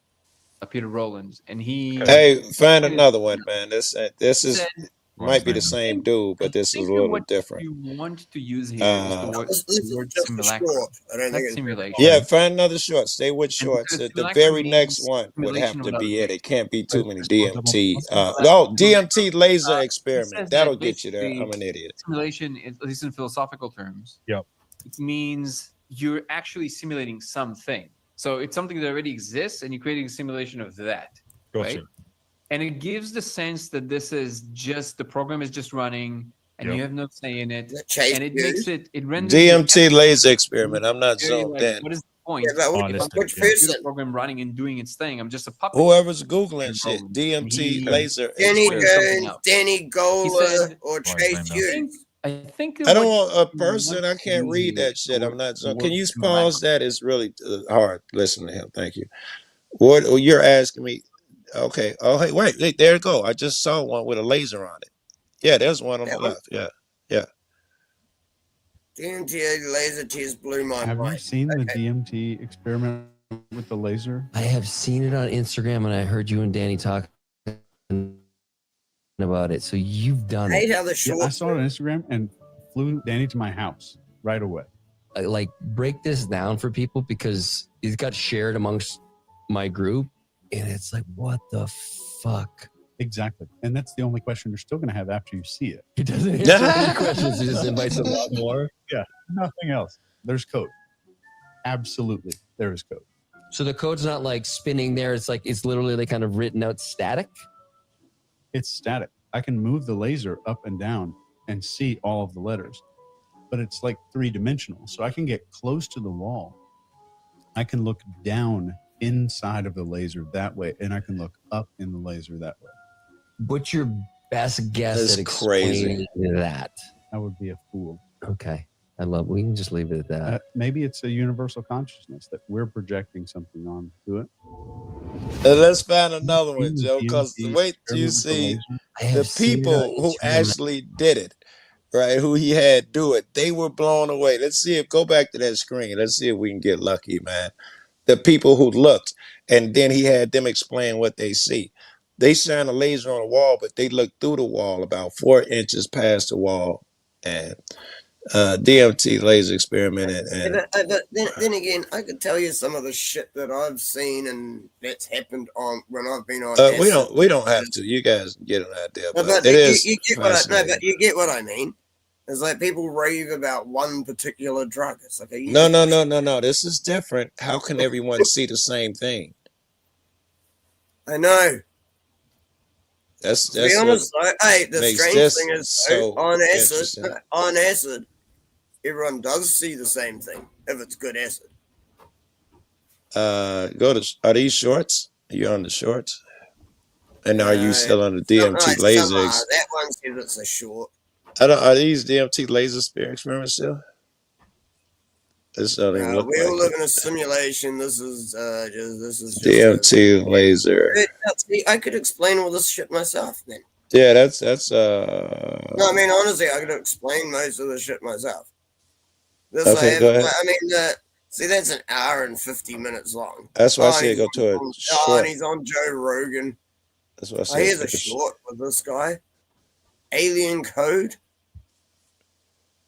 This I don't. one component, which essentially is what I discovered, if you project a diffracted laser on the surface, which just means a band of the laser, just like the the thing that scans barcodes in a supermarket, and you smoke DMT, you will see code running in the surface that you're projecting the laser on. And this basically is the same for every single person. They see, in the beginning, they kind of see similar, like they see some structures, they see some movement, they see something kind of like there. But then eventually they drop into the space where they just see the same thing. And we can sit in a room, I had 15 people in a room at the same time, talking about it, pointing to it. You can literally talk about it like you talk about a regular object in a room. This is how coherent it is. That's the gist of what I found. And how many people have you shown this to that have seen it? Me personally, hundreds of people, at least over 1,000. I just want it to be, as concrete as possible. So I counted. I'm pretty sure there's like, at this point, it's kind of like this little subcultural thing, and people just, there's communities that are forming around it. People kind of talk about it, all that stuff. Yes.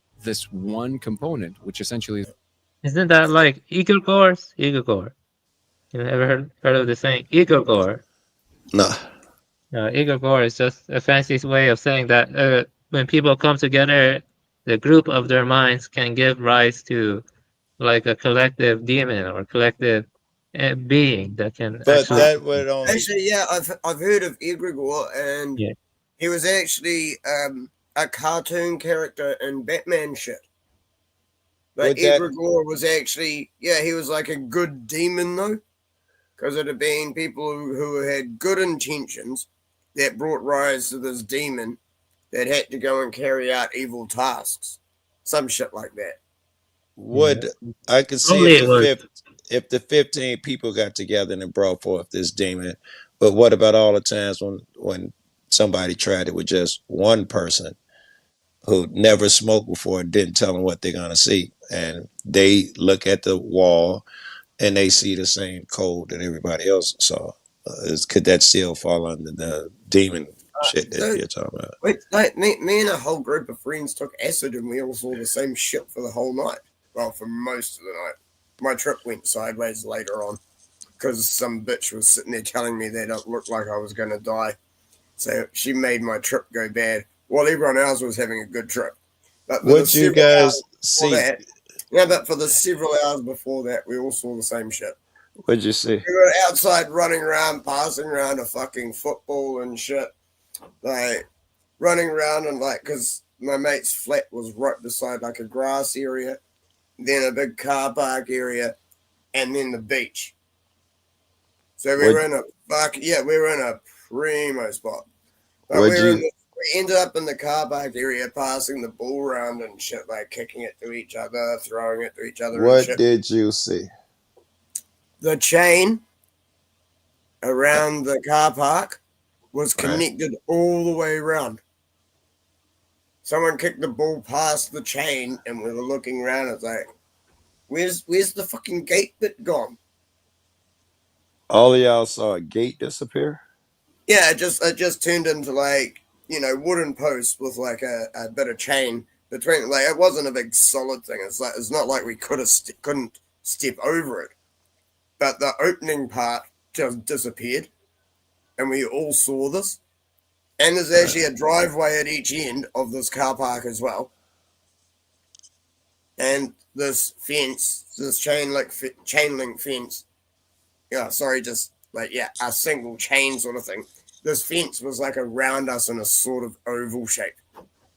There was like no more like openings to where the fence was. It was real mental. It's hard to visualize what you're saying, but I might have a concept. Well, think of like just a decorative fence. It wasn't anything that could hold us in. A decorative fence that is pretty much just designed to stop cars driving onto the grass area or driving off the bank at the front of the car park. And you said something like the opening areas disappeared. That's the part that's really hard to visualize. All right, okay, let me try and explain it better. There's a fence along the edge of where the park is before it turns into the car park, like the grass area to the car park. So wooden posts every, I don't know, couple of meters or some shit, Okay. with like just a chain between them all. Connecting the wood posts. Okay. Yeah, it's just to stop cars driving there. Yeah. And then the car park has an upwards ramp on the left because it's sort of elevated from the road. So there's an upwards drive in on the left and a downwards drive out on the right. And in the center, there was a bit of chain there as well. This like fence, like posts with a chain just from one post to the next. Yeah. And we looked around and they'd all linked together. Like those posts were just all around us. The chains were all around us. The whole thing made an oval of that fence all the way around us. And everyone saw it, and there was like 4 or 5 of us. That is interesting. And I wonder if someone came there and took the same drug, they'd have saw the same thing. I'd heard that about DMT. Everyone who takes it sees the same thing. They say they all become one with everything, the dirt, the soil, the trees. They all become one. See what is it? The Machine elves. Machine elves. That's the one. Yeah. Yeah, I wonder what machine elves are. Maybe they're like the spirits of fungi, or like, fungal spores are everywhere. Right. Yeah, maybe. I don't know. All right. I'm gonna abandon you guys, man. I'm finna get out of here. Yeah, it was nice rapping with it's you. nice guys. talking to you. Yeah, you too, man. Nice talking to you. Sorry.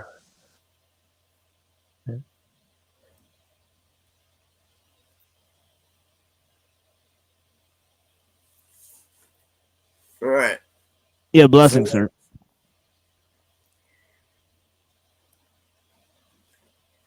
Do we want to go on to a new topic, or do you want to go back to that bio-digital convergence shit? Yeah, it's up to you. Yeah, I think there are some links back here. Here, hold on. Yeah, the one I sent is the one that I've spent hours and hours on, and only I have a question for you, DK. Do you think the elites are pushing the growth of crap like 764? Like Satanist organizations. Like I was reading about 764 lately, and it was so disgusting and disturbing. I've actually run across some people who want to actually try and do something about 764, like online, just recently, actually. Yeah, it's creepy stuff. Like, have you heard of 764? Yeah, we're trying to do it because he was abusing someone, on their channel. He was abusing someone who didn't want to get involved. He's like, but you don't even know what we're doing. You're just saying no straight away. Right, what a pussy. And it was real crazy. So there are people out there who really want to go after 764. Yeah, I'm asking you, do you think, let me tell you something interesting. I'm not sure if you ever heard about it. Did you know that Jeffrey Dahmer, he had connections to a high-profile politician? He took his friends to the office of a high-profile politician, and they walked around his office like he knew him. And lately, I'm thinking maybe, I don't know, maybe I did hear something like that, but I'd have to go and research again to say who it was or anything that he was seeing. But I do remember that he did have connections to high-profile people. He did, yes. He did. The book Program to Kill talks about it.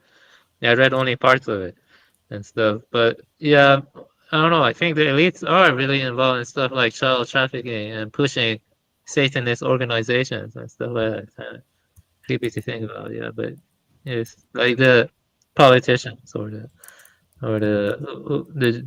Jays, you know what I mean? Yeah, they push that kind of crap. Yeah.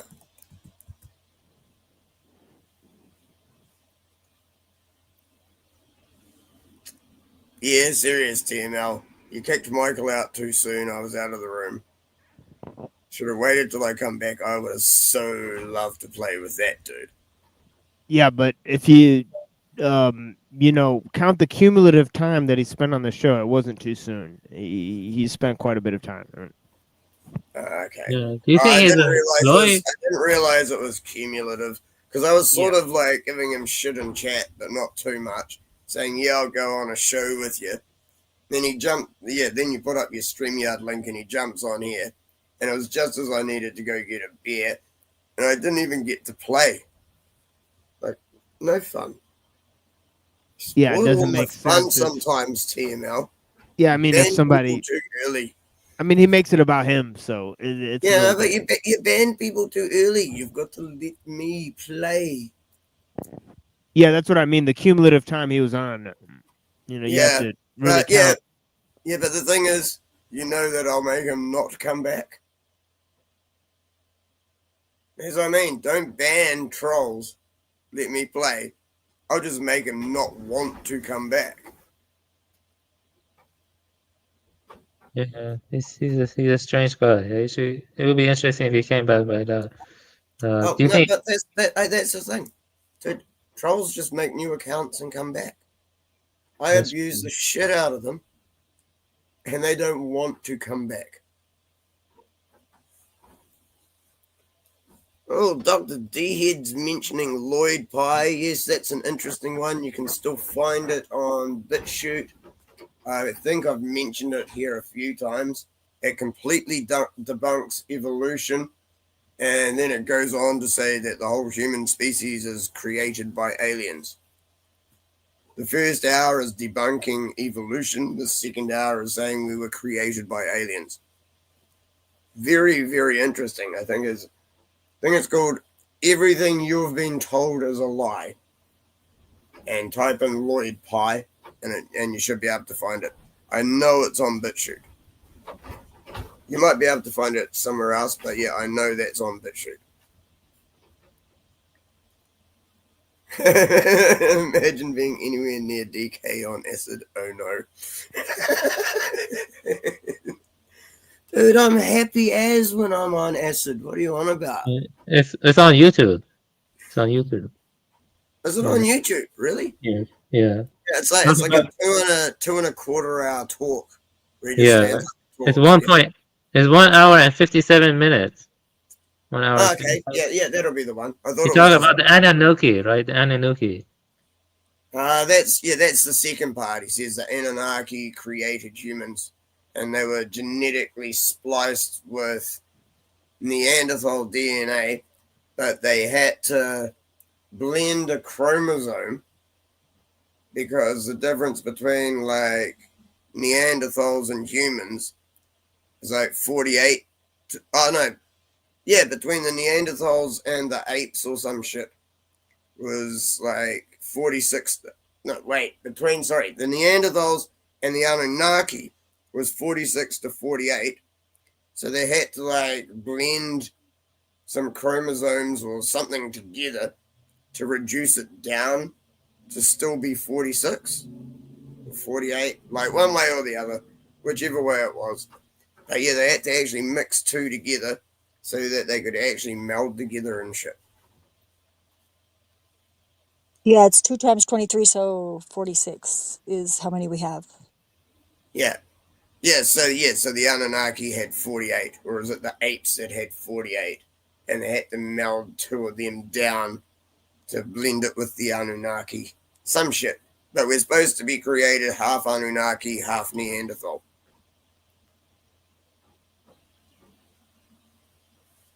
That's Stitchins and Lloyd Pie theory on it. Zechariah Stitchins, I believe it is. I always forget his first name. Yeah, Lloyd Pie basically simplifies and expounds upon Zechariah Stitchin's theory. It's actually really worth a watch. It was like when I first saw it, it was shit I hadn't seen before. So don't think this is instantly what I believe. It's like, no, when I first saw it, it was like, that's shit I've never seen before. That's crazy as. but it fully does debunk evolution. Like, I'll give it that much. The Anunnaki side of it, plausible, but then again, at this point, what isn't?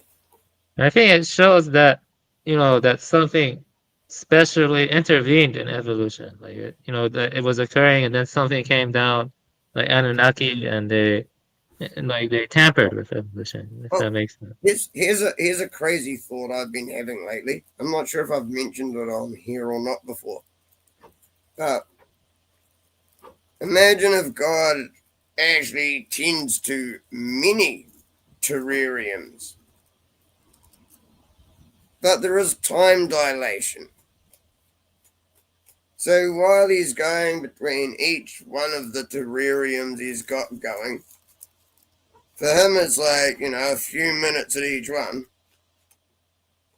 For us, it's like over 1,000 years till he comes back to check on this particular terrarium.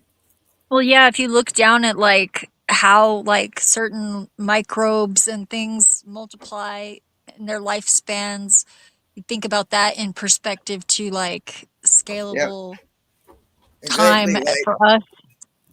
Yeah, who but knows? I mean, It could be even, something like that. but I mean, even like an ant farm or some shit like that. Say you've got an ant farm. Have you named every single ant?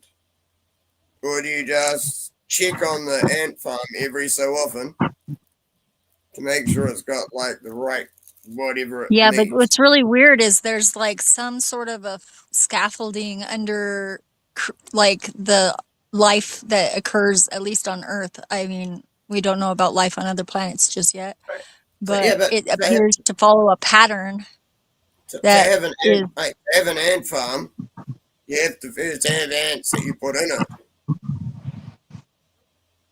yeah, of course. Right. So yeah.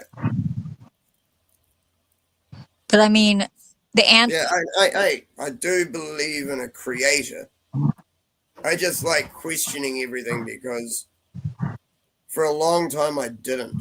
I didn't actually even start believing in a creator till I was 17. I was older than that. I was I grew 28. up with my mum being Catholic, my mum being Catholic and trying to push religion down my throat, trying to take me to church and shit. And my dad was atheist, and he was an ambulance officer. So I kind of had more respect for him and his job and what he was saying. So I leant more towards being an atheist because my dad was. I didn't even believe there was a creator till I was 17, and I didn't come to my beliefs till I was 19. And yes, they are just mine. They are bits and pieces from every religion. There are correlations from shit all over the place. Some of them I didn't even know till afterwards. They all came to me on one crazy ass acid trip when I was 19. And I've held on to those beliefs ever since. And they're pretty much just natural law type shit. I mean, there is a bit more to it, but yeah, they're pretty much just natural law. I mean, the first thing is like morality and personal responsibility. Accountability. Yeah, I'm looking over this guy's stuff you mentioned, and I think he's arguing more that humans were genetically engineered by the Anunnaki. Arguments like that I think are pretty strong, but he's not arguing for special creation. He's arguing for special intervention. It was actually Dr. Dickhead who reminded me of it. But yeah, I've seen that a few times. Yeah, I wouldn't be surprised if something like that were true, though. That something came down and like got involved in evolution and like I don't know, manufactured us. I don't know, like something like that, or maybe it's not aliens. Maybe some kind of cause from God. Maybe God can like I don't know, use his spirit to alter but the see, trajectory of as I things. was saying, if there's time dilation, Yeah, time dilation. and he's like way up there, and say he does have several other realms that he checks on each day, Yeah. it could mean in his time is like an hour by the time he gets back to us, or a day by the time, goes to 1 every day. That's in his time. That could be 1,000 years for us. He might only look at what's going on once every 1,000 years and go, shit, I gotta fix that.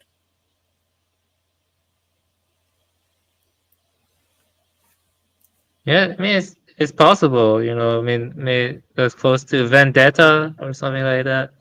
Vendetta, probably more like a conception of God that's closer to vendetta or something.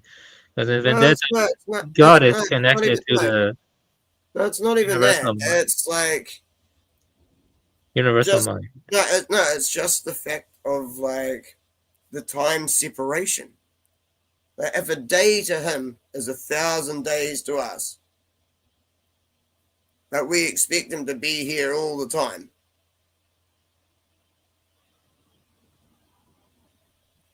See, that's like a mayfly that lives for a day, expecting a human to give a fuck. Well, let me ask you this: do you think the creator is separate from what he creates, or you think there's a non-dual relationship there? Like they I believe that there is a spiritual connection with the creator, but he's kind of, as I said, he kind of only checks in on his larger creation. Like, as I said, it could be every 1,000 years. It could be every year. It could be every 10 years. I don't know. But I don't believe he's sitting here adjusting things on a daily basis. Yeah, well, of course, yeah. Well, I respect your beliefs. I don't really know, like, Yeah, I don't. None of us really know.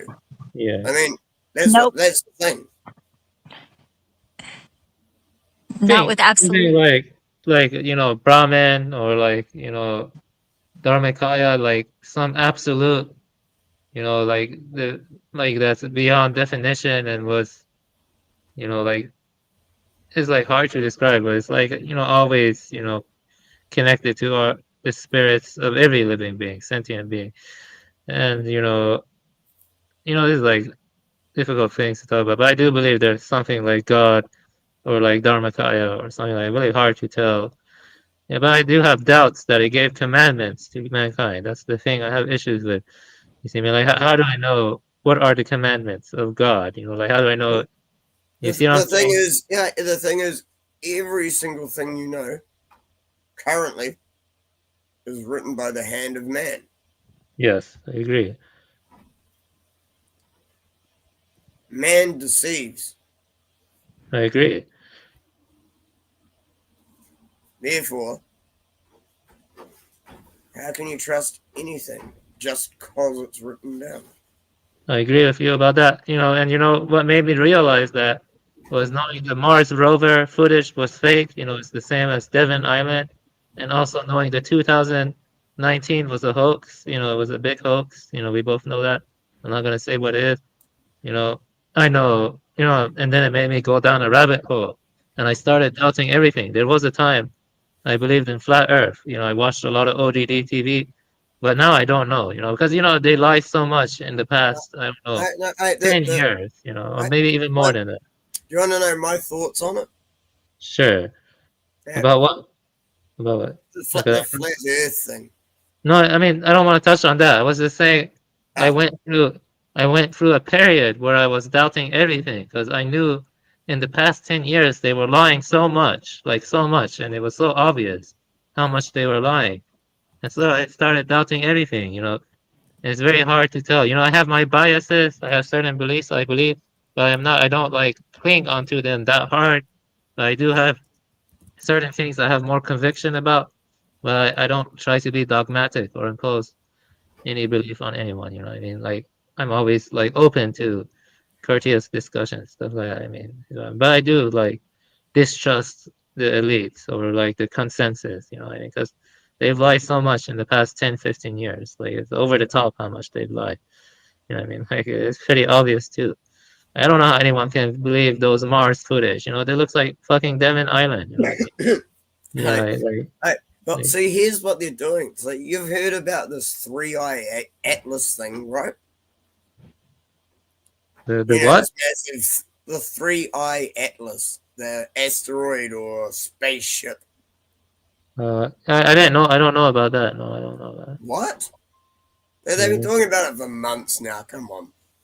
Right. So anyway, apparently it veered off in a direction it Oh yeah, yeah, shouldn't. yeah. The comet, yeah. Yeah, I know. Yeah, I know. Yeah, yeah. Oh yeah, no, yeah, that's not a comet. And where did you get the information from? Oh, I just looked. I looked Yeah, it up no, on it's just like, Wikipedia. it comes from NASA.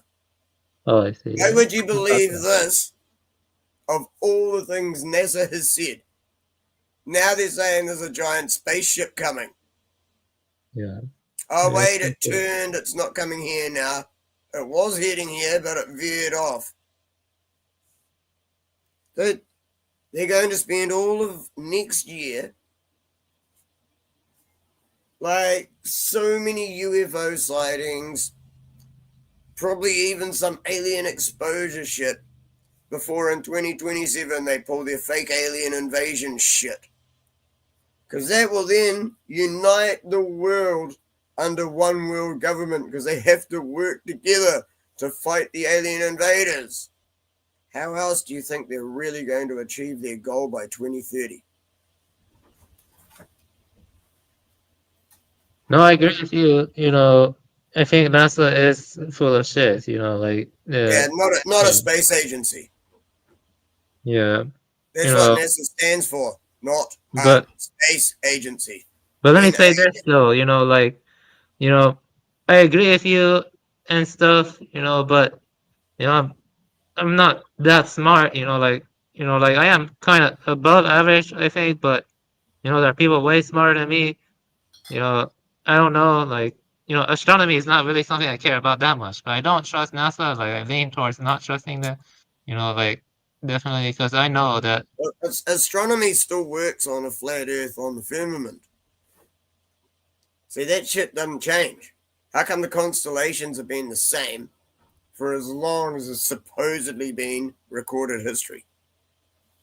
you know, let me tell you this, man. My own vision. I mean, dude, if we're supposed to be hurtling through space,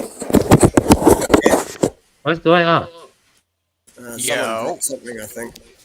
Yeah, if we're supposed to be hurtling through I am space, Charles Derpwin.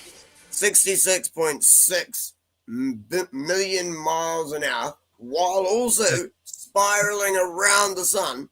Do you not think the constellations may have changed?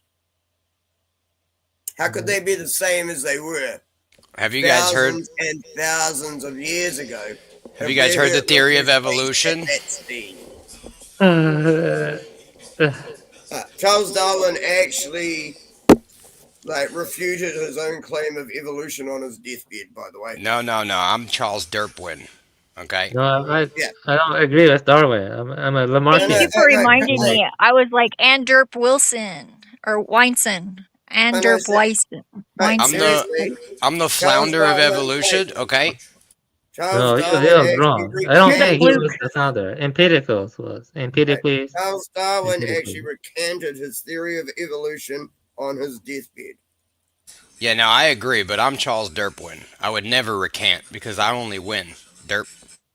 No, you guys have to know that. You have to know that by being a Lamarckian, I'm already going against consensus. You know that, like. I know that's all funny. Don't ban the troll this time. Because let me explain. You can be a He's not a Lamarckian, believe in troll. God, but not Darwinian. Darwinian, you cannot really believe in God, but I'm not a Darwinian. Yeah, me neither. I'm a Derpwinian.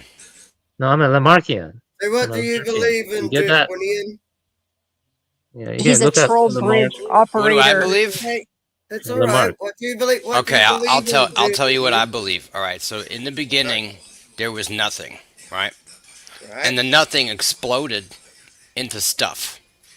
Right? The stuff was swimming around, right, in nothing, and it started to collect into pools, what we call the primordial goop or soup, whatever you like on your plate. Okay. So we got the primordial soup made out of a bunch of exploded nothing. All right. And let's say it formed a couple of rocks. Okay? Now the rocks, they were having a really hard time surviving. Alright? I'm Because grabbing a beer. I know where he's going with this. because the rocks, they needed sunlight and they needed energy, but they couldn't move. So there was one rock that was actually a really smart rock. It grew legs, but it was underwater, so it was like a tadpole rock. You know what I'm saying? Someone could call it a rock lobster. All right. So the first rock evolved into the rock lobster. Right. Now the rock lobster, it was having a hard time getting food. You know what I mean? That was out on the land. It had to survive on algae and little tiny shrimp. We don't know where the shrimp came from because I didn't. The first rock evolved into a rock lobster. Maybe it was like some sand or something, but that'd be rocks too. Anyway, we're just gonna skip over that. So the rock lobster, it crawls onto land, right? And it started walking around, and there wasn't really anything else for it to, you know what I mean, procreate with, because it was the only evolved rock lobster. But let's just pretend there was an imaginary squirrel, right? So now the rock lobster used its claws to grab the squirrel, and it forced itself upon it, creating the first squirrel frog rock lobster. All right, and it was amphibious. This is not how it works, man. Listen, this is my theory, okay? I'm gonna tell it how it is. All right. Is this Aesop, Aesop's rock fable? Dude, please let him finish. This is funny. So I mean, all right. So now the rock lobster, squirrel frog, right? It was amphibious, but since it was spending lots of time on land, baking in the sun, drinking mojitos, right? It lost its gills, right? And it was just like, we don't need gills no more. We got lungs. We don't know where we got them from, but we got them. All right. So now let me tell you this. Just listen. Just listen. Damn. You know, the neuroscience doesn't make sense. Oh, come on, he's not talking. Doesn't make sense. It doesn't have to. You know, most of our research, It's the theory of visual perception comes from Avian, occipital lobe, the back of the lobe. Hey, Avian, all right. stop. It's all a fucking, it's all a joke. So the rock lobster, squirrel frog, right? It was roaming around on the land, you know what I mean? And it grew thicker fur, right? And it said, you know what? I don't really want to drink mojitos anymore. I'm pretty bored of this shit. And I'm just going to go ahead and climb up this tree. But I got these claws. They're not very good for climbing trees. They're real bad at it. So I'm just going to drop these claws and I'm going to grow fingers out of my nubs, right? So my offspring, actually the ones that grew nubs, I died, all right? So, but the offspring grew nubs, and they started crawling on the trees. They called those tree monkeys ASAP Rocky, all right? So that was ASAP Rocky. He was the first of the primate rock lobster squirrel frogs, okay? Then after many, many years of swinging around trees, from the breeze swinging past my armpits, the hair started to fall off my chest, all right? And I started to become naked. But because I had a diet that was high in vitamin C, right? Because I was able to reach the high fruits, I gained intelligence. You know what I'm saying? And then I became a human. And that's how I'm here to tell you the story today. All right? Yeah. They fucking taught you how to speak. It's the only I knew it was Aesop All rock the story is, fables. Who taught you how to speak? I was taught how to speak in Harvard University. Well, let me tell you something interesting. Hey, dude, honestly, that was funny as fuck. Well done. Everyone should actually give him a round of applause for that. Let me tell you something interesting. Okay. Yay, Let me tell you Charles something Durplin. interesting. No, You know, seriously, it was actually entertaining. I mean, come on. Credit where credit's due. It was it's dumb not as very fuck, but it entertaining. was still funny. No. What'd it do? What'd it do? Now, in the future, okay, I can predict the future because I'm evolved. Oh, no, Okay? he's already got another one ready. So in the future now, right, the humans are going to evolve into giant half chicken, half squirrel. Where No, we they're lay, gonna become, soy boy, bugman. instead of laying eggs, we're going to lay acorns. Okay? No, that's not how it works. Well, let me tell you how it works. Is it a squirrel or a chickle? Listen, it's a squirrel chicken. Yeah, Right. a squirrel or a chickle. We're going to lay acorns, right? And Come the on, acorns are straight going to actually answer. contain monkey Pick one. fetuses. Pick one. It goes backwards because as it was in the beginning, so it is in the end. So the monkey fetuses, right, they're going to eventually get sick and tired of swinging on trees. They're going to get lazy. They're going to start laying on the beach drinking mojitos, right? Then when they get bored of the mojitos, they're going to get drunk as shit, fall in the ocean and grow gills, or they're going to drown. It's like They call it some like selective breeding or selective reasoning. It's almost or like they something. did that already with the hippopotamuses and the whales. Oh. We'll think of a term for that later. Anyway, so whatever monkey grows gills, it'll be transformed into some form of a squirrel frog, right? Because it'll lose some of its, become amphibious again. But then you got to fight with sharks all the time. No, sharks haven't evolved yet. So anyway, I thought you were saying in the future. When we start, in the future we're going backwards because they're going to start flopping around on the beach because they're all drunk and whatnot from the mojitos, right? What's that movie? Altered Consciousness. And then essentially we're going to devolve into a rock lobster, and then we're just going to get so lazy we're just going to lay on the bottom of the ocean and return to our final form, which is a rock, which will melt down into primordial soup. You're going on too long. And then we're back to nothing. No, it's not too long. We're back to nothing. And then it starts Hey, over. Because it was nothing, it has to become something. It's not funny. It's not smart or funny. You go first. You just don't like him. With all the regret and the unfulfilled life of the rock lobster, that nothing, it has pent up aggression, which is going to cause the Big Bang. Okay? No, I'll tell you what people are becoming like. They're becoming like soy boys and androgynous, because all the shit they put in the water. This is making their independent. He was just being. He was just being funny. That was actually me. I was trying to expedite the process of evolution. I started putting astrazine in the water to turn the frogs gay to try to change the evolutionary cycle. Because if the frogs are gay, then the frog doesn't butt fuck the squirrel. You see? Okay, Nick Land.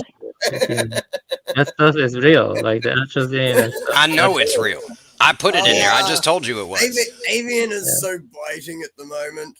Come Like, on, Avian. like, This is all fucking. It's just And- not. And I never told you about birds, but we had a son that was a squirrel frog. He was a little gay. He flapped his wings too much, and they turned into feathers, and he just flew away. We don't know what happened. Yeah, well, Yeah, that's he not was how the smart one. evolution works. He must have been the smart one. He was doing spirit fingers. There are lineages. Yeah. It was Different like how the lineages reptile as well, became the so- bird. You know what I mean? Yeah, He was that a was squirrel like frog. long ago, based on what they say. But you can. I mean, maybe he had a little bird in him. The You know more what I mean? cellular the organisms are, the more recent the ancestor was. Like He always did walk why do around we with a have little nipples? extra hump in like, his step, Like answer this though. When you look at a wolf and you see they're like feeding their young with their nipples, the breast milk. Do you not see they have a soul, that we share a common ancestor thing? You think all animals are soulless. Say that, you were arguing that. You think all animals are soulless. Let me ask you something. Let me ask you something. If you don't acknowledge the Let me ask you the something. common nature shared by all Let me ask you something, okay? If wolves can feed their young with their nipples, all right, why Yeah. can't you? Well, that the wolf has to be female. That's the same. All right. You have to be All right, female. so I'm a man. If I'm a wolves, man, you know what I mean? if wolves are female and they Female produce milk, right? Why don't we milk wolves? Can you milk can a milk wolf? and drink the. You can milk and Well, drink to the be milk honest, of the mine are wolf. only Well, why don't we? ornamental. Why don't Well, we do because- it though? Because it's gross. We don't like the taste. You can do it though. honestly, Well, why don't we like it? Well, because we like the taste of goat milk or cow milk. It's a matter of taste and preference. Avian. Well, I mean, have you ever tried wolf's milk? You can drink it, but I mean, wouldn't. listen, you try to milk a wolf and let me know You how can, it goes. you can milk a wolf. You can milk. You You can let me milk know. your own wife and drink it too. You know that you can milk your own wife and drink it too. Hey, if you put Yeah, to it actually is pretty Come good. on, guys. This Yeah. is just getting ridiculous now. It's not ridiculous. Yes, It's no, shared you just fucking put an common idiot feature. sounding You like know, like Skulker. it's common No, sense. You know, like Stop. Stop. why would You're you know, getting that's the thing. puny and sounding like school kids. I mean, look. Stop. Come on. Yeah, common sense. It's like obvious. But I'm telling you, no, Martians stop. can't accept No, God. carry on. What about a I know. bird? The one that sounds like a Stop school and kid. talk. Can you milk a bird? Stop No, it. because birds lay eggs. We don't share a common ancestor with them as close. We're very Well, humans far have from them. eggs too.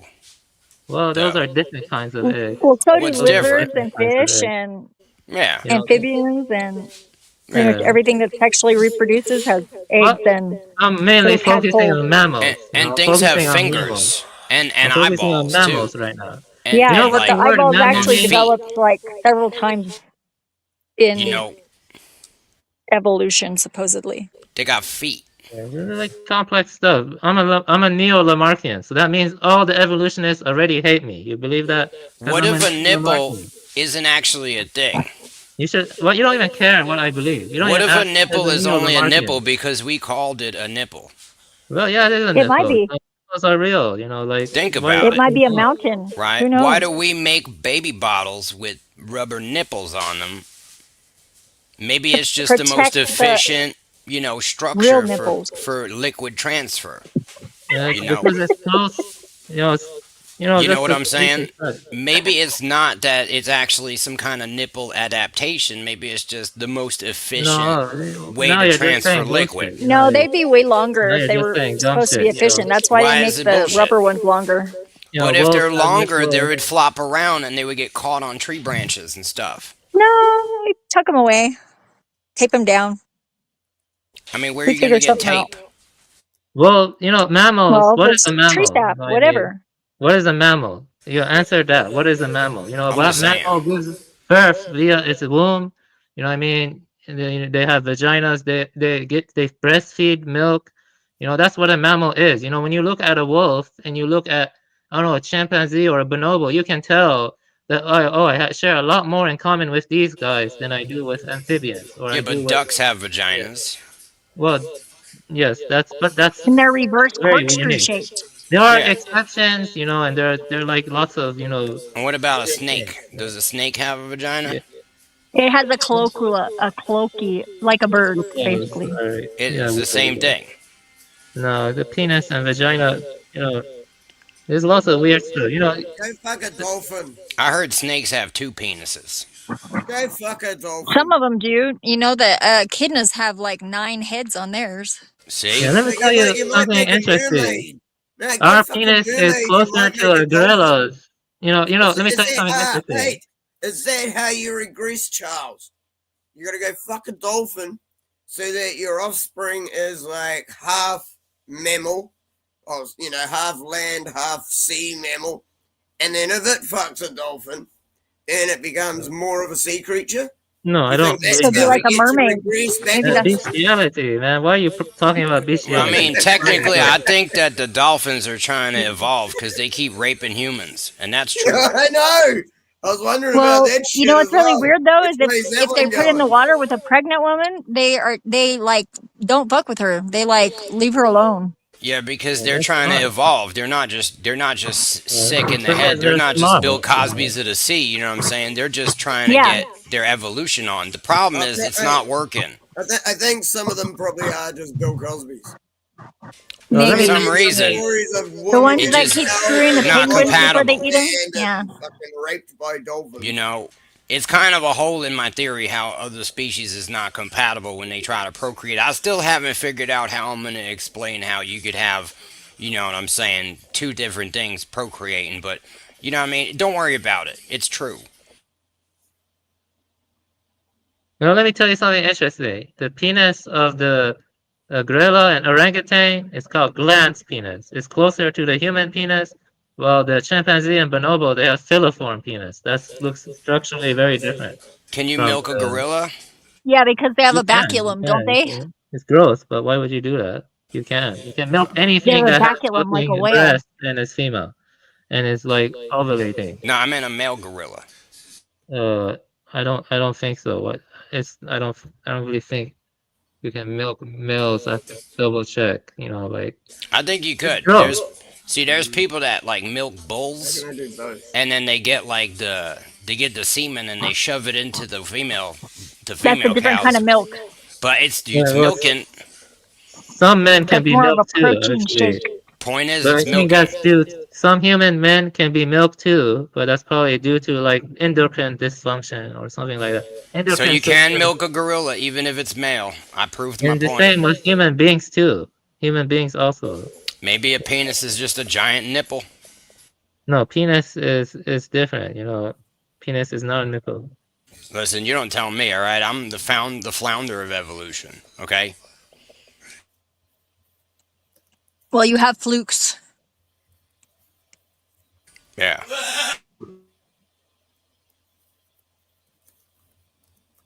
Why does evolution bother you so much? I'm just curious. Like it doesn't Bother me. prove- I invented it.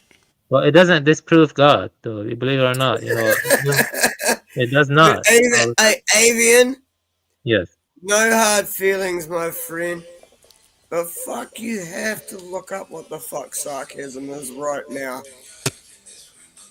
Well, in my culture, sarcasm didn't really exist. To be honest. I'm very- No, this whole thing is just him being funny, and you took it all seriously. Yeah, That's well, how I do it too. yes, I it usually does. do that too, unless Yeah, it's because really it obvious. probably is. Like It's not- serious? Come Right. on, man. No, like I'm serious, Avian. Avian, I even said it to you like about 3-4 times. I said it's just a joke. Yeah, I Like, got you. don't take it seriously, and you just started nutting off about it. I Yeah, sat he back didn't and get watched Gay it Boy happen, Advanced like, either. dude, and Derp did fucking well. He just kept making you look dumb. Come on. No, I mean not dumb. I made some good points. I don't though. think it makes him look dumb. I I'm think just it just. saying. Yeah, no, he I'm just- just saying. I'm just telling you exactly what happened. From I think we all everyone need to learn to else's play again. Yeah, you cannot milk something unless it has memory glands. That's true. Well, I'm definitely about to play. As I reintroduce the topics of the show, I'll spend the last hour of the show doing that. So I'd like to have everybody, give some closing statements. Except for maybe Avian, I'll have Avian sort of stick around. If he wants to. Are you going back to the bio-digital convergence shit? No, it's more the Skolomowski and other topics and stuff. Okay. Ellul Sweet. and other Yeah, stuff. no. I was just saying, if you're going back to that, then I'd stick around. Like, if you're going into like, No, it's different. Yeah, it's different. Yeah, It's philosophy. cool. Yeah, philosophy stuff. So for the rest of the show. All good. So I'll play music and then I'll do that. Hey, dude. That's a good to get slaves out. Okay, I'm going to sign off first. I'm no Yeah, for sure. longer on D-Live. D-Live screwed me over. I'm only allowed to stream there for like 3 hours a day. So now I'm on Rumble 24/7. DK Spiracy on Rumble. No numbers on Rumble. Just DK Spiracy on Rumble. Come find me. I stream there 24/7. So yeah. So now I'm restreaming you on Rumble instead of D-Live. Alrighty. Yeah, bless All you, right. DK. Much love, no fear, everyone. Yeah. Much love, no fear. Yeah. Anybody else? Well, you guys know where to find me. I'll be out there on the Galapagos Islands, okay, studying for my future theories. All right. You can send me an email and a coconut. All right. Coconut cupcake. Right. All right. Okay. So then. Yeah. I just want to say I love you guys. Take care. Be aware. Be safe. Till next time. Yeah. Blessings. Yeah. Of course. All right. So me and Avian will do a little bit here. About what? You want to read philosophy? Yeah, I might Or- do a couple things just for like maybe 45 minutes here, and then I'll wrap up the show here. I have to Yeah, go if you to have bed. time. Yeah. It's okay if you got to go, but I can yeah, stay please. for like 10 or 15 minutes if you want me yeah, to. yeah. Take your time. Yeah, if you want to stay. Yeah, I'm gonna play music. Yeah, just stay as long as you want. Yeah, I'll play music and then I'll move on to the to some of the topics that I'm covering. Yeah, but if obviously just stay as long as you can. Yeah, thank you so much, friend. Blessings. So everybody else, the panel I'll close for the night. So I'll just talk about the topics that I'll reintroduce at the top of the show on Saturday. Right at the top of the show on Saturday, I think I might keep maybe a limited panel at the beginning of the show because we talked for so long today, right? It's over 4 hours of just conversations, right? Between us and the panel. So I'll open back up the show, maybe 2 hours of just presentations, right? Solo, right? In the beginning, I'll invite I'm just the friends from the Discord, right? Like Avian and Reddington and Neurojack and some of the other people that we have in the Discord there. So I'll invite a select few people on Saturday. and then we'll continue the show. I'm obviously Rant and Truther Cop. All the people that we have on the panel, usually Zephyr, right? So I'll invite just a select few people on Saturday and see who will come by, right? Then after the 2-hour mark, I'll do, after I finish my sort of solo presentation, we'll finish the rest of the show. We'll see who we can get in here for a discussion about technology. But yeah, great stuff today. So I'll play a couple songs, then we'll move on. My friend is welcome to stay as long as he wants. Mainly Skolomowski and other things. So I'll comment on some of that. I'll read some ellul, and then we'll conclude the show. Thank you guys so much. They try and project the image to the public that this is being done by thieves and thieves alone. And they ignore the fact that no, it is not thievery alone.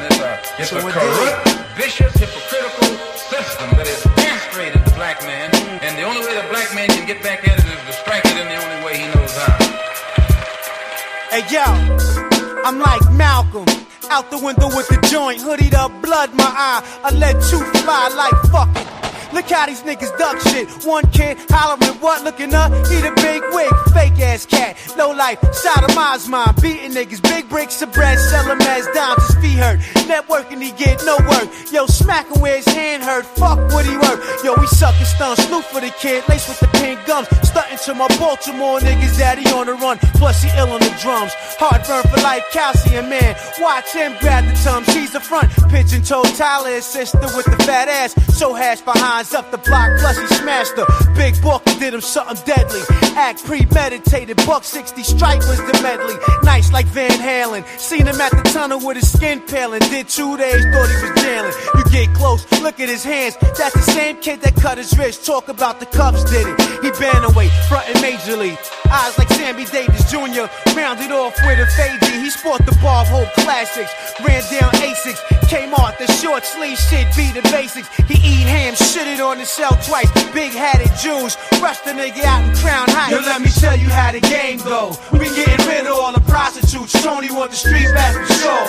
Too many hustlers, too many thieves. We're fucking up who's willing to fight and teach the seeds.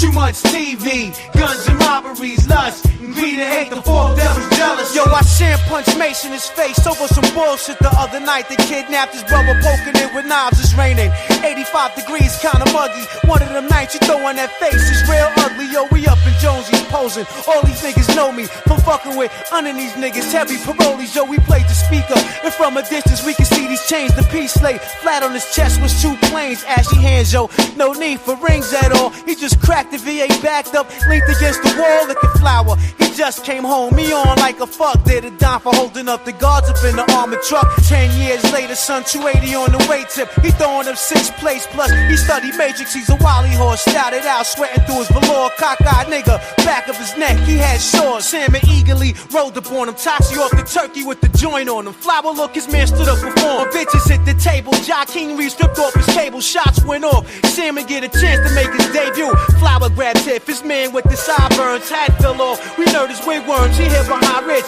CLR hit the light switch. Young girls were trampled in the men's room. Pool pistol with mace and broke the handle. Desperate, crawling to the door on all fours. Shin kicked the jukebox. The theme song rolled in. Was this yours? Oh my goodness. Why I grabbed the Mo bottles, rasping. He laying like a gay model, shouting out Sebastian. He smiled with his teeth missing. Begging for mercy, no more guard. There's 68,000 down at Pier 3.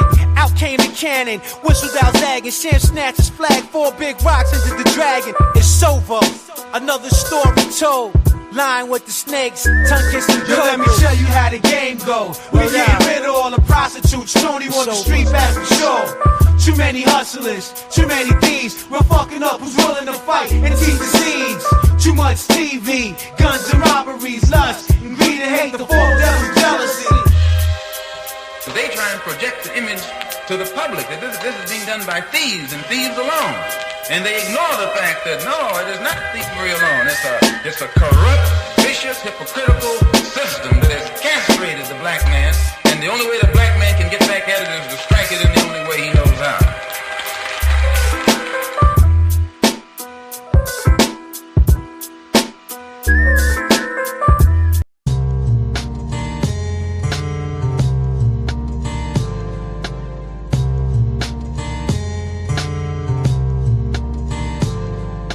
I wouldn't trade nothing for a day like this one. Toy top on the tip, just waiting to get spun. Been ever so patient, forever for right now. The what, where, why, when, and how will it come down? What does it all mean? Means everything that we've taken for granted needs to be replanted in a larger pot. Had a conversation with Mother Nature about the relations. She said, because they get sparked a lot. Is there any precision to making the decisions of which pigeons get to vision the walls from outside of the prison?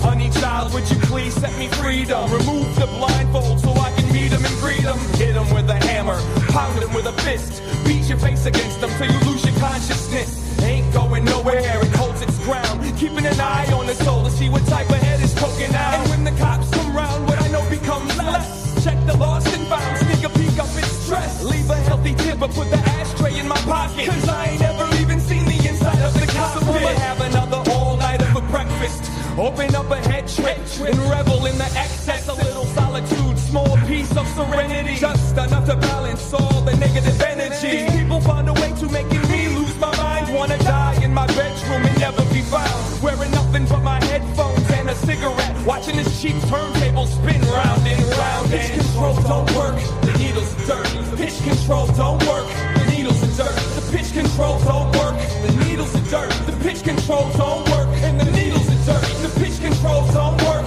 the needles are dirty. Pitch controls don't work, the needles are dirty. Pitch controls don't work, and the needles are dirty. Pitch controls don't work, the needles are dirty.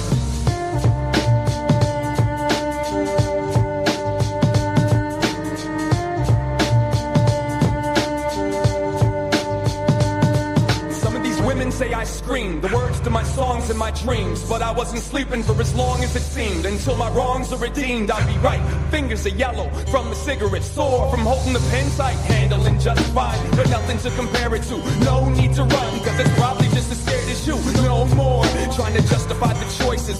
Praise the Lord that she wasn't born voiceless. I'd like to thank all the supporters and all the bridges over all the troubled waters, and all the mothers that gave birth to control freak daughters, and the kamikaze sheep that walked straight into the slaughter. I'm not mad at you, nah, I'm glad that you had the chance to gather a reason to climb this ladder. Best believe my shell toes match my halo, and I'm on a mission to fix this turntable. The pitch controls don't work, the needles are dirty. Pitch controls don't work, and the needles are dirty. The pitch controls don't work, the needles are dirty. The pitch controls don't work, the needles are dirty. The pitch controls don't work, the needles are dirty. Pitch controls don't work, and the needles are dirty. Pitch controls don't work, the needles are dirty. Pitch controls don't work, and the needles are dirty. And if I could fly, then I wouldn't have to drive. And as far as I'm concerned, everything could stay alive. I'd wear a Walkman when I travel, so I could rock the music without the talking and the babble. Cry me a river if you feel that's what you need to deliver. A fistful of how you figure. You can sit there and play with your gum for all I care. I can see through your stare. I can see through your stare. Pitch control don't work, the needles are dirty. The pitch control don't work, and the needles are dirty. The pitch control don't work, the needles are dirty. The pitch control don't work, the needles are dirty. The pitch control don't work, and the needles are dirty. The pitch control don't work, and the needles are dirty. The pitch control don't work, the needles are dirty. The pitch control don't work.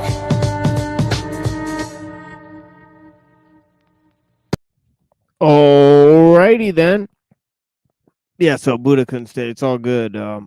Yeah, he said Wednesday, he'd be showing up a lot less on Wednesday. So I appreciate his time. I appreciate all the people that were on the panel anyways. I mean, let me move to some of the topics that we were preparing. Here, hold on. Let me put a little, I could probably put a little piano thing on, while I break it down for you guys, right? Because we got a couple of things, and I'll be opening up on Saturday, possibly with a limited panel, right? Opening, right? Only because, we've had so many people joining the panel, so we appreciate everybody, right? I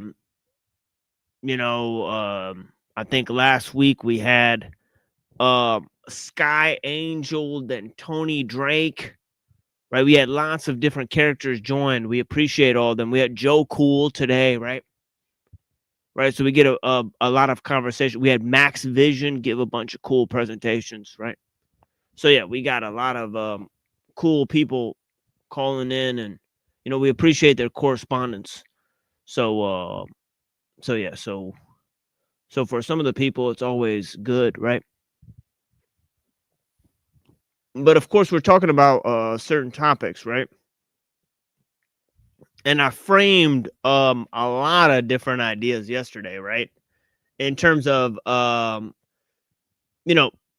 basically we're looking at how God and nature, right, sort of relate to this idea of humanity, right? But also knowledge, right? Right, because man's knowledge can be thought of as separate from man himself, right? So you could have the archetypal man, right, which is sort of the universalization of man, right? This is when man is perceived, right, through knowledge, right? So knowledge becomes superior to man in the notion of the archetypal man, right? Right, reason is sort of built on this notion of the collectivization of man, right? And you can see many different notions like this, right? You can see the idea of the species being, you can see the notion of the apotheosis of the state, right? You can see the notion of Christ consciousness, right? And the notion of Christ consciousness is kind of like a messianic idea, right? But it's sort of utopian, right? And the notion of the apotheosis of the state, right? It's sort of the collectivization of man that becomes the sort of engine of progress, right? And of course, before Hegel thought of this notion, right, of the apotheosis of the state, right, you have the notion of the collective spirit within Rousseau. So this notion of the collective spirit has to do with sort of amalgamation of man, right? And sort of the amalgamation of sort of all the consciousness of man, right? So this idea of linking up people's consciousness into the hive mind, right? That's one aspect of looking at it, right? But the second idea is sort of transcending nature through the use of reason, right? So it's about man transcending nature through the use of reason, right? So the second idea, the first idea is about a desacralization of knowledge. The second idea is about a desacralization of nature, right? And you could see in both of these movements, right? The movement is towards the loss of the sacred, right? Yeah, blessings, InfoSec. I appreciate you, man.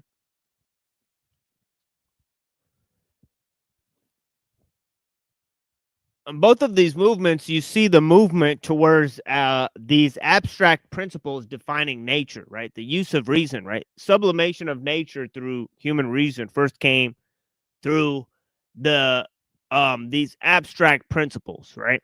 Like all is number, right? So defining nature through the use of language, right? As Gorgeous says, right? That logos is not the essence of things, but there is each logos for each of the things that are, right? Actually, let me locate this direct quote, right?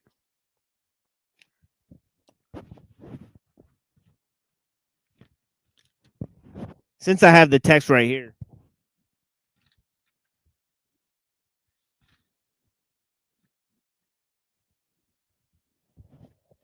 Let me try to find where this is.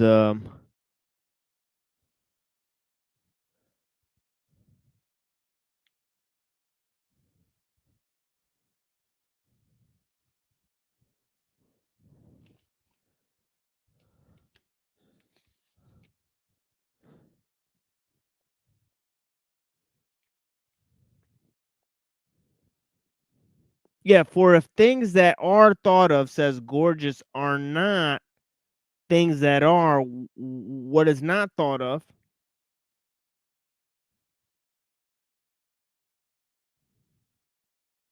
I mean, what is not thought of, right? Where am I trying to find this, right?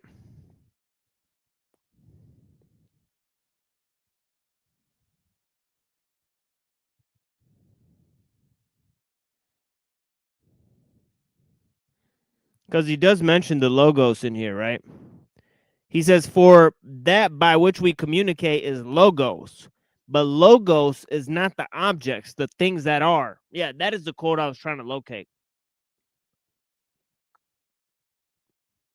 For that by which we communicate is the logos, but logos is not the objects, the things that are, right?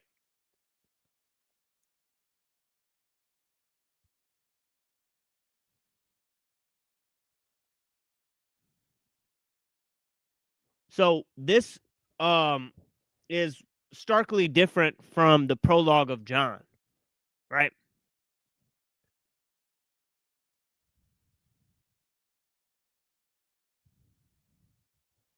Where it says en arche kai hon logo, right? Or in other words, in the beginning there was the logos, right? And this idea that in order for man to become like God, God had to become like man, right? Okay, for people like Teilhard de Chardin, right, this means that nature becomes transformed in the process, right? Nature becomes closer to God as man becomes closer to God, right? So in Pythagoras, right, when he expresses that all things are number, right? Let's go to some of the Pythagoreans, right?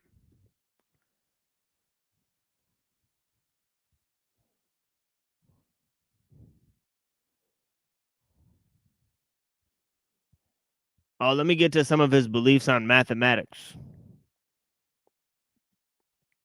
It says those called Pythagoreans took hold of mathematics and were the first to advance the study, right? And being brought up in it, they believe that its principles are the principles of all things that are. Since numbers are naturally first among these, and in numbers they thought they observed many likenesses to things that are and come to be. Okay, notice they distinguish things that are and things that come to be, right? Remember we talked about the Hermetic corpus, right? Where it says the two are all there is.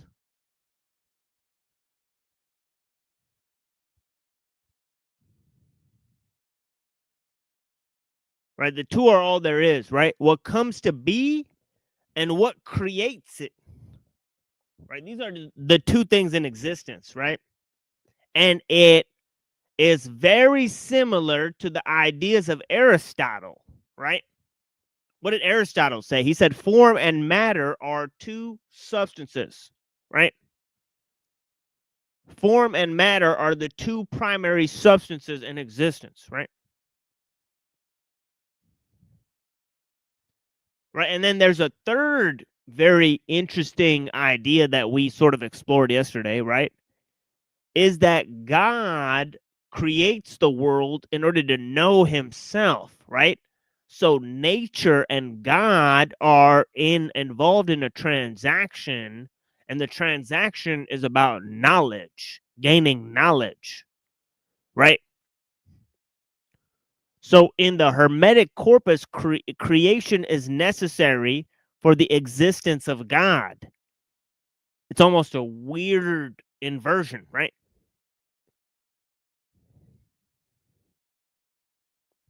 Okay, so you can see that God and matter both existed at the beginning of time according to Hermeticism, right? So the creative principle is primary right, to nature existing, right? Right, just as, like, 1 is good and 2 is bad, right? In Orphic Pythagoreanism, right? They combined their ideas with the sort of Zoroastrianism, right? That's where we began our discussions, looking at Zoroastrianism, right? So yeah.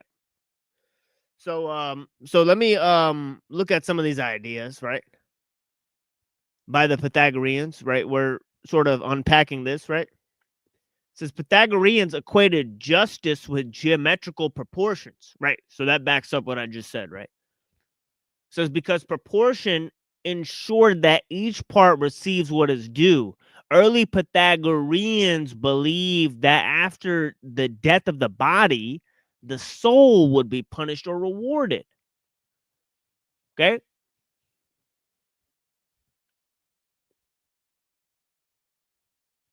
Okay, they believed in a judgment, right?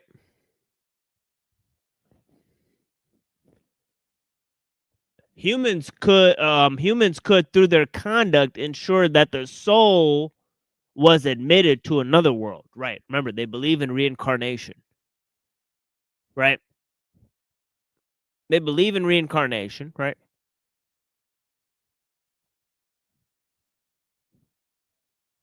Okay, the reincarnation in this world equated to a punishment. In Pythagoreanism, life in this world is social, and in the realm of society, justice existed when each part of society received its due. Right. It's kind of like the same principle that exists in the universe, right?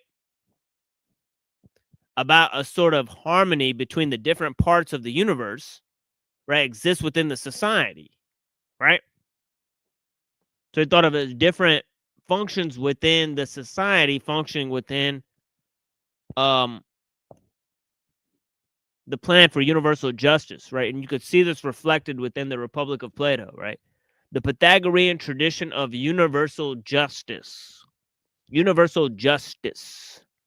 right? Like the city and speech in Plato is a plan for universal justice, right? So this idea of universalism, right, that there's ideals, right, that there could be a political ideal or a perfect type of state, right?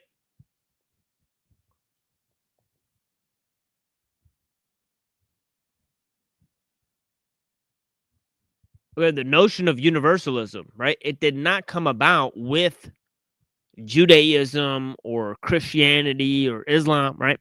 But it was way before that, right? Way before that, right? In fact, a lot of these sort of systems of learning that rejected the religious outlook of the day, right? Like Pythagoras had sort of a cult, right? Right? They sort of ascribed to these ideas of universal justice when it wasn't really that popular at the time, right? For Pythagorean philosophers, the soul was the source of justice, right? Right, in the Phaedo of Plato, right? Phaedo, I believe, right? This Socrates is talking about the soul, right? The transmigration of the soul, right? So yeah. So anyways, let's go on a little bit of here.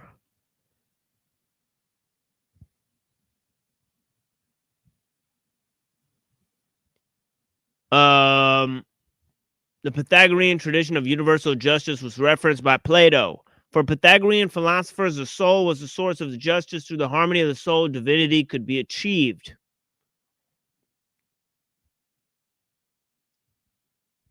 Injustice inverted the natural order, according to the 4th century philosopher Heraclitus Ponticus. Pythagoras taught that happiness, quote, happiness consists of perfection of the numbers of the soul. That kind of sounds Kabbalistic, right? The numbers of the soul, right? Perfection of the numbers of the soul, right? A surviving fragment from the 3rd century by the late Pythagorean philosopher Asara. Okay, I'll skip that, right? Body and soul. Pythagoreans believed that body and soul function together, and healthy body required a healthy psyche, right? Early Pythagoreans conceived of the soul as the seat of the sensation and emotion. They regarded the soul as distinct from the intellect. Okay, they regarded the soul as distinct from the intellect.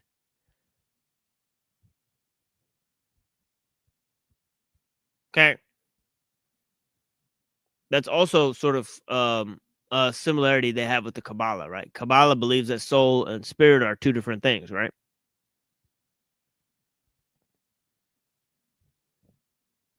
Okay, okay,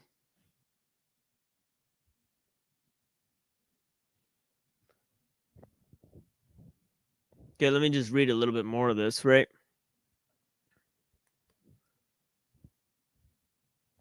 They believe that the soul was immortal. The surviving texts of Pythagorean philosopher Philolaus indicate that while early Pythagoreans did not believe that the soul contained all psychological faculties, the soul was life and harmony of physical elements. Okay, so think about that, right? That the soul consists in a harmony of physical elements, okay, and doesn't have any essential property on its own, right? So that is kind of getting to sort of emergence from physical properties, right? Sort of emergence from physical properties, right? In terms of the Pythagoreans, right? Again, it's Philolaus, right? However, the teaching most securely identified with Pythagoras is metempsychosis, or the transmigration of the souls. Metempsychosis, right? Which is also related to this other concept, anamnesis, right? Metempsychosis is the transmigration of the souls, right? Anamnesis is the sort of remembering of your past lives, right? Okay. So yeah, so let me play another little song. Let me read something by Philolaus, right? Philolaus of Croton, right? And I'll read some of this later, right?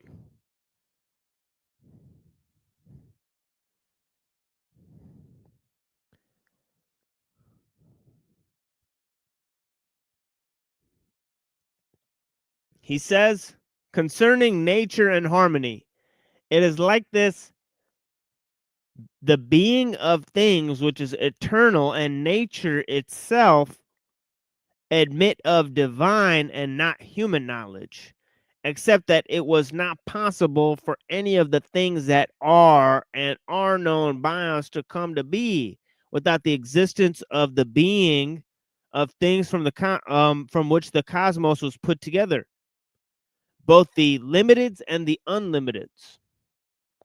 Right, the limiteds and the unlimiteds, right? All right, that's enough of that for now. We'll move to Skolimowski, okay, and then we'll move to some of Ellul, right? And that'll be quite enough for today, but I'll play a little song for you guys, right? And I appreciate you guys, right? This little video I made. I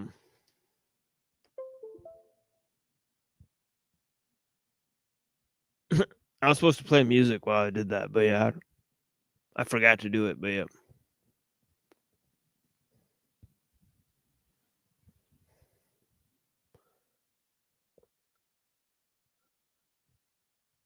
But yeah, appreciate you guys. Right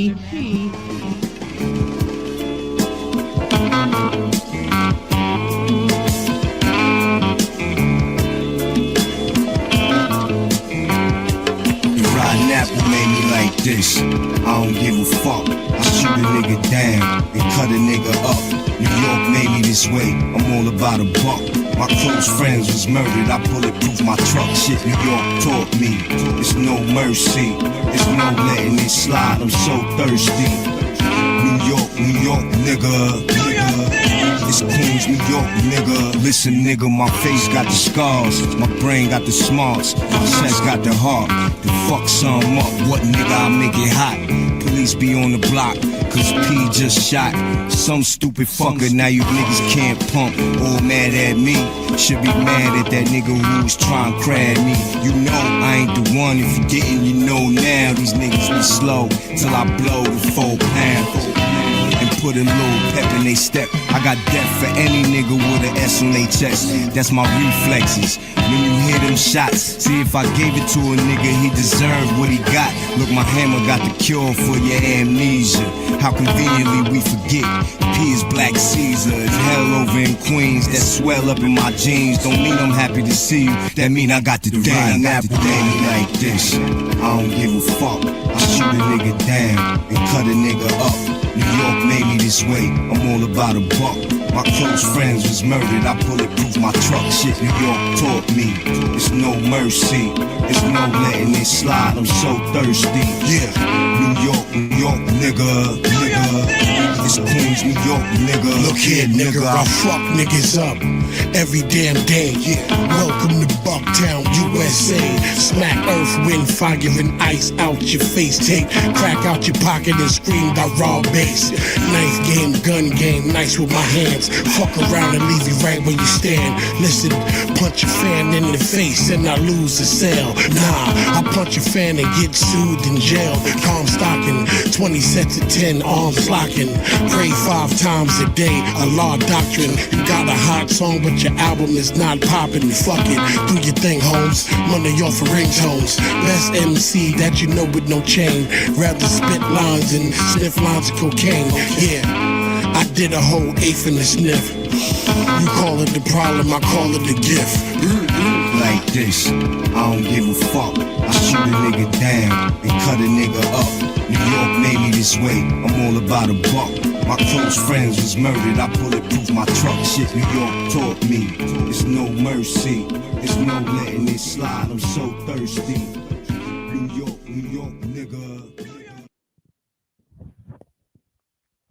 Yeah, so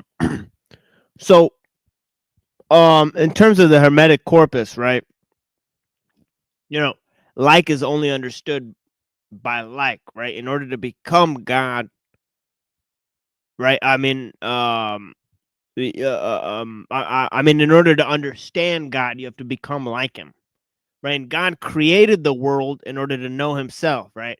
So not only does humanity, right, ascend to God, right, through this creative principle, but the transformative potential of the world contains the knowledge of this becoming, right?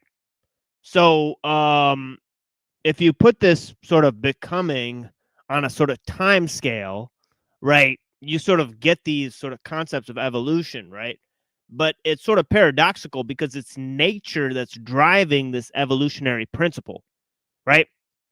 So where's man's personal responsibility in this, right? Man sort of loses his personal responsibility in this. We'll see an example of this, right, with the fox, right? Because what the fox is arguing is that nature is driving human evolution, right, to the point where our capacity to create tools and technology is inevitable, right? Yet it's saying that this epitomizes a sort of perfection of humanity, even though it leads to the existential crisis of man, right?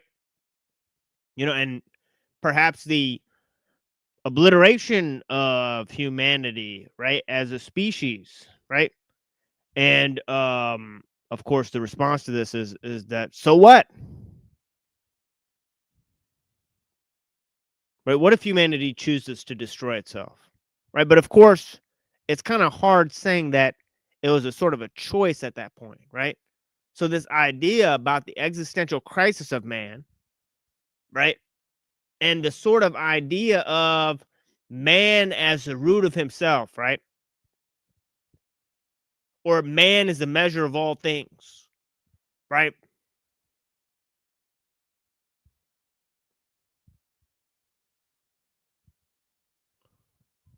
That this idea doesn't give us deep enough roots. That neither anthropocentrism, right, of science or anthropomorphism of religion, right, can sustain these sort of cosmic projects, right? Because man is a sort of cosmic being, right? Right, and we need an ultimate frame of reference for those questions. Right, so the problem is that religion has separated man from nature, God from nature, right? And evolution has sort of caused us to be swept up in the changes, right? It's saying that human progress is sort of driven, right, to its inevitable conclusion, right? So it sort of lacks human responsibility, right? Right. So so the idea of nature being this mechanistic system, right, or us being separate from nature, us being separate from the process of creativity, right, that exists within nature, right, or that's driving man to some sort of inevitability, right, that sort of takes away our creativity, right, our sense of purpose, right, and you have this dual pull between the atomization and massification of man, right? So he talks about this idea, right? He says that some of this comes from Newtonian physics, right? Newton and Descartes, right? Right? Descartes said, mind and matter are sort of separate things, right? And then Newtonian physics is sort of the mechanistic universe, right? And then the sort of progress, mechanistic aspect of progress, right? Right, through the pseudo eschatology of progress that's in Marx, right?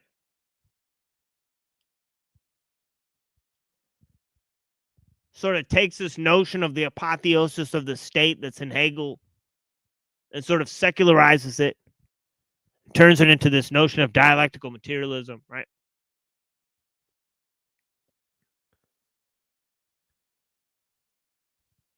But he still has a sort of utopian ideal at the end of the day, right? That's actually coming from partly from Swedenborg, right? But also partly from the messianic expectation of the Jews, right? And he said, the root of man is man himself, right? And Engels called Marx's theory scientific socialism, right?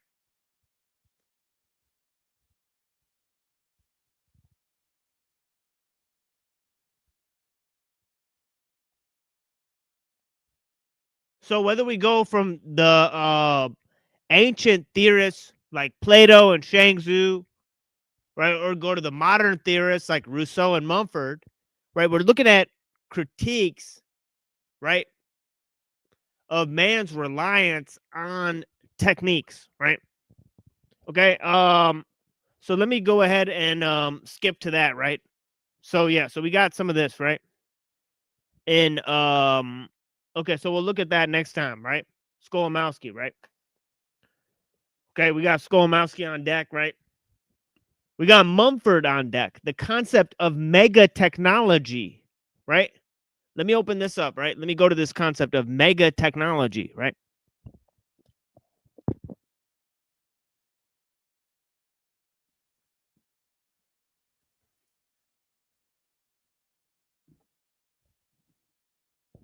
And then I'll open up some ellul, and then I'll end this here on my end, right? Got some interesting discussions I want to share with you guys before it's too late to replay these discussions, right?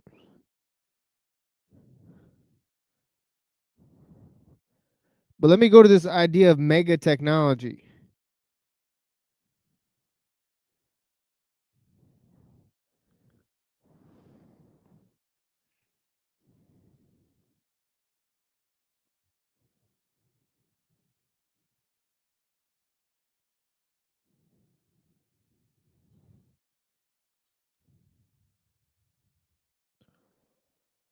Okay, he says technology is not neutral, right? We need to understand how technology affects the whole system. Although we may find computers to be very helpful, or television to be entertaining, or cars to be able to move us rapidly where we need to go, these things also have serious effects on the environment, the speed of life, the way we think, on how we view ourselves, on how we react with nature, on how power changes in the system. All these systemic changes, right, they're things that happen in the system as a whole, right? It is not enough for us to say that cars are great because they will drive us someplace. Cars speed up life. They make oil wars happen. They create terrible waste problems. They require a lot of pavement and they kill people.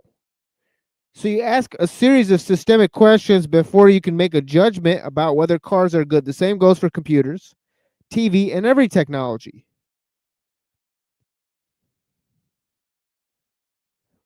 Right? Local technologies are small scale, right? Large scale technologies are inherently centralizing, right? They force socialism, right? Let me read a statement that I read many times here, right?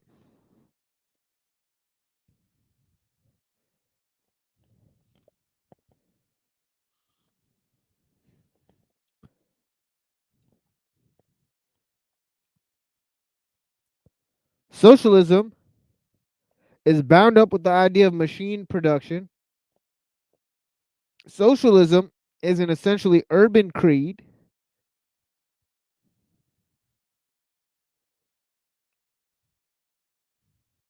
Industrialism, once it rises above a fairly low level, must lead to some form of collectivism. Machine production suggests socialism, but socialism as a world system implies machine production because it demands certain things not compatible with the primitive way of life. It demands, for instance, constant intercommunication and exchange of goods between all parts of the earth. It demands some degree of centralized control. It demands an approximately equal standard of life for human beings and probably a certain uniformity of education.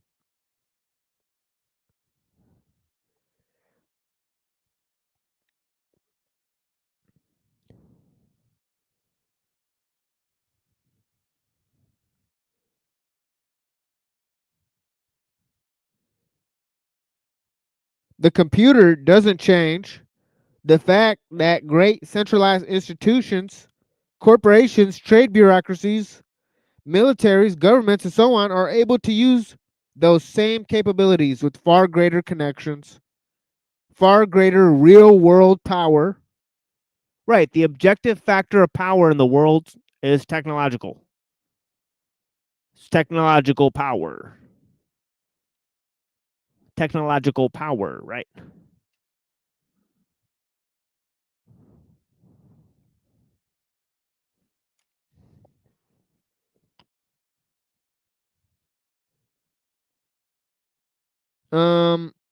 So the internet will not stop a forest from being cut down or global money speculation from affecting the fates of whole societies.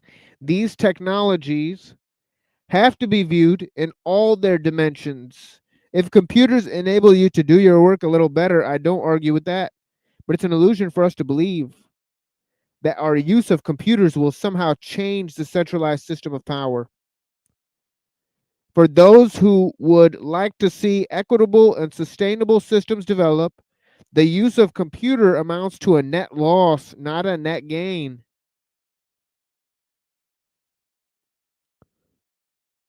Anyways, let's move on to ellul here, right? Let's move on to ellul. And then we'll, we'll cut this out. We also did a lot yesterday, right? We did a lot of stuff yesterday. Tuesday show, right? It was popping with information. Okay, and obviously there's over 300 videos, right? The last 300 live streams, roughly speaking, you could look at the introductions, right? It's got 2 hours of introductory presentations, a lot of them, right? And there's tons of material in there. Tons of material. Right? You could just go days and days and days, right?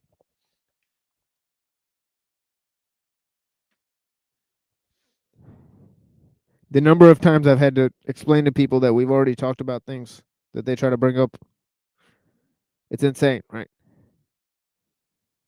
Anyways, let's go to this. Ellul, right? Page 279, right?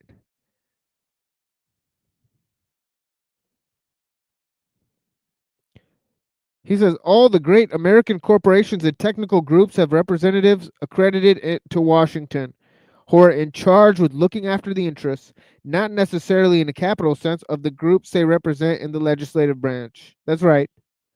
Most of these fucking idiots, right, that are, Federalist, fans, right, from the weak-ass debate we had, right?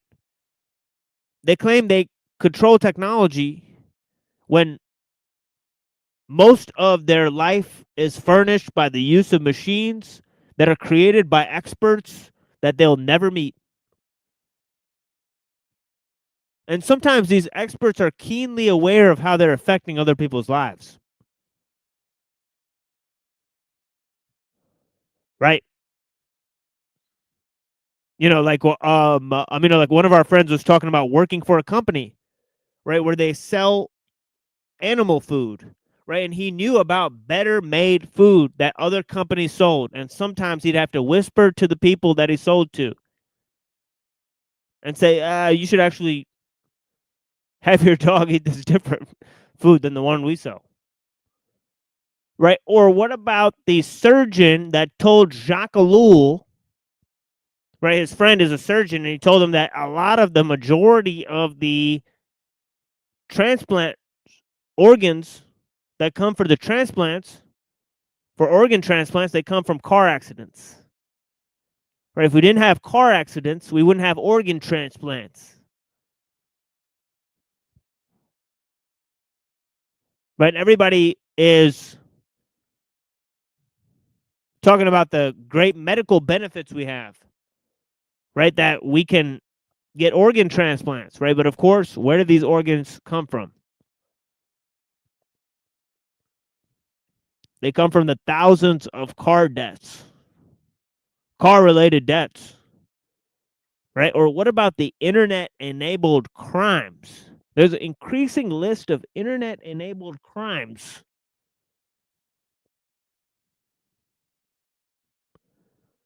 Right? I recently looked at a story where a girl with Munchausen syndrome contacted a mentally handicapped person to help them murder their own mother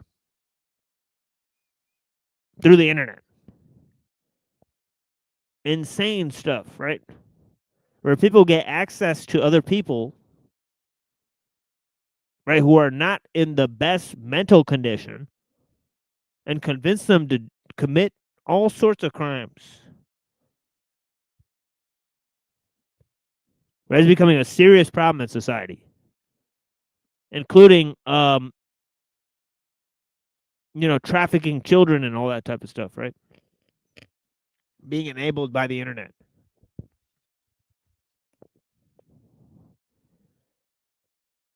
And of course, none of these lobby groups are doing anything about it.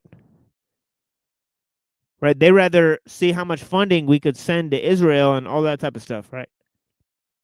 And how much we can help the corporations. Almost all of the great American corporations have technical groups and representatives.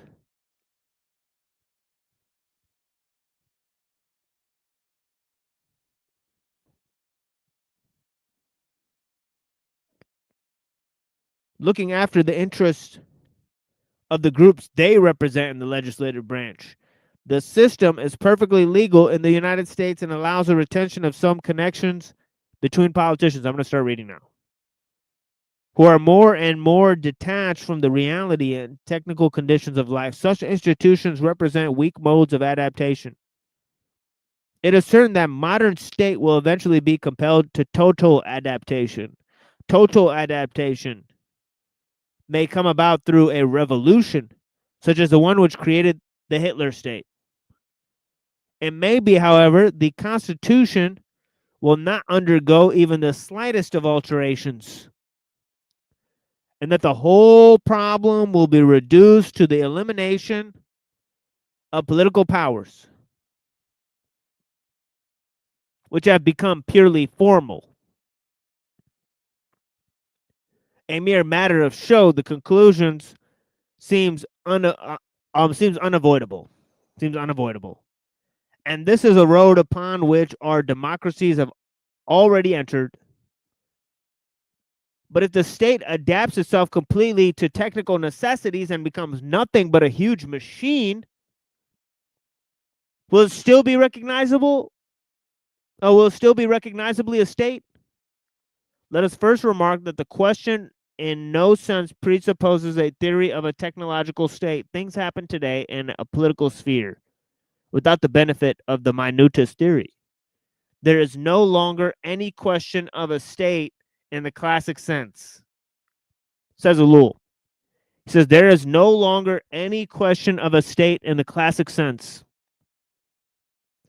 To think otherwise is a laughable error on the part of the majority of those who talk about the state, be they philosophers, theologians, publicists, politicians, or professors of constitutional law. They are speaking of the state in terms and forms appropriate to the state of the 19th century or to that of Napoleon. The situation today is radically different. Political power is no longer precisely a classical state. It will be less and less so. It is an amalgam of organizations.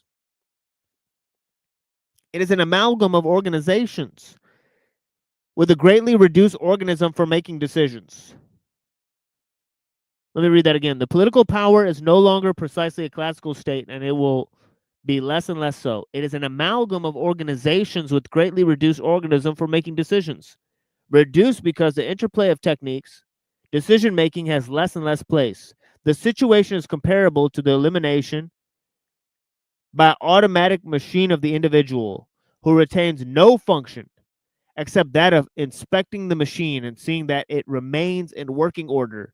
The political power is like any well-adjusted organization, which functions with a minimum of decision-making. With a minimum of decision-making. Such an organization is not too rigid and knows of itself how to adapt to current problems. We are admittedly not yet in this situation, but we are rapidly approaching it. This is the state which Lenin would forecast for the socialist world. The state, he said, will be reduced to consensus taking and statistics. Lenin, of necessity, described the future role of the state in very similar fashion. The techniques of organization were not yet developed in 1920.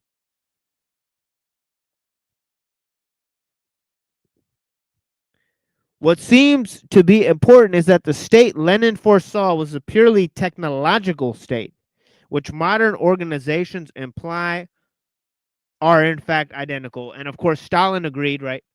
He said that the industrialization is the only condition necessary for socialism. Right? This is what he claimed.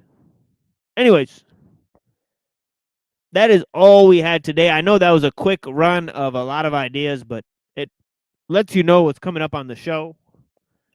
Right, we got lots of different thinkers coming up. Right, we've already looked at Orwell and Carlyle and Samuel Butler. Okay, we're going to continue looking at Ellul and Mumford. Okay, we got some of the Shangzu coming up. We're going to be looking at the Kala chakra. We're going to be breaking down the ideas of evolution. We got a cool discussion coming up with on Denizen's show, right? So we'll see if that's still available, right? We'll play that for you guys, right? I'll play some songs for you guys, and we'll be back soon. Blessings.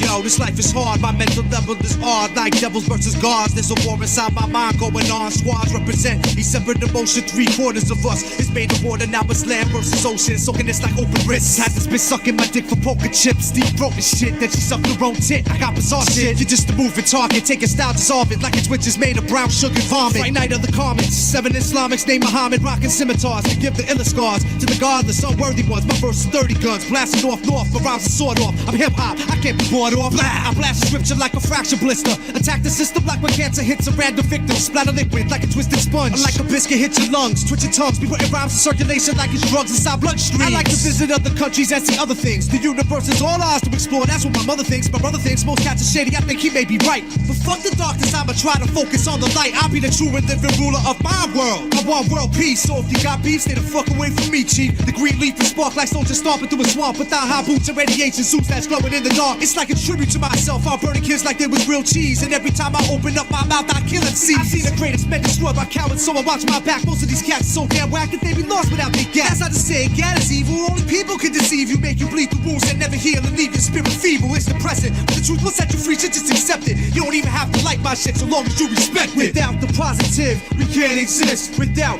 negativity, we can't exist. Without the sunshine, we can't exist. Without the darkness, we can't exist. And yo, without a little love, we can't exist. Without liquor and drugs, we can't exist. Without 3 religions, we can't exist. Without the television, we can't exist. It's like my views are ancient, crusty like basements, studying spaceships. Ain't no probe, metal prongs, testing temperature placements. Teeth of a dragon, face of a lion. Children of Zion, half-breeds who defecate iron. Burnt the flames, we find robots from the Bible insane. Unknown intelligence, sons of the sun with astral resonance. Bigger than rap, I'll live a life of decadence. Turn mass to energy, medicine man, telepathy, conspiracy, television. Up in my pyramid, never derivative, without less plate. Confess state, more like stones in my breastplate. We militant, we legislate laws with no decency. 98 brothers use brains and low frequencies. One time for sharp kids, killers who biblical. There's 2 ghettos, one of the mind, the other physical. I break fool and be on that hunt for other nakers. Race haters and pigs in white sheets running with Quakers. Without the inner self, we can't exist. Without oxygen, we can't exist. Without a bag of weed, we can't exist. Without a little greed, we can't exist. Without some real friends, we can't exist. Without the dividends, we can't exist. Hey yo, without photosynthesis, we can't exist. Without mass transit, we can't exist. Prepare for mental combat, I react like 20 gats and holster straps. Ready for nothing, that's something to take me down or hold me back. Then I come back only to walk down mean streets like Perry Thomas. I'm a seminar with 8 masters who practice the art of conscious. Beware of toxic water, drinking tap could be a death trap. A setback to leave our arms folded and our necks back. Existence leads back to Egyptians and conflictions. War missions, color green, property and fake religions. Battle scars, nudie bars, a million stars who crash the earth. Leave us jerked and out of work. Forcing our mind to convert to carry weapons for aggression. Ruger and double sevens crash the heavens like our demo did at Geffen. Now we prepping barracudas, run computers. Deja vu is forming fluids in our brain to reenact the deep attack that caused the pain of social differences. Existence is the listeners and businesses. Now fiction is like menaces, walk the world until it finishes. Without some food stamps, we can't exist. Without reproduction, we can't exist. Without a clear mind, we can't exist. Without a little pride, we can't exist. Without self-respect, we can't exist. And yo, without some intellect, we can't exist. Without the old school, we can't exist. Without the real truth, we can't exist.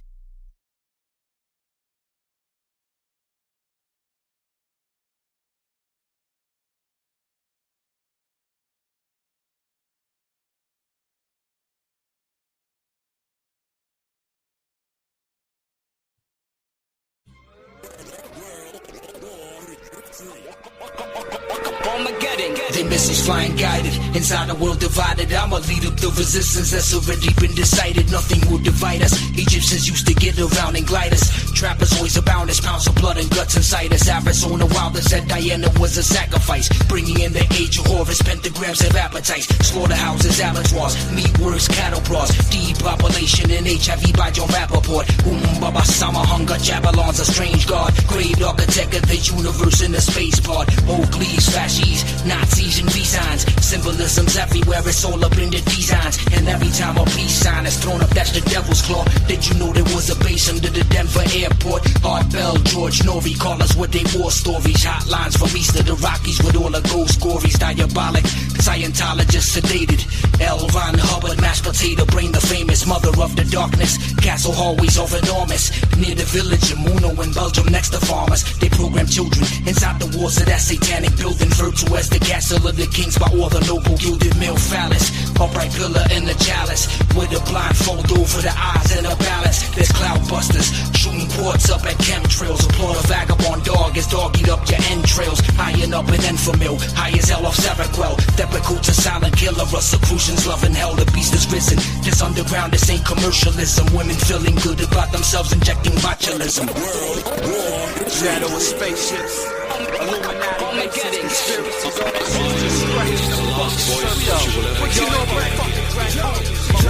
you can't hide from telepathic mind control. You can't run. Draconians enslave your soul. Polar caps melt. You see it coming to planet X. Reptilian beasts, they come to take our planet next. You can't see when so-called leaders hide the truth. You're not free. Illuminati holding the proof. Prepare for nuclear bomb blast. Coming to Armageddon. Strip the chip from your palm fast and send devils to heaven. Supreme deities with angels and demons. Brain is misleading. Genetically splicing, altered and faltered for their convenience. Outside they acquire galaxies valiantly, rousing maladies, balancing found in fallacies, bouncing across the boundaries of all dimensions. It's just perplexing, rifting comprehension. Open up your third eye, realize the herd's blind. 6 billion sheep belong defenseless cattle for the evil. After golden human flesh, are begging sacrifices equal to all these false gods, Anunnaki devils and shapeshifters. Like snakes slither, hidden from our visions of slates written in ancient times. They tried to warn us, but we didn't listen. Olden wisdom banished by new systems of religion, driven by the very lizards themselves. Brainwash society, Illuminati in on the actual full sobriety. The governments are earth undeniably serve the serpents under the surface. Cold-blooded politicians have heard us. It's urgent that we learn the purpose of this. Prepare for Holocaust, civilians, kid, your names on the list. The mark of the beast, unleashed within the physical realm. Exist the digits that spell the 666 of hell. Imprisoned in cells and underground labyrinths, some felt. That's where the demons be. At harder colonies, the autonomy of atrocity. No theories or hypotheses, it's real as it gets. I'm trying to tell the population to unite as a set. It's you can't hide from telepathic mind control. You can't run. Draconians enslave your soul. Polar caps melt. You see it coming to planet X. Reptilian beasts, they come to take our planet next. You can't see when so-called leaders hide the truth.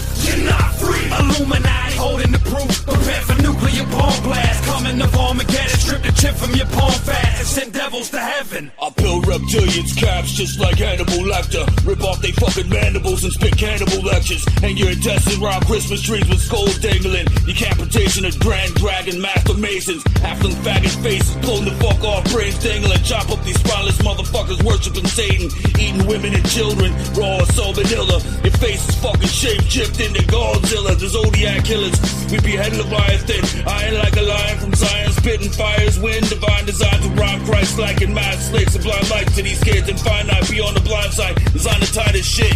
Fuck trilateral commission, satellites trying to fry my brain. The gods must be crazy, no, not insane. Escaping gas chambers through the astral projection, laughing peasants. In a fraction of a second, I pass back and you can't hide from telepathic mind control. You can't run. Draconians enslave your soul. Polar caps melt. You see it coming to planet X. Reptilian beasts, they come to take our planet next. You can't see when so-called leaders hide the truth. You're not free. Illuminati holding the proof. Prepare for nuclear bomb blast. Coming to Armageddon. Strip the chip from your palm fast and send devils to heaven. I spit prophetic poems regarded in the omens of the ancient. Mystic gifts in the mist like the spliffs, the mind's meditation. Soul levitation, break barriers to solve the equation. I'm hardly impatient, look to the darkness, calm for a spaceship. The entire human race basis in this oasis. A genetic experiment where it makes breeding with semen, we're not aware of it. Religion is false, evolution is false. Get down on your knees and pray to the reptilian boss, killing the cross. Mass media corruption, influence master the seduction. Shapeshifters in the shadow behind the panel, pushing the button. The Ronnie Martin authored novel, The Coming to 10. They did it once, so what the fuck does it matter if they did it again? As the code attacks your spinal cord, I'm dropping final thoughts. We in the final war. Millions of years ago, they was here with the globe with nukes killing the dinosaurs. A prophecy from Anunnaki to the Illuminati that probably body me for my philosophy. I rock the beat. It take more than you slimy snakes to topple me. I do a verse, it's soft and tragic. Conspiracy theory appear to be in this universe holographic. With the thoughts of a master, throw a fit when I spit over the patent.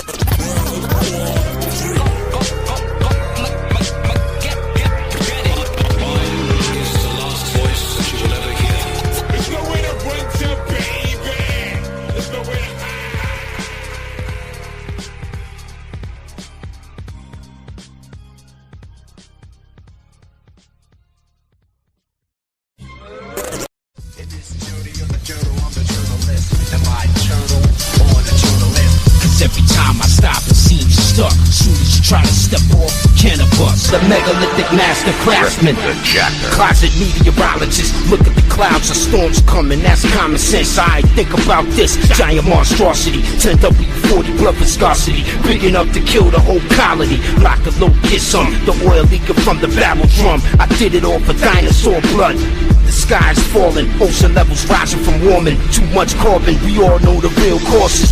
Jet planes in the skies are stalling. Dark night, riot squads are forming. Snakes are calling, rap jumping shit, but the water is boiling. Produce is spoiling, state of affairs appalling. Can't believe people still snoring. Wake up and stop yawning. Vengeance is mine in the morning. Speech, recognize speech. Mobile phone signals out of reach. Data plan says your talk is cheap. The king is a captive, trapped by his own inaction. Celebrated after global disaster. That's before the art, the poor pauper was captured. His golden palace was collapsed amidst great ashes that were once wide green pastures with panthers, dragons, tigers, and rappers. He is but a man of minor stature, the megalithic master craftsman. Futurism, writing abuse and lyrics. My opinion of your opinion is you can't be serious. Dubism and futurism, writing abuse and lyrics. My opinion of your opinion is you can't be serious. Dubism and futurism, writing abuse and lyrics. My opinion of your opinion is you can't be serious. Dubism and futurism, writing abuse and lyrics. My opinion of your opinion is you can't be serious. My brain ain't getting enough oxygen. I built the robotic cannabis and now nobody's stopping us. Black hoodie in the streets, lumberjack fleece. The beast from the east, by the thunderclap beats. Ability from baggage, drop it. Hip hop is toxic. I administer the detox process all over the beat. I rap with my robot to feel complete. He can rap better than me. Not a hard thing to do to cut RTR loose. He gonna show every one of you he got the juice. Personal revelations regarding self-preservation, daily wealth generation, and healthy meditation. Cool, but I can't, so I shit my pants. I'm okay, I go sit over there. You go dance, have fun, go find romance. Can a matchbox man? No, but a tin can. Grant me the cloud, I'ma fix this thing. Give me a mic, I might decline to sing. Lyric for lyric, layer for layer, prayer for prayer. They want the future thinking I'm a failure. Gotta write some bars essentially kept on cloud storage. Cause I ain't got the memory for it. I gotta do my best if I can barely pull my own weight. The Easter Island stone face told me to wait. Strength of vitality, the Arawak Indians dance for me. Half a dozen UFOs land from 7 billion minds. Couldn't control the mind of one, controlling solar flares coming from and 51. Mixing board, channeling, mixing board, channeling spirits like a beach ball. They stare at us all, evaporated. Terrestrial walk through the walls and explain everything about reality. It's all the man who knows who are grimoires master. The matrix manifest miracle moves into a crystal quartz ore. Smoke chemicals into our hall. A danger to you all. But stop to the score, to the last man fall. Possess all knowledge known. The days of old when all lyricists were bold and they spoke from the soul. The oxygen I breathe is 1 billion years old. Born to translate to something great. Animate ones and zeros. A sideways explode. My occipital logo. Remote viewing the biological electrodes protrude from my probes. Connect the nose. Flows tabulated below. You already know. Unlimited meaning with words beyond human reserve. Beyond being protected or served. College is a source for knowledge. So the CN51 command the complex. A rhythm robotic. Basic 3 compliant. The psychopath science of LIBOR clients that have to revise their diet. Eat their own food. Export or supply it. Sell goods to the market that allow us to buy it. Benefits, it's like 120% of poverty. It's not 100% of poverty. How come America is like the world's capital of being stuck in the past? I think it plays a global role in that regard, unironically. Like, it's the traditionalist of the Western democracies. Oh, like if there was like a globalist conservative party, it would be America. Right. Oh, okay. And I think that has a lot to do with, you know, how we run our economy, you know, where we're just like, the essence of life is to work. And the more you work, the better your life will be and the happier you'll be.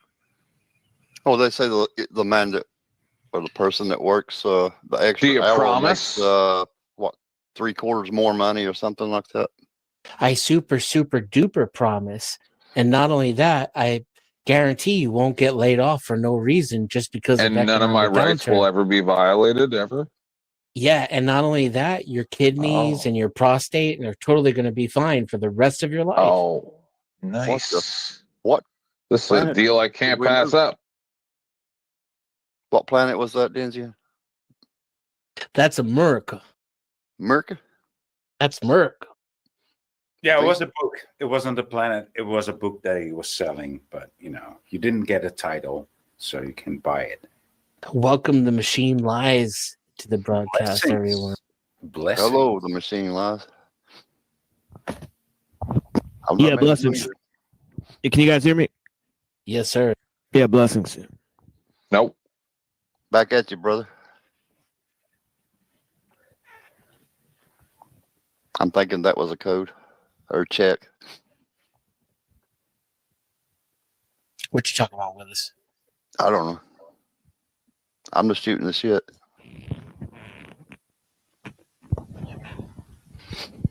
Yeah, democracy, demo crazy, demonstration of craze. Oh, I gotta do it. I'll be right back. Huh? It's from Fela Kuti. That's what I think every time I have to go take a shit. Is that what he was doing? I don't know, but it sounded familiar to me. Expensive shit.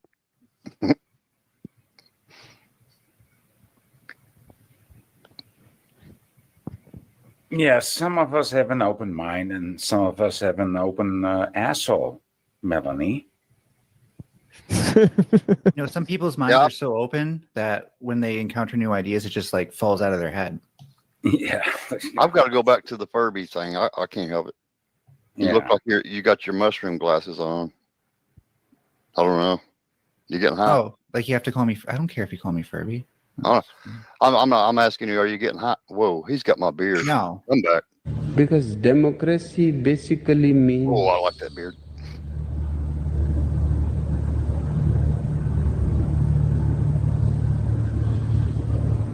Government by the people, of the people, for the people. But the people are retarded.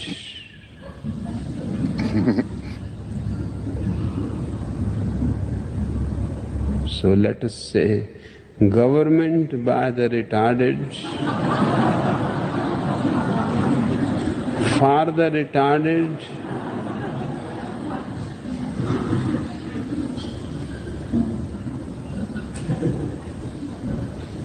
of the retarded.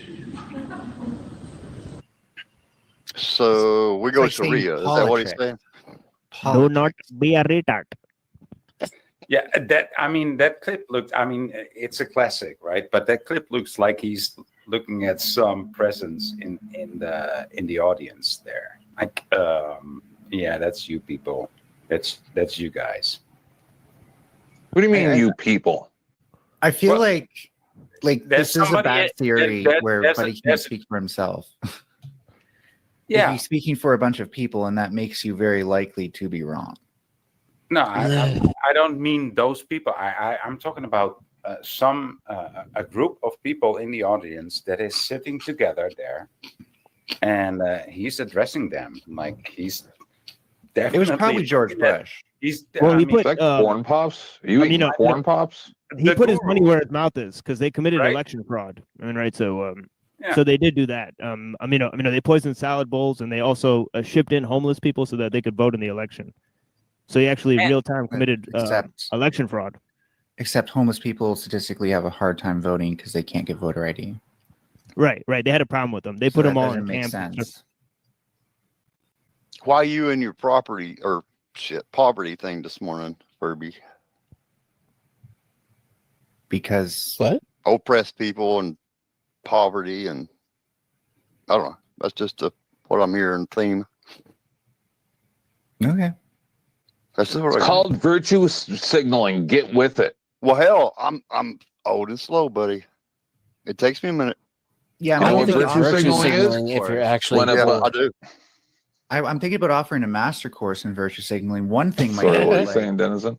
one thing might be like if you're against a group of people, just say they're trying to take over your group, like what 10th Man does. You're trying to take over my fucking group, Furby. Stop it. Yeah, the panel verse. Yeah, no, I'm definitely doing. I'm not a panel verse. I'm not. No. Dennison, is this the panel verse? No, definitely Oh, not. damn it! Now you're in the wrong place. Once You're in the again. wrong place for that shit. my panel dar is off. Right. Wherever I am is the panel verse. That's a good one, though.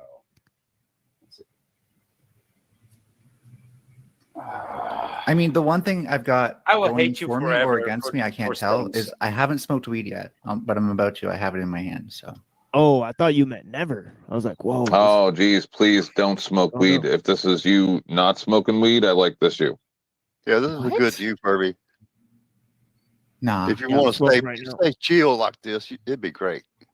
I'm like uppity. But the Yeah. people are retarded.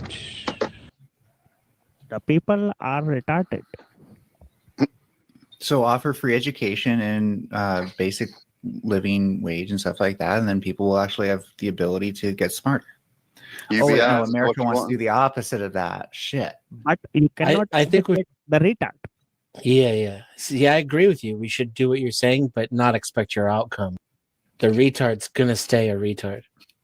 I think that we should do whatever this Furby wants, around the Furby. But not for the Furby. Yeah. Also. Oh no, for yeah, the I'm Furby, already good. because I- of the Furby, I take care of around of the myself. Furby, and but just not in my. Is that a Furby, by the way? The fox that you have? Not a real Furby. It's an AI generation. Do you think that used to guy? be named Furby, though. Yeah. I remember. Do I you have. think that? I developed a Furby phobia because of current Furby showing on my screen.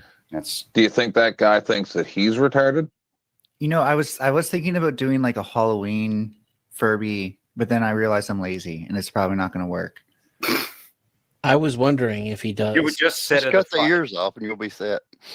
Well, yeah, I was going to I do was like wondering- the vampire Furby, obviously, because I can get little fangs, and it would have been kind of cute. Like Never do it. if I project myself into it, I usually think I'm in awe of how dumb I am, right? But I'm also terrified by how much dumber most people are than I am. It's very humble. Is I it? never think Is about that that. humble? I'm surprised I'm still alive. That's how stupid I am. I'm not. I honestly relate to didn't that. think I would make it this long, to be honest with you. I don't know how I ever got a job or, managed to keep a shelter or a roof over my head, just because the amounts of stupidity, ignorance, and the level and frequency in which I fucked up and made the worst decision I possibly could as often as I possibly could. And then I talk to people and it's they're not even the same species. They're so much dumber than I. It's like talking to an 8-year-old child, but except at least an 8-year-old child is curious and their mind is growing. So they might actually ask questions and learn something, whereas most people have the knowledge of an 8-year-old child and like the rigidity of a fucking man on his deathbed. Right. The curiosity of a tree stump. Right. Yeah, I think part of it is like privilege, right? Like a lot of people are raised with privilege, and therefore you don't necessarily need to be smart to make it. You just need family and friends that will support you regardless of how stupid you are. My intelligence is a privilege already. It In sounds and of itself. I didn't fucking do anything. My mother It did sounds most of like it. this fox is doing a lot of projection there. Yeah, maybe. I my problem with society though isn't like the intelligence thing. It's the fact that like we can't Your decide if this is problem supposed is to be a society. meritocracy Did you or say not. that? Can we capture that? Your problem is society. Sure. That's what you said, right? But like we can't decide if this is supposed to be a meritocracy or a democracy, right? So like if it is supposed to be a meritocracy, then just accept that. But we kind of like we say it's democracy, but then we'll be like, oh, we're going to defer to smart people, which you No. should and actually makes sense. But You're not going to get out of this one. That's going to be. Well, I think they Government meant it by to be the a meritocracy. For the retarded. Right, because I they think a said like, meritocracy well, would be like, a good incentive to be smart. yeah, because they said direct democracy is mob rule, right? So they said if every Athenian was a Socrates, then all of Athens would be a mob, right? So, so they basically said that direct democracy is untenable, so we need some sort of meritocratic system. Right? I mean, which is not unreasonable, but look what it led to. Right. I think you only need that kind of pretty much a meritocratic republic, element right? when That your is- systems have grown too big for the people they govern. No, I mean, a nation should be ruled by the laws that it states. Oh, I don't think nations should exist at all. Yeah. Well, that was the response to the anti-federalists, right? The anti-federalist papers. They complained about the size of government, so I think they were right. Right? They said empire building is bad policy, right? I wouldn't even say government. I'd say like all systems, corporations too. Like, Yeah, they're untenable. We should. So, what do you think? I mean, what do you think is tenable? Anything that can be self-sustaining. Right. Well, we have a model for that in nature, right? Yep. Yeah. That's why I'm a social ecologist. Yeah, I'm kind of an ecologist too. Yeah, I agree with that basic premise. Social ecology, community forestry, or something like that. Local communities should practice something like that. There's also a And book that's called- scalable too. Yeah, Right. there's a book called The Gift Economy that talks about like instead of our current model where somebody has like excess, they hoard it. You have an economy that like encourages people to share that shit. Well, have you ever looked into Arnie Ness and deep ecology? There's lots of No, good- link it. good stuff there. Arnie Ness, and Aldo Leopold. They got some good ideas on that. Sam was, County Almanac. Murray Bookchin that got me into this.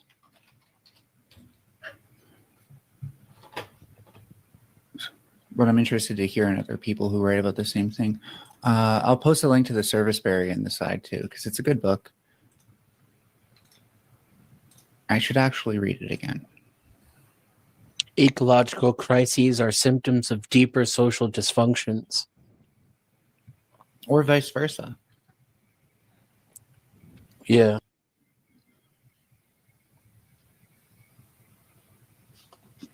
Radical democracy, decentralization, mutual aid, and ecological responsibility. In other words, like realizing you're a human being who lives on planet Earth. That's kind of how I feel about it. Well, that's what capitalism and neoliberalism removes us from. Even classical liberalism with like a lot of the assumptions it made, like, oh, you were created by God to serve God's purpose. Right. Stewards of like a subservient nature. Yeah. And then you shouldn't even aspire to know like good and evil. So I put this article in the private there. If you go to the development of the theory, right, it'll mention Norwegian philosopher Arnie Ness, right? So he's got a lot of ideas on deep ecology that I think are worth. Ness cited Rachel Carlson's book Silent Spring. I don't know if you've seen Silent Spring. Okay. I think Rachel Carlson. I think the difference between what we're talking about is deep ecology is sort of like a humanist branch, whereas like for me, Bookchin's social ecology is supposed to be like prescriptions that can fundamentally get us past communism's response to capitalism. Yeah, this is more nature first, like humans like second. Like humans should go for like humans should sort of involve themselves with what what's already going on with nature. So this is sort of against humanism. Humanism. Well, it's humanism without the human supremacy or exceptionalism, whatever you want to call it. Right, anthropocentrism. Right, without anthropocentrism. Yeah, it's perfect. Right, Bookchin. Just gonna post a random Bookchin book in case anyone's interested. Yeah, there's also James Lovelock, right? The Gaia theory. I've heard of him. You guys hear about that? I'm not. I have trouble reading multiple books of the same subjects in a row. So I've read a couple of Bookchin's books, but then and the Serviceberry, but then it was kind of like I've got to read books about Palestine and stuff so I can actually prep for a debate. Oh, really? What type of debate is that? I was going to debate Average Debate Enjoyer on Jake Farr's panel about the Israel-Palestine thing. But you're talking about Project VO Pod? Jake Farr? Okay. And this month has just been a big fuck you to any goals I have. So yeah, I've debated on there on Jake Farr. I was really looking forward to it, and then just one disappointment after our next, and I'm honestly wondering if I'm going to get out of this like poverty loop or not. What do you mean by poverty loop? What are you in a poverty loop? I'm able to afford less every month, and therefore I run out of money to spend on myself sooner every month. And you say spend on yourself. What does that mean? To get like all the things that I need to replace, like makeup and clothes. Like a shaver or something like that? Is that what you mean? Well, razors are part of my basic needs.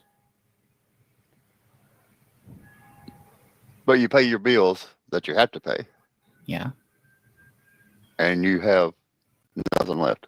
Is that what you're saying? Pretty much, yeah. Okay.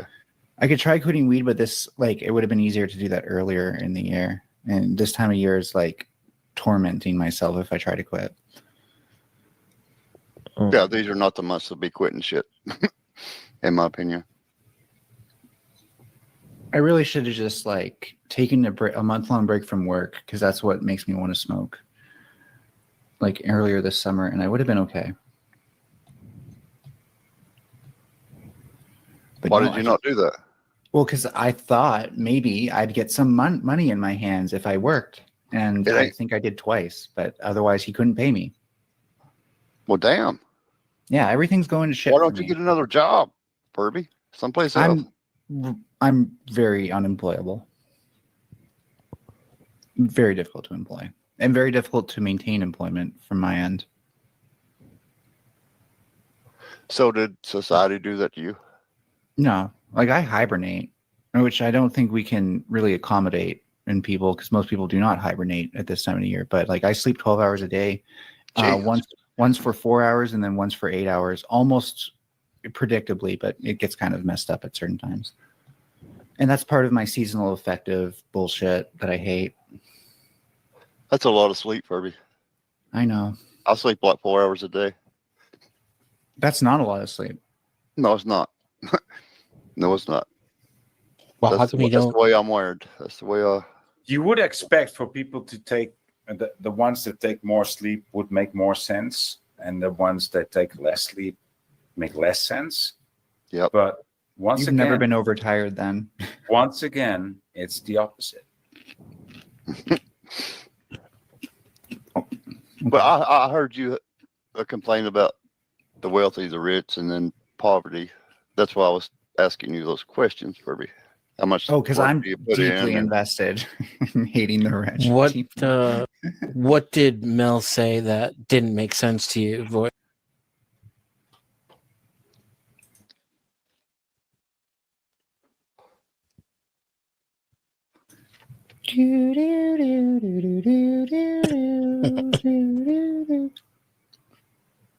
All right, moving along then. Did he hear you? Yeah, he might have stepped away because he's muted. I think he's just intimidated by the fact that he can only do a black background, and I have my dots going through space background, which I really want to work on and improve a bit. But I I'm was happy hoping he would turn his avatar on. Like camera's fine, but this what would you call it?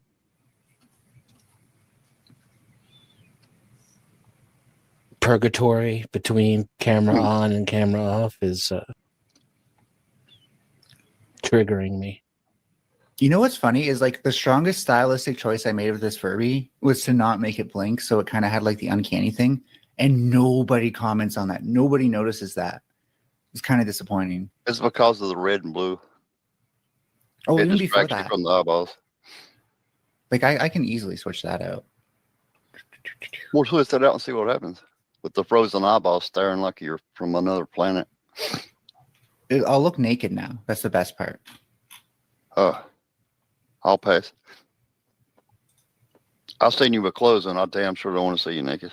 There we go. Yeah, I feel like I look naked when I don't have the eyeglasses on. I don't really care. Like it's not like it doesn't make me feel insecure. It's just my eyes are very big. Yeah, no shit. And they're green. Oh, they're blue, aren't they? Well, Okay, I I don't guess they're know. aqua. Yeah, kind of in between. No, they just look ugly, dude. Oh, damn it. Okay, Voy, Dennis had a question. Herbie in the headlock. Ugly. Voy, did you hear Dennison's question? Oh, you can see my mouse on screen. God damn it, OBS.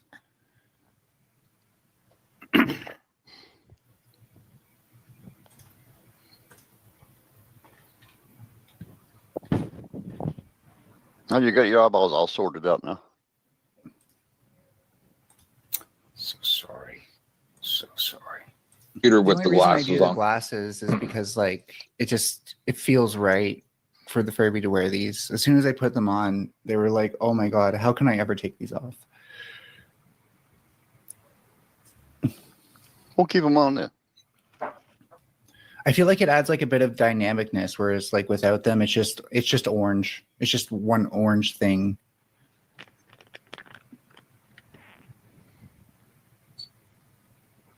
It reminds me of a police car. I got to be honest.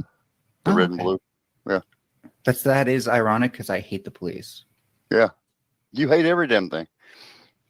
Although I bought this flashlight for my keychain and it has like red and blue lights. And part of me is like, oh my God, I can impersonate a police officer right now. I feel so powerful. See, that's what's wrong with you.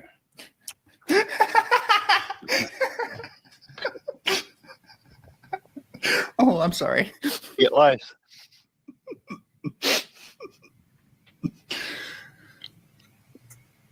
But boy, if you only try to point out that there's something wrong with me every time that I'm joking, it's really going to crack me up. Like I'm not going to be able to take you seriously. Oh yeah, if you call a joke when nobody laughed and then you blame me, that's even funnier, dude. I don't make jokes because other people Can find you them funny. feel I make jokes because I find them funny. I can feel the love. I can feel the love. Tonight is where you are. Herbie don't need a what not. Imagine that. Yeah, I'm asexual, so there's no love ever. I think I'm asexual after that.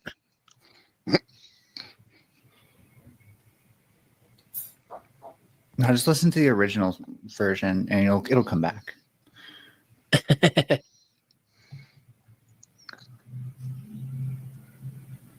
I think you're hitting that big joint you got. I'm definitely hitting big joints. I'm nursing my bong right now, but for some reason I can't commit That's to the it. vibe you're putting off. That yeah. I have it sucking from my tit. Well, So I asked the chat to pick a topic, and they pretty much told me to go fuck myself. No, God, don't. how is your chat such a disappointment? They can't donate. They can't kick me off. They can't suggest topics. Why are they even here? Whoa.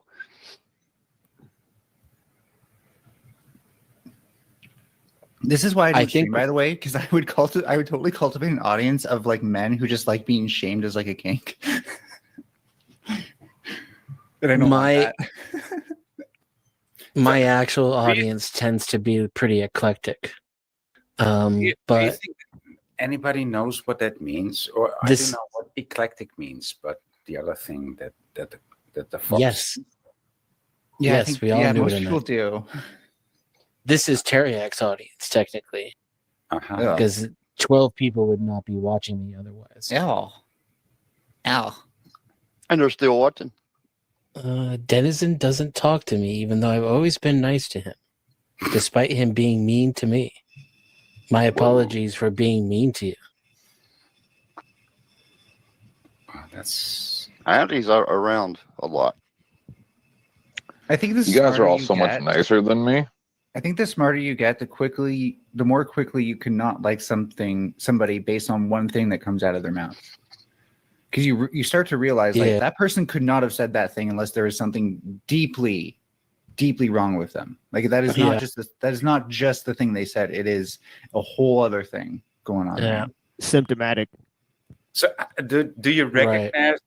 recognize this feature because it appears in other people like it does in yourself? Oh yeah, takes one to know one. Totally. Okay. I'm you told recognize this when I'm is being a sarcastic? panel. Yeah. I don't think Voy does recognize when you're being sarcastic. I think we literally witnessed that earlier. And if I Good was morning. eating ice cream, how would I know I was eating ice cream? What the fuck? You sound like Shiva. Your mouth would be cold. Dairy Queen? These people. They will tell you what ice cream you're eating. They'll tell you Oh what flavor. boy, you are making it very fun for me to just try to annoy you, and so I want to let you know what you're creating here, and it's going to be more and more fun for me to piss you off. So You don't have to even try to annoy me. The counter troll Socially awkward. engaged. Yeah. Mine sounds like this when it's activated. Mating ritual. One's too old to mate, and the other one has been changed so they cannot mate and is asexual. But they still will perform the dance. I'm not the asexual because I mating can't mate. dance of I'm the troll. asexual because you're all on here. You people are on here. You fucking The asexual troll now lashing out at everyone around them. It's part of the mating ritual. At least 10th Man's doing something different, and I honestly can't shame him for that. Do you stream Anti-Terrorist? I have no idea who you are, but I'm sorry for being mean to you, allegedly. The onlookers from chat enjoy the mating ritual of the trolls. They're not able to come up with any topics, so 10th Man must ad-lib to make the show. Why don't you come up with a topic entertaining. instead? Because this is... I am. It's the troll mating ritual. No. I'll find another. You go to your room until you come up with a real topic. Now there's a topic. Okay, just careful how you treat 10th Man. He probably has some weird kinks, and that might be one of them. You think he does? And you, turn your avatar on. Who do you think you are, black space cameraman? Dude, I don't have a StreamYard account, so instead of You don't have to. I just like to show the black. Turn it back off. Oh my Man. God. Either cam up or just turn the camera off.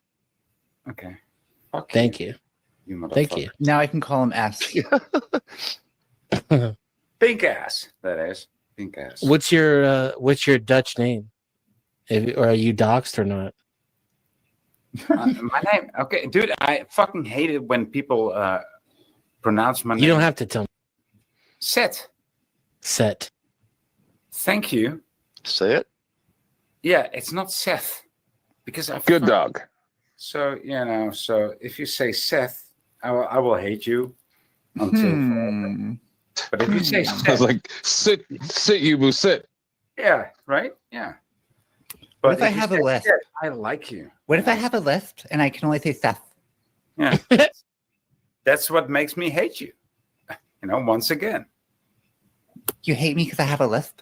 Yeah. No, you kind of start it with a Z. It works out better. Zet. Zet. For me, it does.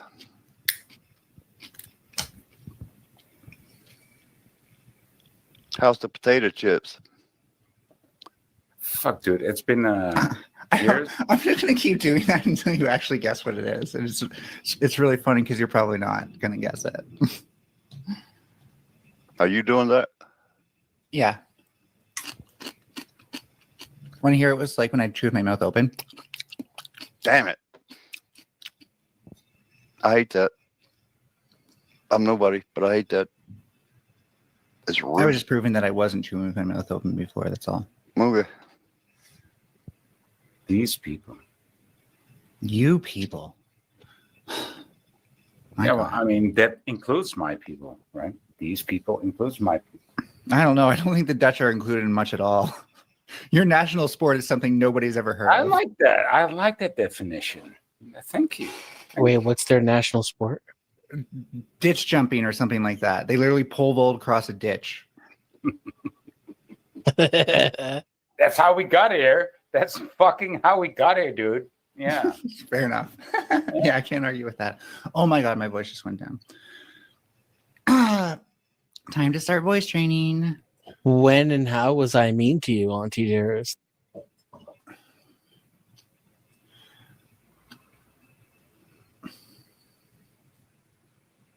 You're just going to have to accept you said something once on the internet and they took it personally. Yeah. Yeah. I've had people come up years later and go, there was a time you said the thing, and oh my God. And I'm like, thanks for the engagement. Like, I don't even know what to tell you, bro. I'm glad I stuck in your head. So no what fucking way you're getting in my head.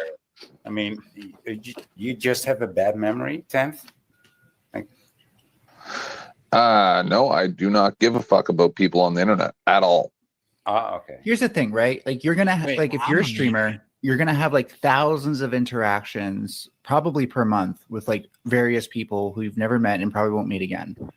It is probably impossible for almost everyone to remember all of those interactions. However, if you're an audience member and you're looking up to these people in some sort of parasocial or like looking up to them as a micro celeb, everything they do will weigh on you. You'll take it personally. And so you will remember that because you're remembering them as micro celebs. You go back online, you're like, oh yeah, these people exist. Their experience is literally the exact opposite of ours. Are you projecting again, folks? Oh, what the fuck? Yeah. It's with the first part, yeah, because I there are plenty of people who I don't remember that I've interacted with. And what the hell is a micro celeb or celeb, whatever you said? Oh, like an e-celeb, right? It's like a very low level celebrity. Okay.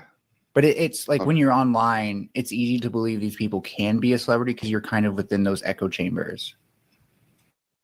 Yeah. Yeah. Very courteously, I guess. Yes. I don't know, Mel. You say very sensible, rational, down-to-earth things, and people seem to think you're fucking crazy. Yes. Yes. That's a very quick yes and a double yes. Why is if there's something that you don't like about somebody, that means you have to reject all the things that they say or do or everything about them. That's gayer than a bundle of sticks. You can't ever agree with anything anybody. Sorry. Come back, 10th, man. I'll shut up. Buddy. You can't, you have to disagree with, you have to just blanket disagree with everything that they say. Well, that's not exactly the relationship between me and you, is it? I actually kind of agree with 10th Man there, but sorry. I'm sorry, have we met? Coughing a lung. Never mind. I would even agree. But have we met before?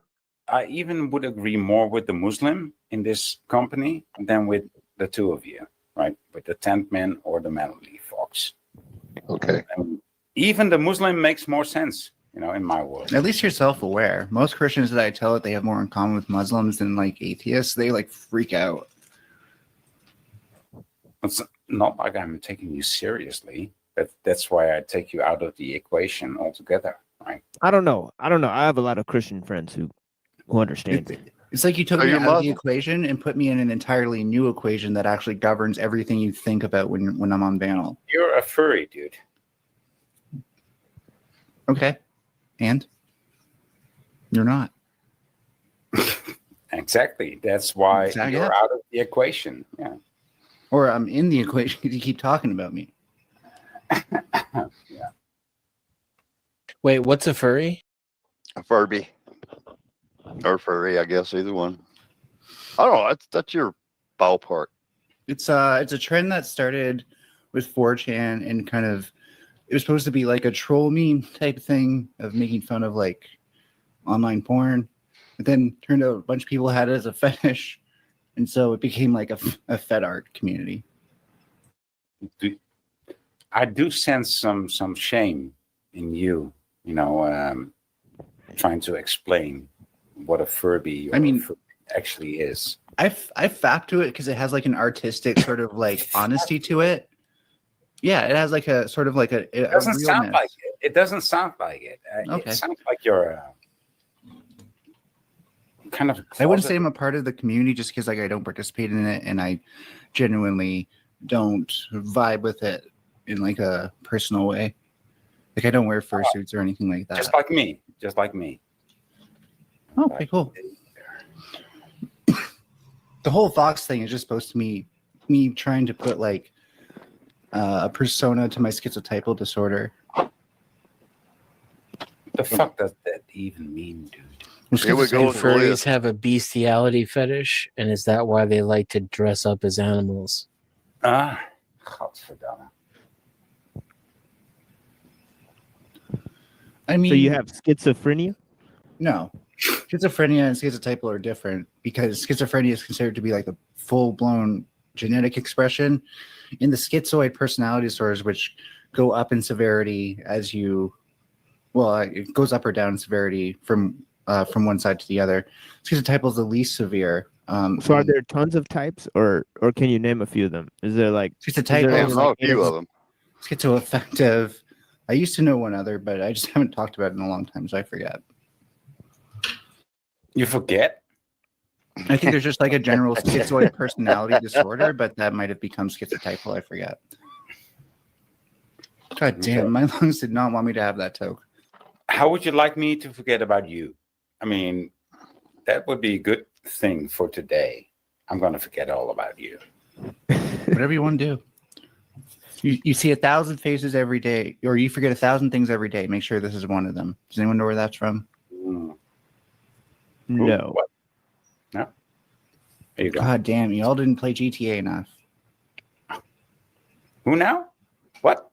I was working. No. I didn't have time to play GTA. I paid my bills, so I had some money extra for me. Nobody. Yeah, good point. Nobody who works ever plays video games. Other than 3, I played 3 for a little while, but that was a long time ago. I would say 5 is a masterpiece. Like it may as well be like a movie / video game type thing.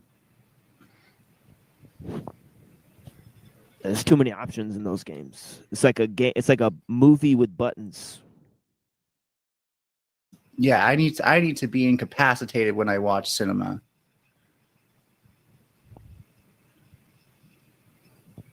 Yeah, like where do you have to, like, I don't know, like they had like real games when we were growing up that were actually hard to beat. It wasn't like a movie with buttons. GTA is actually hard to beat. Yeah, I guess I haven't tried, so I can't say. I guess you could install like a bunch of mods to make it easy if you wanted to, but then you could at the same time you could install a bunch of mods to make it nearly. Yeah, I'm talking about like Adventures of Batman and Robin on Sega Genesis. It's like impossible to beat it. I mean, some of those games were just made because they didn't know how to make games that were beatable. There was no like formula for that. That might be true. That might be true because you get to like level. Yeah, you The get to like level Simpsons- 6. It gets super hard. Yeah. The fucking Simpsons for NES is just stupid. It's such a stupid game.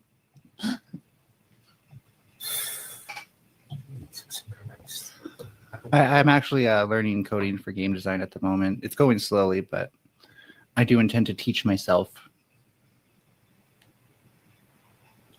So it will go slowly. You're going to teach yourself.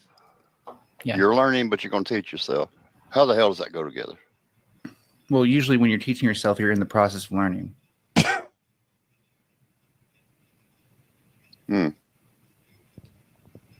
Wait, are you in the process of learning right now?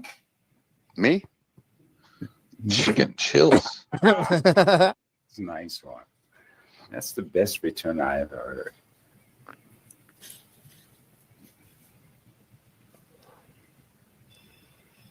Is it just me, or is Voy flirting with Mel?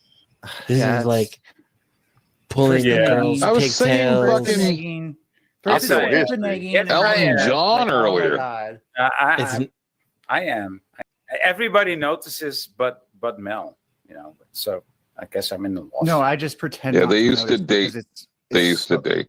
It's playing so hard to get. unsold. Playing hard to get. Well, that's not going to work. It's not going to work. I'm not used to that. You know, I actually like the idea better that I was scaring too you old away. to learn that game. Can we go back to that? To me scaring you away? Well, he actually has some interesting insight on certain things, you know, when you, well, I guess you have to figure out how to pull his string. I haven't figured it out yet.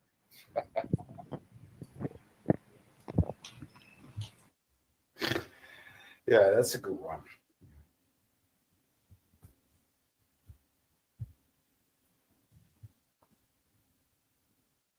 Oh, look, Exiled knew where your quote came from. Nice, yeah, you got it.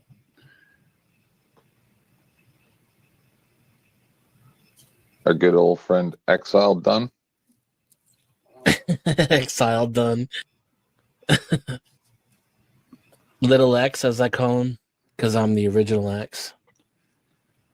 I'm surprised that the internet hasn't caught on to the thing that I used to do as a kid, which was try to find words or like sets of words that you could take like the last letter of the first word and put it to the first letter of the first word. Like that's like a hobby in its own right, as far as I'm concerned.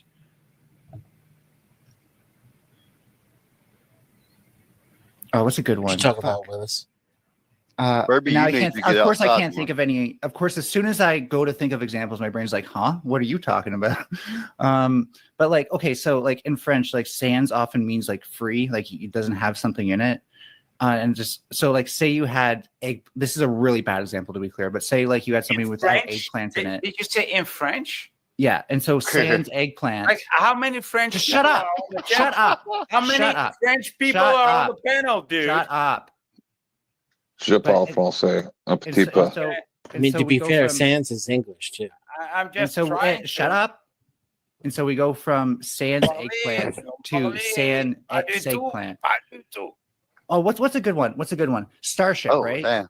It could either be starship or stars hip.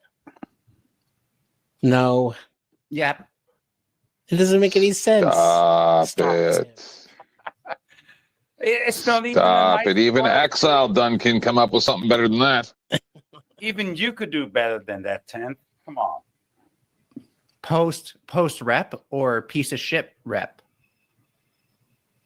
Or yeah, piece of shit trep. Please, somebody. Oh yeah, I wanted to say I'm based upon the evidence. I reject that I was ever mean to you. I don't think this is a real thing. I think there's some kind of chicanery going on. I call Yeah, BPD can be something that can definitely affect people's perceptions on that. I've known a couple people with that. BPD. And no, I'm not what's speaking bipolar? for myself, boy. Although maybe I'm just I undiagnosed. think you are. Maybe I'm just think you undiagnosed. are. Maybe we're just Did all. he forget maybe that we he had all his have camera BPD. blocked? What if we all have Or BPD? maybe you I'm were just started. If only. Retarded? Are you? Did you say you was Muslim? Somebody say it's Muslim machine laws. TML is, yeah. Can I ask you a question? Yeah. A good face question too. Whoa. The Whoa. G- Okay. the G- Let's all sit down for this. Shut up, Herbie. In your belief, I heard it was a historian or something talking about it. It was like the jinn would sing music in the garden in the ears of the people to fool them, or something like that. Does that make sense to you? Yeah. And I'm very curious about that. And it says that's why the Muslim faith does not really or have music. No, Is they that have correct? music. No, they have music. It's just frowned upon in terms of the Yeah. music and the drinking. Yeah, The combination is kind of frowned upon, right? Or whatever. You know, Yeah, there's so a like, whole Arabic scale in music. yeah, they have a lot of music though. Yeah, for sure. So, But so the if you go jinn to, in the garden is that a real? Is that what you believe? I don't Like, this is a know. good faith. I don't know. They do have like, I'm like, there were like jinn like before, but I don't know if they'd be like in the garden, like if they mean like Garden of Eden. Yes, Is that what yes. you're talking? Yeah. Yeah, I don't think they'd be in the Garden of Eden. The jinn are on Earth, right? So they wouldn't be in the Garden of Eden, right?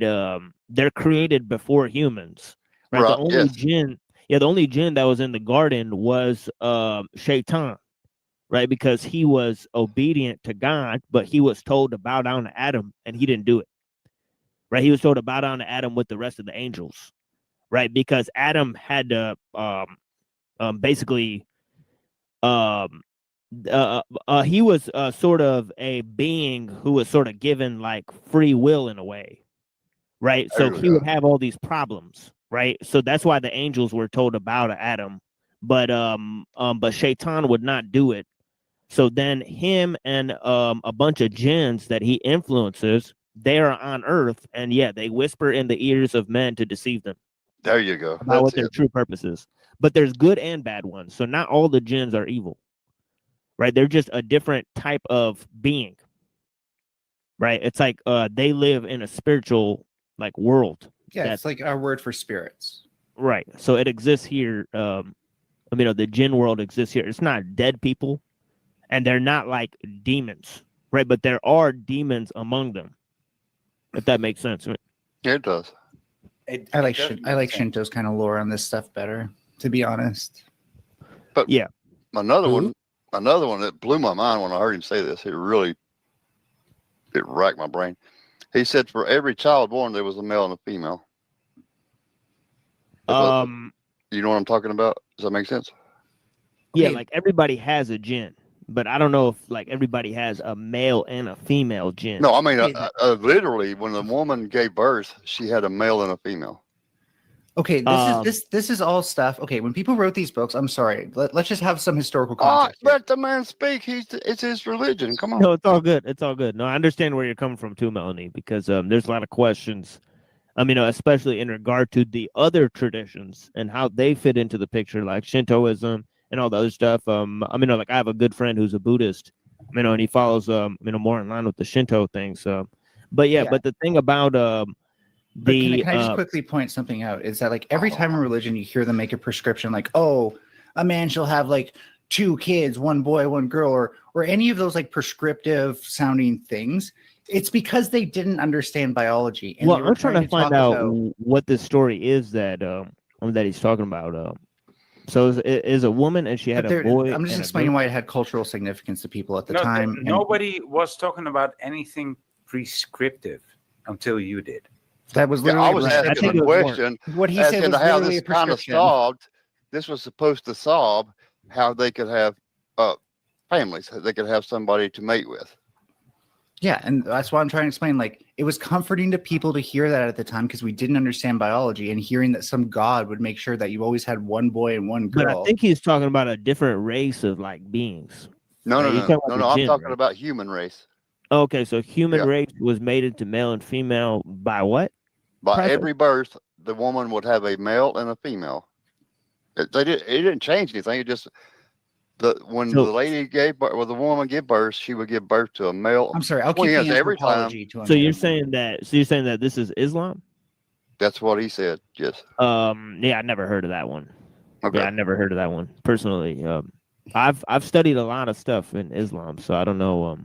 Yeah, we could have avoided all that just by letting me talk about anthropology and point out why people even talked about that kind of stuff at the time, despite not knowing biology.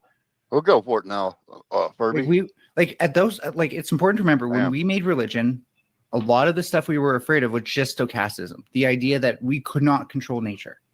It was terrifying to us. Right. And so, I'm assuming that what Crazy is saying is legit, and if it is, whatever it came from, it was a religion that was trying to help people reconcile with those fears by telling them, well, if you follow God, He will make sure He gives you one. And I'm saying God in the in the most secular way possible here.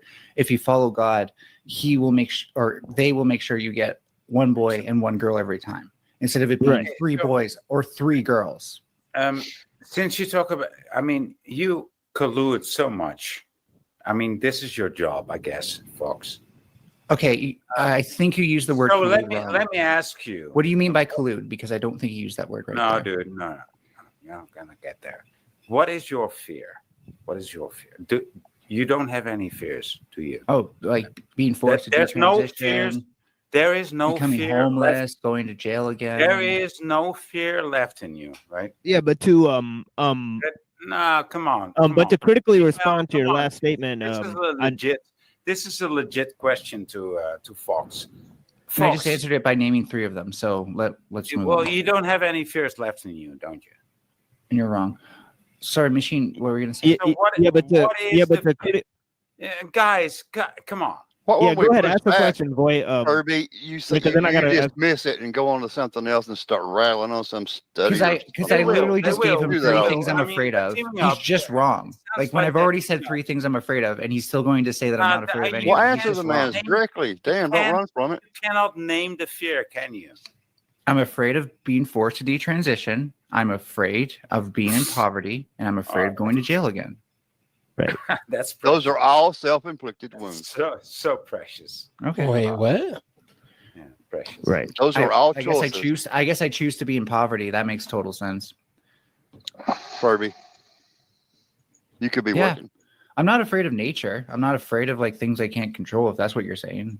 Yeah, that's what I was going to say, that religion has separated us from nature, right, because of the idea that God is removed from nature, but the whole idea of science, right, science has sort of put the final nail in the coffin, right? So I think science, it's extended anthropocentrism through the project of secular humanism. So it's obvious that it's also done a lot of damage in that arena, and perhaps the most extensive amount of damage, because now we're looking at a post-human. There's a lot of post-human philosophies as well. So when you say science, you mean empiricism? Right. I was going to say sure. science. Yeah, empiricism. Science in quotation marks, perhaps. But for me, the scientific method is what connects me to nature.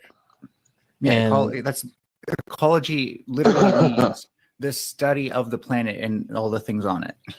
Right. I'm the materialist, right? I'm the joke who thinks everything is natural. Ha ha, how stupid and naive I am. But that's, within that, if I'm to worship anything or believe in any kind of deity, it's nature itself.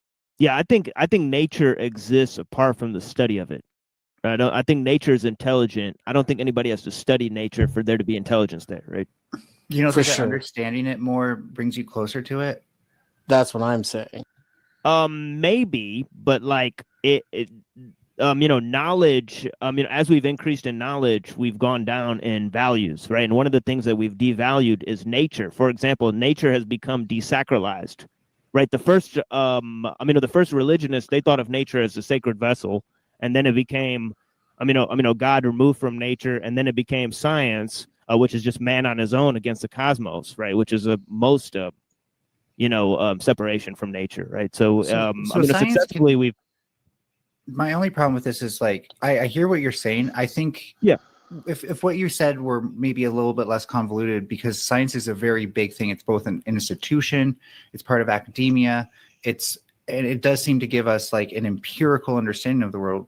So, but you did agree that like empiricism is part of it. So can you explain maybe in more specific detail Well, how empiricism do you specifically think does that? Well, do you find the statement non-convoluted or coherent that once religion used to rule and now it's science?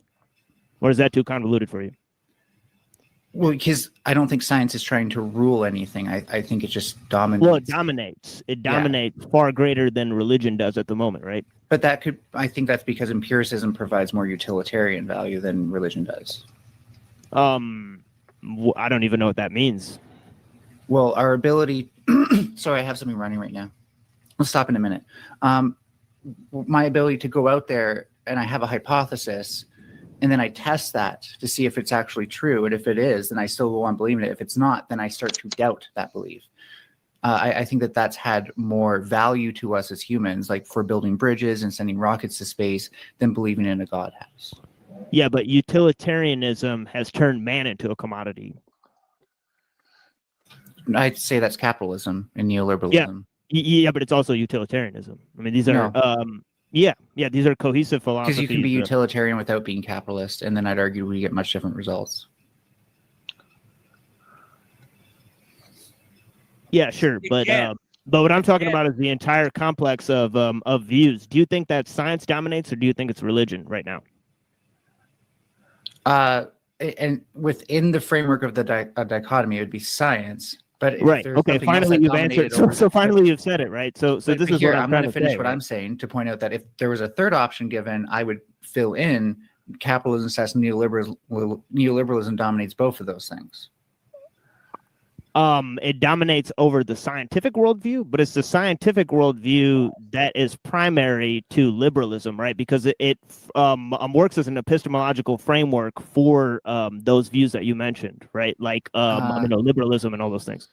Well, with liberalism specifically, it depends if you're talking to somebody who believes in classical liberalism or not. Because the ones who do, these things are not as separate as you say. Like, for example, Locke was a capitalist and an empiricist. Bentham was a utilitarian and a capitalist, right? So these things are not separate. Yeah. When you look at the historical trajectory, these things are intricately. Is a fundamentalist religious person and capitalist. So they're not mutually exclusive, or they're not mutually inclusive. One of the issues is that if I try to draw this purely to empiricism, then I would actually demand that you provide me something I can test for. And I'm not trying to be an empiricist right now, so I'm not going to be a jerk like that. But you have to admit that, like, it's right, easier but to believe something. It's easier to believe it's easier to believe something that's not true if you can't actually test if it's true or not, right? That's you. Right, that's the presumption. Right, but the question is what have we gained? Have we gotten closer to nature by studying it, or have we gotten further away from it? That was the original question. So, like, for example, I think we've gotten further away. Okay, let me explain then. For example, understanding the microbiome in our gut and how important it is to maintain that, rather than being afraid of the idea that there's bacteria in our gut, when we would have been when we believed in something like miasma theory. That's you, and it's not your gut; it's your butt. Yeah, but we have the ability to engineer harmful forms of bacteria. Oh, it's a double-edged sword. I'd agree. It is a double-edged sword. So that's the problem. But it's easier to appreciate nature, not because like you see spirits in it or something, but for what it actually is. When we actually understand what. How do you know? How do you know what nature actually is by studying science? I mean, I don't think they've gotten closer to understanding what nature is at all. Well, no, we definitely have. Like, for example, the fact. Oh, no, they haven't. Where does consciousness come from? Right? Where does mind come from? Emergent properties are properties that exist that are more than the sum of their parts, right? And do you think mind is an emergent property? Before we understood ecology, we would say like emergent properties aren't possible because of materialism limits the ability for emergent properties to exist. But now that we understand nonlinear systems better and self-organization, it makes sense how in ecology emergent properties can exist. Holy shit. Yeah, I think emergentism is magic. I think chaos and emergence are just I don't think emergence exists, and I don't think randomness exists, right? Well, because maybe magic is more legit than religion then. It's religion that talks about magic, not science, right? So that would make religion more legitimate than science. Okay, so what's the difference between not understanding something and thinking it's magic versus understanding it and thinking it's magic? it's kind of like the statement by Arthur C. Clarke. Any sufficiently developed technology, that you can't understand is indistinguishable from magic, right? Right. So what if nature is just still a little bit too complex for us to describe it down to the micro scale, but we can acknowledge at the macro, like things like chaos theory? Explain what in particular? For example, knowing where a particular particle is and when is impossible, but we can describe the systems that govern the flows of that particle to point out like the particle will be here, but it won't be. But what's the practical benefit of finding that out? Well, before we didn't know where the particle was at all. Right, but you know where the particle is. Like, whoop-de-doo, like, so what? Like, what are you going to do with the particle? Oh, so in terms of physics, right? Like if I can turn that into like a static equation for things like how much force I can put on a bridge before it collapses, then I can build better bridges. To work together harmoniously. Morality is. So you need bridges. Well, humans need technology. Why do humans need technology? Because we're innovators. We don't just like accept the problems that are handed to us and then try to adapt to them. We actually try to solve the problems. Why? Because there are solutions. We're not just to the whims of the forces that are presented to us. We can also decide to not endure those forces and do something else, like build a home. But you said earlier that technology was a double-edged sword, so it's creating some problems. Definitely. Oh yeah. Humans need to come up with like a proper ethical framework to handle those sort of things. I think understanding nature will help us get there. Yep. I think we're actually in like an extended arc of influence that is still mostly religious. And now we're starting to learn some of the consequences of that, which are all the things that TML and I agree exists and are measurably worse. Yeah, I mean, I just think it's false that human beings are inherently technological, because most of our history we lived in a very low-tech state, right? So, human beings are symbol making. We're not tool making animals, right? Even animals make tools. So I think that's a false assessment of humanity, that we are driven to create technology. I think that's just, for what? For what purpose, right? And this is the problem with knowledge versus values, right? The more you gain in knowledge, the more you separate yourself from nature, the more you the more it leads to the commodification of man. It's not capitalism that's turning man into machines, right? Tools to be used. It's technology, right? So this is a false assessment. But what did we make first, though? Tools or symbols?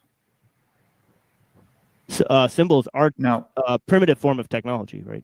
No, symbols had to come second, because sure, you could like make something in a dirt and a pattern, but that would be ephemeral. It wasn't until we could paint on cave walls. I agree with that. Yeah, tools are primary to symbols, but I think that the symbolic form, we're getting to the animals make tools, right? So it's not, it doesn't distinguish us from animals. A stick in clay. Oh, I'm not trying to distinguish us. Sorry, I just want to be able to respond to that.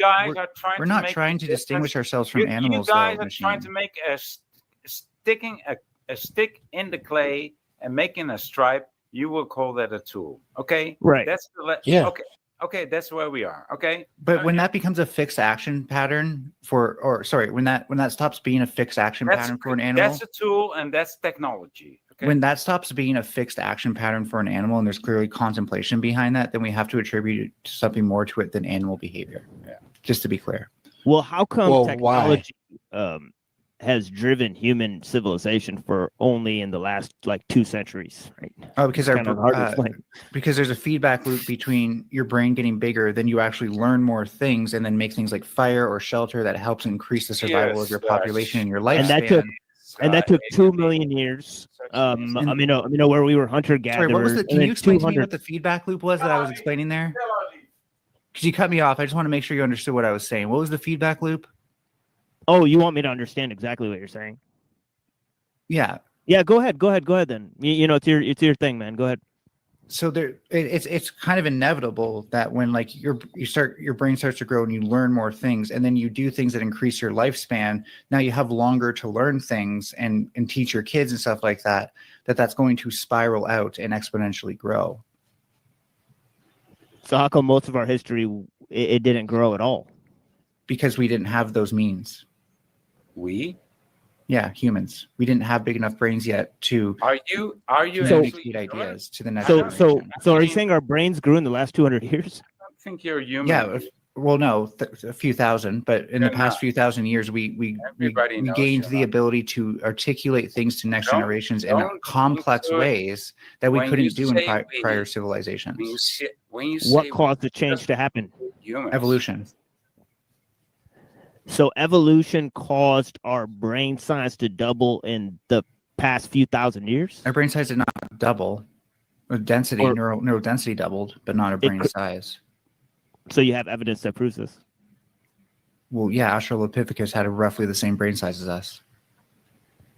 And that was 3,000 years ago. They had a different brain shape and different parts of the brain were emphasized. Like they didn't have as much of a frontal lobe, but now it's they. Now it's they. It's more neuron density that seems before to it was we, and now it's they. Can you really not understand the distinction, Voy? No, I can't. So you can't understand when. Tell me so more. You can't.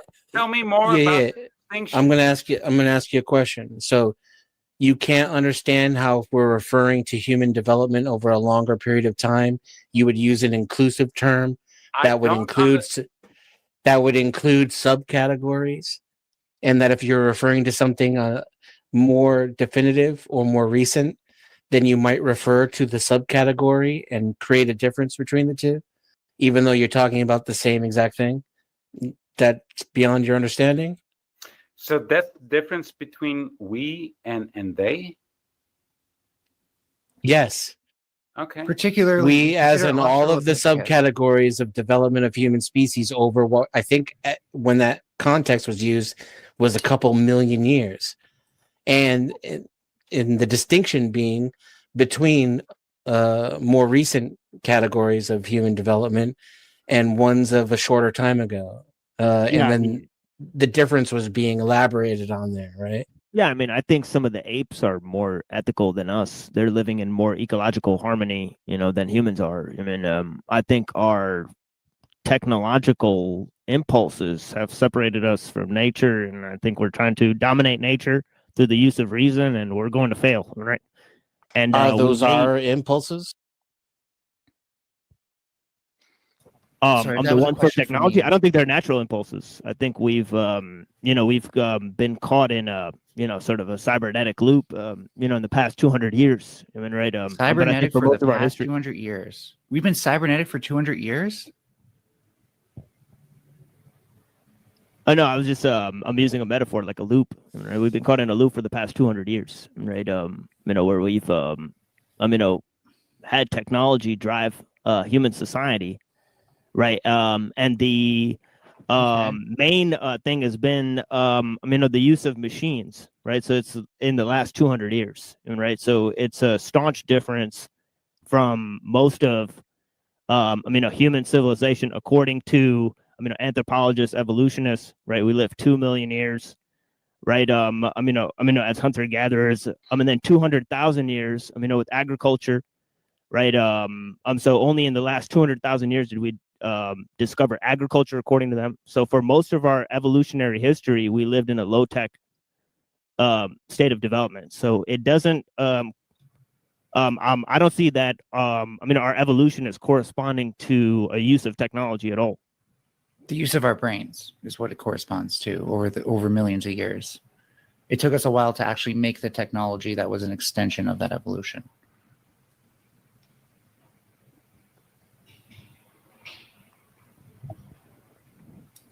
Yeah, I don't see it.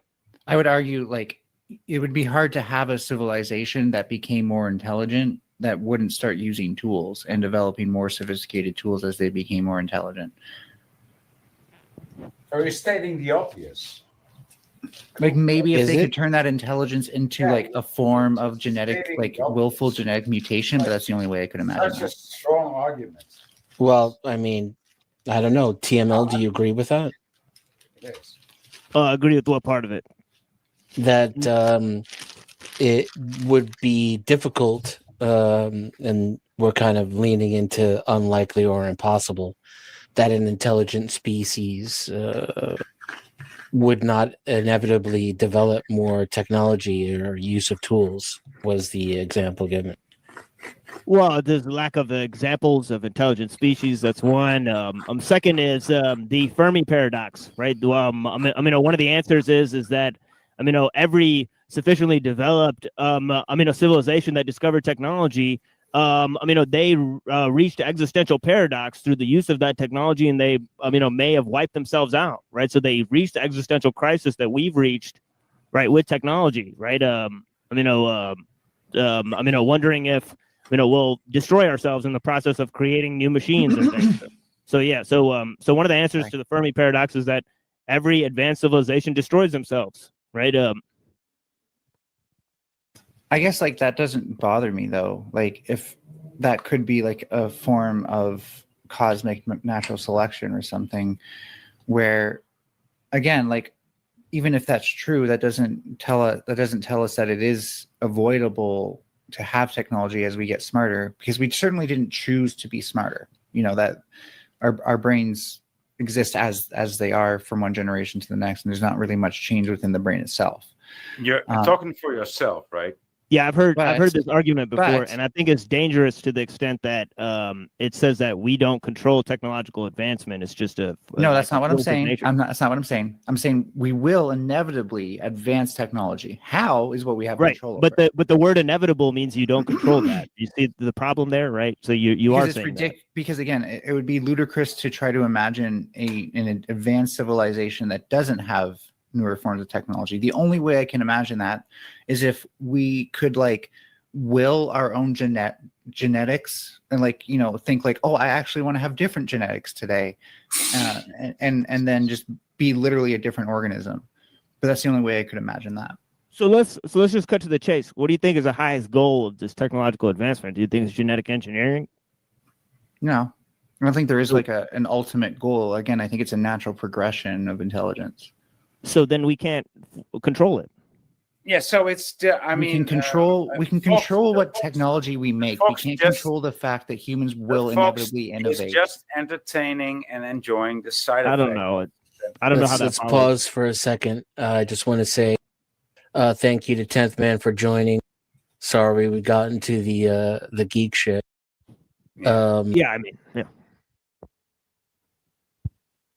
He has an engagement he has to leave for, so I just wanted to thank him for coming by. 10th Man, you're engaged. Congratulations. Yeah, blessings. Oh, he's married. Actually, I know. I'm just saying that because it pisses him off that I don't keep track of that, and I sometimes forget. Anyways, please continue. I mean, I've heard this rap before, so I think it's misanthropic. Can you imagine humans like digging out holes with a spoon for the rest of history? Even as we got smarter and could think of new ways to dig things more efficiently, why would we still dig stuff out with a spoon? I don't think we ever dig things with spoons, but all right. Hand trowel. It's because we clearly learn how to do things better, right? We learned how to make an excavator. Why did it take so long? Why did it take upwards of 2 million years? Wait, weren't you just complaining it happened really quickly though, like within hundreds of years? I would like to hear your answer to that too, Timo. Yeah, but you're saying that evolution caused that, and I'm saying that it can't happen either within 200 years. Hey, you're really conflating two major things. Evolution gave us the brains with the capacity to make technology. Humans had to come together to make the technology itself. Yeah, so evolution and technology won't run along the same time scale, right? You reach a certain level of evolution, and then the technology would explode exponentially. I think that's where Mel's coming from. Am I correct? Yeah. I mean, it still wouldn't make sense with the time frames, because again, we're going 2 million to 200,000 to then because it took 2 million to make a brain good enough. Evolution's a slow process. Technology is an uber fast one. And we're talking about stochastic process here. Yeah, but I'm pretty sure Neanderthals had bigger brains than us. It's technology. So how come they didn't? So this goes back to what I was saying about Australopithecus. They actually had relatively the same size brain. So how come they didn't? So how come they didn't brain? survive? Different parts of the brain were emphasized, and they had less neuron density. Right, it has more to do with ratio than it does overall size, and then also what parts of the brain is are being developed. But what was the question that you asked Melville? Because I'm interested in. So wait, what parts of the brain caused us to develop technology? The prefrontal cortex. That developed prefrontal cortex.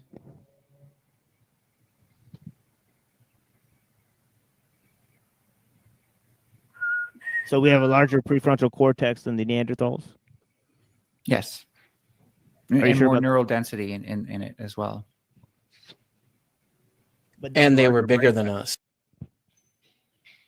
So like the ratio is a thing too. By the way, I haven't actually seen a lot of evidence that supports they had bigger brains. They certainly had bigger parts of their brain, like their motor cortex. It was actually the difference between, sorry, I don't remember the three branches of proto-humans that kind of branched off. Two of them died. Homo erectus, I think, was one of them. And they certainly had like better hunting skills and stuff like that, but without their developed prefrontal cortex, they really only were able to do things after we came up with them. And because of that, they're always lagging behind, and they just didn't, their genes didn't live out. Well, I mean, you can still find evidence of them in other populations, but of course, Homo sapiens eventually dominated the world. Yeah, I mean, thanks for stopping by, Frank. Yeah, I mean, crows use tools, right? Right, but okay, but they don't. Crows. And I mean, monkeys have even made tools, right? So this is why I got into making more and more sophisticated tools. Like crows will use things that are already available. They won't manufacture tools.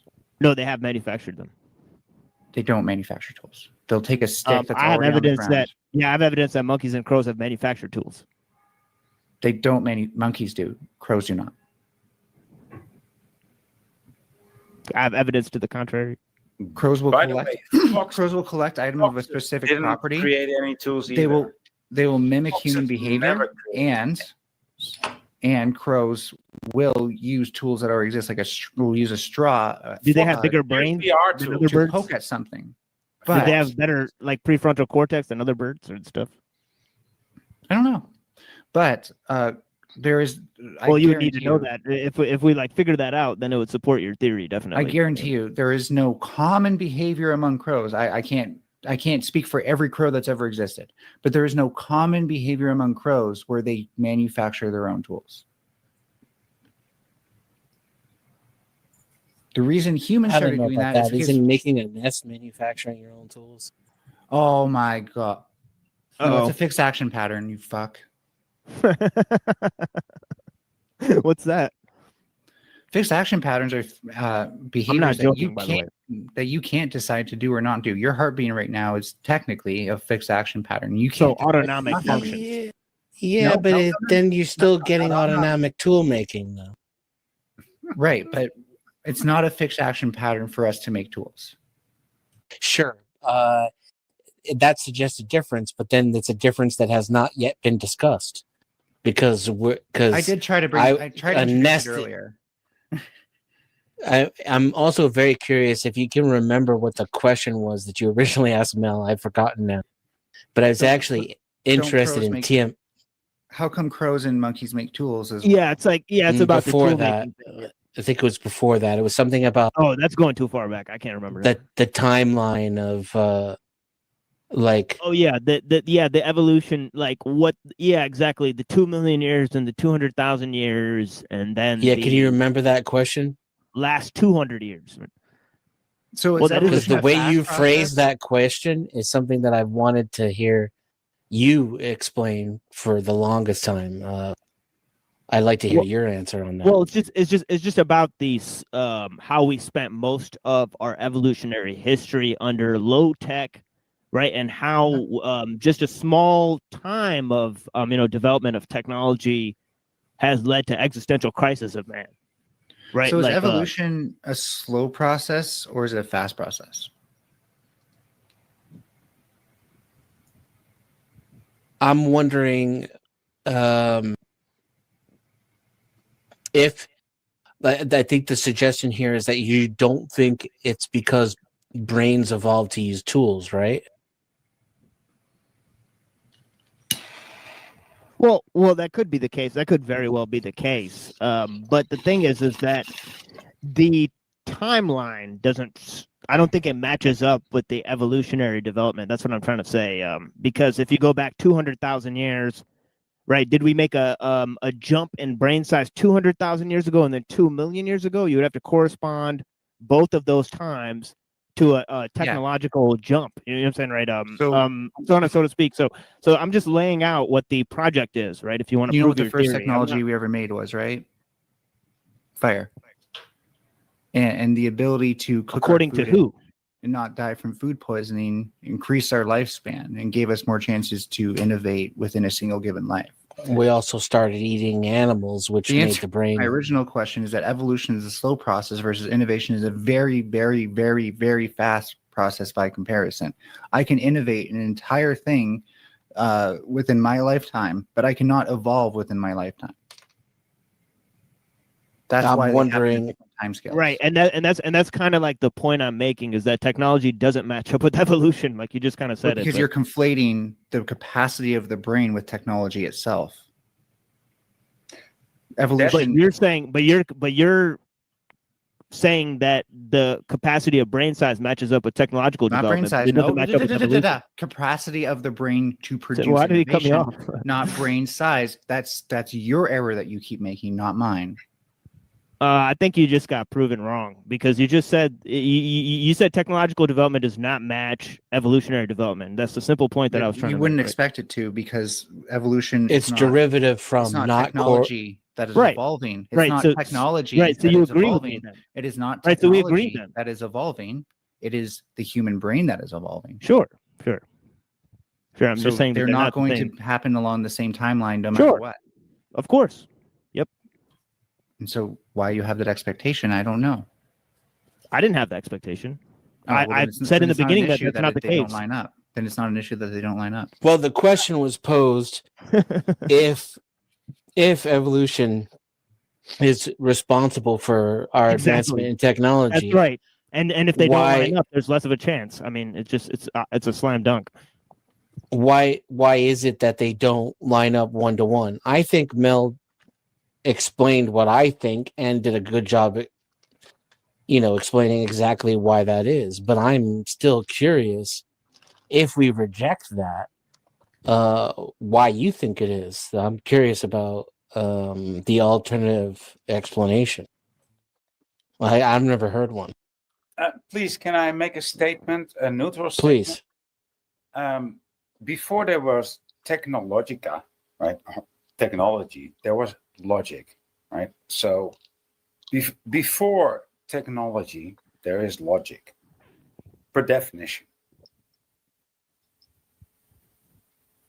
Maybe no, I know we came up with fire before logic, so no. Yeah, I mean, I read this on my show. It's like if you took a guy who lived like in a forest, right, and took him, until he turned 50, and you told him in the last part of his life to adjust to life in the city, right? That's basically what humanity is going through, right? The technological acceleration does not match the evolutionary development, right? So that's right. Therefore, it's dangerous, right? Yeah, I agree with that. But okay, right, so I agree with everything up to point I'm trying to make. Therefore, it is dangerous. It's dangerous on a human scale, but humans have also developed techniques to make things safe. So that's why it's a double-edged sword. Because I would think that that's dubious, right? Because are swords dangerous? Are swords what about dangerous? nuclear? What about nuclear? Wait, can you bombs? just answer my question? Because I'm going somewhere with this. Swords are dangerous, right? Just say yes. It's obvious yes. You don't need to think about it. Swords are dangerous.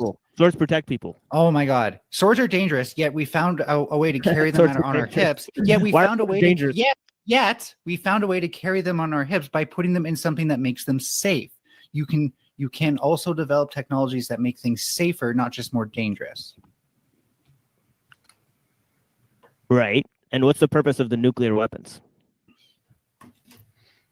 Well, the purpose of nuclear technology is both energy and defense. The purpose of nuclear weapons for defense is mutually assured destruction. Right. So what's the benefit of what's the practical benefit of mutually assured destruction? No, the practical benefit of nuclear technology is energy. Right, but what's the practical benefit of mutually assured destruction? You're just pointing to the other side of the sword now. Right, there's two sides of the fucking sword. You said it yourself. So yeah, so the other side is much more compelling. So you're just acknowledging my point that it's really hard to find technology. No, I'm saying that destruction of humanity on one side of the scale and then energy on the other side of the scale. Oh, we should probably worry more about destruction of humanity. Like, no shit, Sherlock. Shout out to Voy. Thanks for participating. Please come back and hopefully. You know what's funny is like we're less likely to die from when there's a little less back and forth. Go ahead, Mel. We're less likely to die. Oh yeah, by the way, bye Seth. We're less likely to die from nuclear fallout than we are from like climate change because we burn too many fossil fuels. So if anything, we did need solutions to the energy crisis that fossil fuels created. But that's technology. Yeah, I know. Like we need more tech to save us from the tech we need. Right? Like due to the fact that technology has created the existential crisis that you're referring to, it's. Yep, humans created our own issues because we found ways to avoid nature. Yes, yes, I agree with that one. Yeah, totally. I think so. We could solve a lot of those problems by turning toward nature. Oh yeah, 100%. Yeah, we agree on that one. Yeah, we create ancient problems again, though, right? Like problems of like it makes more sense to worship the sky daddy than it does to actually understand the weather on a. Would you separate knowledge and technology, TML? Like in other words, would you acknowledge that we need to know how nature works in order to avoid creating technology? Right. I don't, because I don't believe in like one governing ism or thought, like I'm okay with that. I feel like we needed the technology to get to this point where we could recognize how much technology is hurting us, and that now we can find a balance, and in my opinion, that's going to mean a lot more nature and a lot less technological advancement. Yeah, I agree. If you really want to bring humans back to nature, you got to get us to challenge consumerism. But a lot of other people talk. Yeah, I think the future is primitive. This system is not sustainable. It'll eventually collapse, and we'll move on to There's the next that thing. too. We'll have no chance but to live in harmony with nature. It won't. Yeah, it won't be up to us. We're gonna keep right. fucking Eventually, the pooch until. Yeah, eventually it won't be up to us. The pollution and the ecological crisis will get too severe, and then humanity will have to adjust. And it'll just be, the future will be a primitive future. I mean, that is what I predict. I think, I don't nature think needs no help either way. It does not negotiate. It's going to do what it does, if that makes sense. No matter how much tech we have, it's going to finish its cycle, whatever that cycle may be. Whether it destroys us or whatever it may do. What is it in this context? It's a Pandora's box that we can't close anymore. Yeah, that was a good analogy that the Greeks had. Actually, Pandora was a robot, right? So it was an ancient sort of machine, right? And I believe it was I think it could have been created by Hephaestus, but there was also a god of technology that created Talos, right? Giant robot, right? Type of thing. They talk about robots in ancient mythology. Yeah. We are going back to nature, just not in the ways you might think, right? Like in terms of like, we used to make materials that are totally unsustainable, circuit boards, for example. But now we're finding ways to make them out of mushroom mycelium.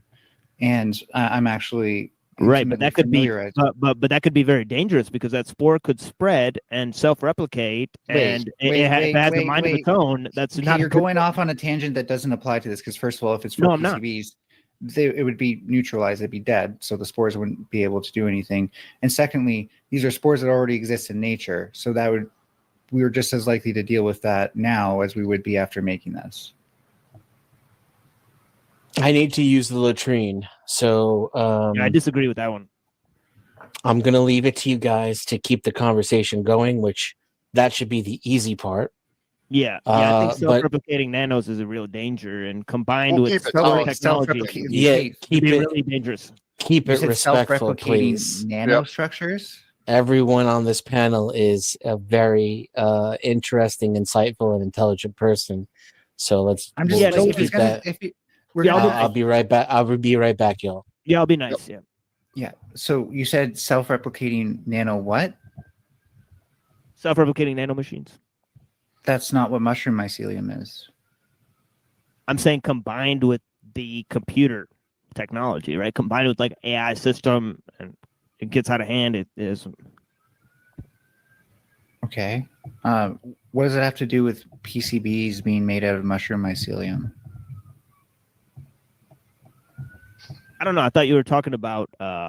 No, I'm talking about us making materials that were before unsustainable with now sustainable things that can biodegrade, go back. Yeah, I agree. Yeah, I agree with that. Yeah, I agree with making stuff out of mycelium. 100%. That's all I was pointing out. Is that's a way that we're going back to nature. Yeah. I'm not saying that anything but have you heard about the slime mold will ever thing? be perfect. If anything, humans are great at creating problems for ourselves. I agree with that. Yeah. However, Have you heard about the slime mold that they said can find its way through a subway system and they were going to ship the slime mold? that's a bit of online hype. Actually, that's not a big deal that it can do that. There's plenty of things that can do that. Right, but they're talking about you lost me. What was it doing? No, slime mold can solve the traveling salesman problem by taking the shortest path through a maze to something, but it doesn't do that because it knows intelligently where it is. It takes all possible paths, and then the path that actually gets there the shortest is the one that's kept alive because that's the one that has the most fluid transfer between points. I know very well how it works, by the way. Right. Yeah, that's exactly what I'm talking about. Yeah, no, I was just trying to go on a tangent. It's more like simulated intelligence than real intelligence. Right. So that's what I was trying to think of, that they were thinking of combining nanomachines with that. And I think that could go haywire. No, they're not going to do that. If anything, they'll use mycelium. The problem is we don't know how to make mycelium go where we want it to, although I may have personally came up with a solution for at least making nanostructures with them, with it, but I'm not going to talk about that because I haven't even released how could that help? For example, microfluidics are something that could really help us in the medical field with rapidly diagnosing stuff in the field, whereas otherwise you have to send stuff to a lab and it's all this whole week-long thing of getting all these assay tests done. You could just put this on a chip, put it into a device, kind of like how blood testers for diabetes work, and get back a whole series of results that would. How long do you think that's going to be? It's not going to be long until you don't. Yeah, we're already doing microfluidics. Yeah, we already use microfluidics in biotechnology. Yeah, that's interesting. I'll say you could go to the Walmart and get diagnosed soon. Mm-hmm. Soon. Like attaching so one thing we've been doing for a long time is attaching proteins, or maybe not proteins, but peptides to what's it called? A ligand that is in on a strip, right? And then you dump that strip in a sample and it comes out and changes color. How many times what is have you the seen ligand? stuff like that? Pregnancy tests, right? Ligand is like a metal, or it's a bond between a metal compound, and I'm kind of oversimplifying just for reasons, and an organic compound. So it's a way to connect inorganic and organic things. That's an interesting concept for sure. I'm gonna look into that ligand. I'm probably not saying it in the most accurate way. It's more like organoid intelligence. Pardon? Organoid intelligence. That's not really a thing. Organoid? It is a thing. Yeah. It's not. Yeah, they have a thing. Organoid intelligence. You're confusing. So the whole thing with like getting memories from somebody if you get an organ transplant. First of all, that's been debunked. No. This is about them growing brain cells on computer chips. Then they are doing that now.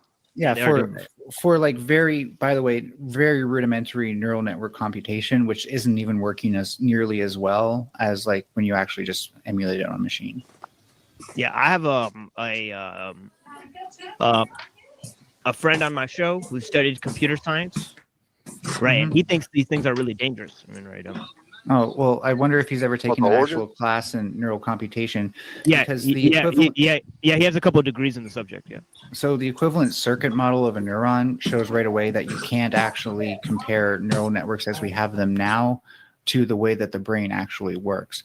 There are some structural similarities in terms of like organization, but the core model of how we model the neuron in a neural network is not the same at all in any way as how an actual neuron works. Shout out to Avian Buddha, by the way. Yeah, he's a smart dude. Yeah, I'd like to hear a conversation between Mel and yeah, that'd be fucking dope. Yeah, Could quantum entanglement come into the play with the brain? Really? No. Because, Why not? Because they're all Newtonian processes that give us inputs and outputs. The brain. Yeah, Newtonian meaning like physics that happen on the scale that's larger than the atomic. So, and quantum has to be smaller than the atomic. So you're saying it's impossible, in your opinion? Well, I think there's more interesting stuff than that going on, particularly with like subtractive synthesis and noise, and us getting kind of like where we get creativity from. I think it comes from like a noise gradient across neurons in the brain, and the fact that the neurons themselves can subtractively synthesize it through the ways that they filter out noise. You don't think nature is intelligent? As a whole, you could say that there is a form of intelligence, just not like a centralized intelligence like we see in the brain. Well, what about the mycorrhizal relationship between the mushrooms and the trees, right? Don't you think that created like a lot of, right? Like it created the oxygen so the animals can exist, right? It's symbiotic and it's clever, right. But I would say that didn't happen from like pre-thought, right? It happened as a series of consequences. So where do you think intelligence? So what combination of dead matter gives rise to intelligence? Well, there is no predefined combination. It's all stochastic again, right? So when you have living systems, usually they represent a nonlinear system, a system that's not going to act the way you want it to. Also, it's a system that's in non-equilibrium, right? And so the first form of intelligence ever to exist in evolution was actually the ability to be like, oh, I'm cold, I'm going to go somewhere that's warm. Where's the warm spot? I'm going to find it now, right? And that's the most primitive thing. Like, I'm cold, I'm going to start moving in hopes that I wind up somewhere that's warm. And there's no thought required for that. I couldn't even tell you where we started getting thoughts. That's the part that's like a mystery to me, an anthropologist, and I'm pretty sure anybody right. who's being honest. Yeah. Because these internal thoughts we have, the ability to think is very profound, and there is no there is no way. Real quick, go ahead, Mel. Finish off your sentence. No. I honestly was rambling. Go ahead. I just wanted to welcome Joe Cool to the panel. Oh, thanks. I was totally ignoring you guys and getting high, but I'll pay more attention. If you're like, I'm high too, and if this isn't a summer discussion, I don't know what is. Yeah, Mel. After you burnt yours, you kind of picked up in your speed. You got fluent and you started doing your thing. So let us say, government by the retarded. It's TML in 50 years. For the retarded.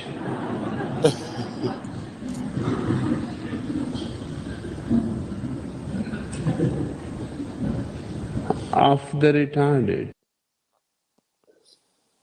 If you want voters to not be R-slurred, then get us to stop being consumers. Yeah. I question whether or not there won't always be a majority of, sheeple, but they'll go along with whatever the program is. So there's no reason why we can't make a better program for everyone. That's what Plato said. Always be, what do you call it, sheeple?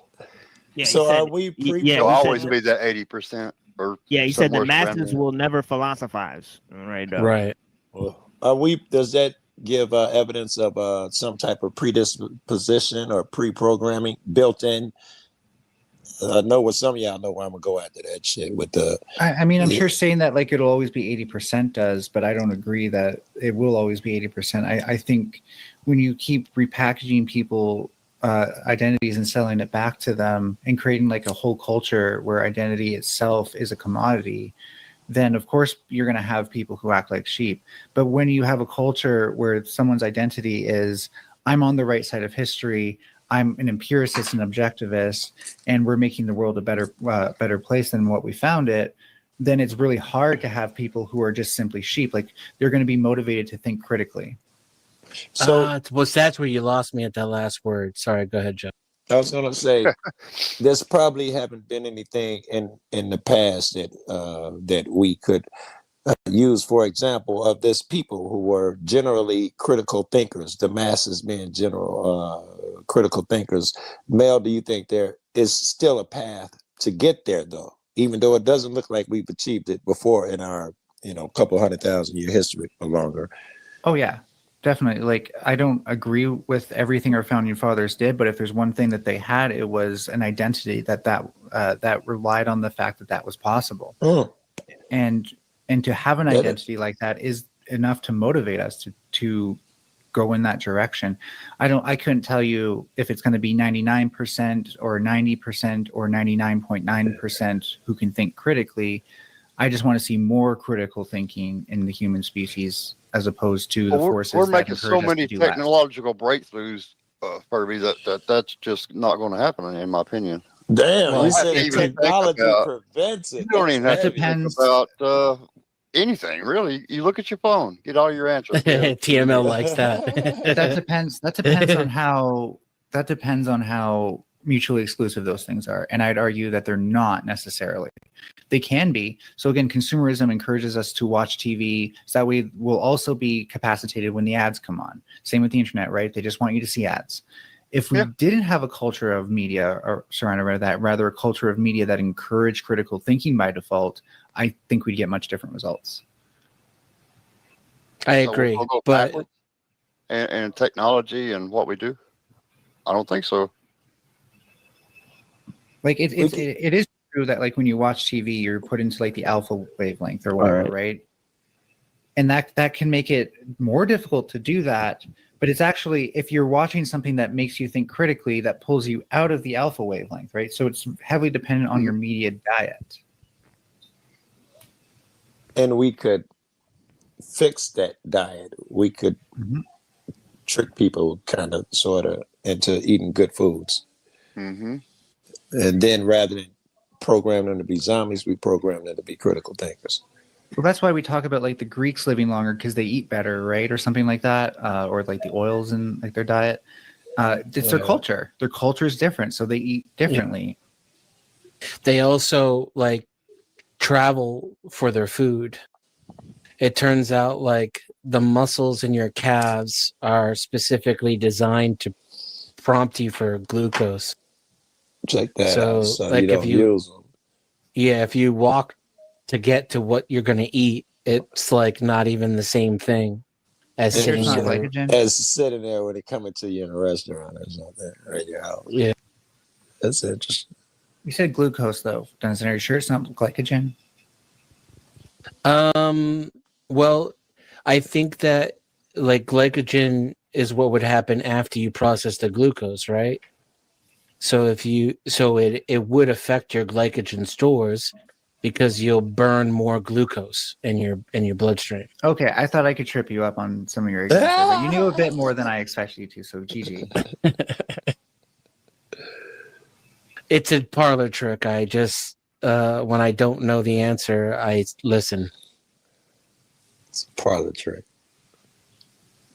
Is that a trick or just being smart? Or being wise? Critical thinking. He's eating the right foods. Yeah, so again, I don't consider myself successful by any measure other than, whatever way I did things, it was always my own way. But that clearly was not a very effective or efficient route. Yeah, it probably sucked. But by the way, I think the one thing we could do differently within like the system as a whole and this is very ecological if you do know ecology, is to have systems that don't rely on competition as much, and actually assume that humans are more cooperative than competitive by default. Yeah. 'Cause that's one of the things that I think intelligence gives us the capacity to do, is cooperate more than ever, rather than just seeing everything as competition. In real life, that's what I end up doing with my friends. Whenever we're doing some cooperation, whether a fence needs to go up, a chicken coop needs to be built, it's never been competition. It works on every single level except the government one, apparently, is what we're supposed to believe. Right. Yes. Economically, right? So it works in your family. It works even at your job. If you take the wages and put them in another mental category, just think about how people actually work together inside of a building, right? It works for the strangers you meet at the supermarket, for Christ's sake. We volunteer to keep ourselves orderly and out of each other's way. It's good. And here's how you know it's a scam. The politicians don't even believe that, right? If anything, they believe they should be crossing aisles and cooperating with the side that they're technically opposed to. Right. So, if anything, we're the ones who are being fooled into believing like, oh, I need to be that different than somebody who disagrees with me. There are certain ways, just to be clear, right? Like my family who won't accept trans stuff at all, literally, they're impossible to talk to. They just are. They alienate themselves from me. But not every single political thing has to be like that either. It was just interested me that you said your family isolates you, and then you followed up with a political thing, which made me think that. Well, I'm saying that like there are some things that might mean a lot in that sense, but there are also just some things that are trivial, right? Like if you're like, my grandpa doesn't support what do you call it in America, minimum basic wage or whatever, right? But I can still talk to him like he's my grandpa despite that. Like that's not a deal breaker, but he won't talk to me like I'm a human being anymore, and that's the issue. Why not? Because I'm trans. Okay, I was going to tell you that, but you know, it's probably one of those things where he's been taught, if you don't do what I say, withdraw my love, and that's how you get a person to correct their behavior. And some people get stuck in it, especially fucking dads. Right, but if I dehumanized him, the whole family would lose their fucking minds, just to be clear. Yes, undoubtedly. So it's crazy that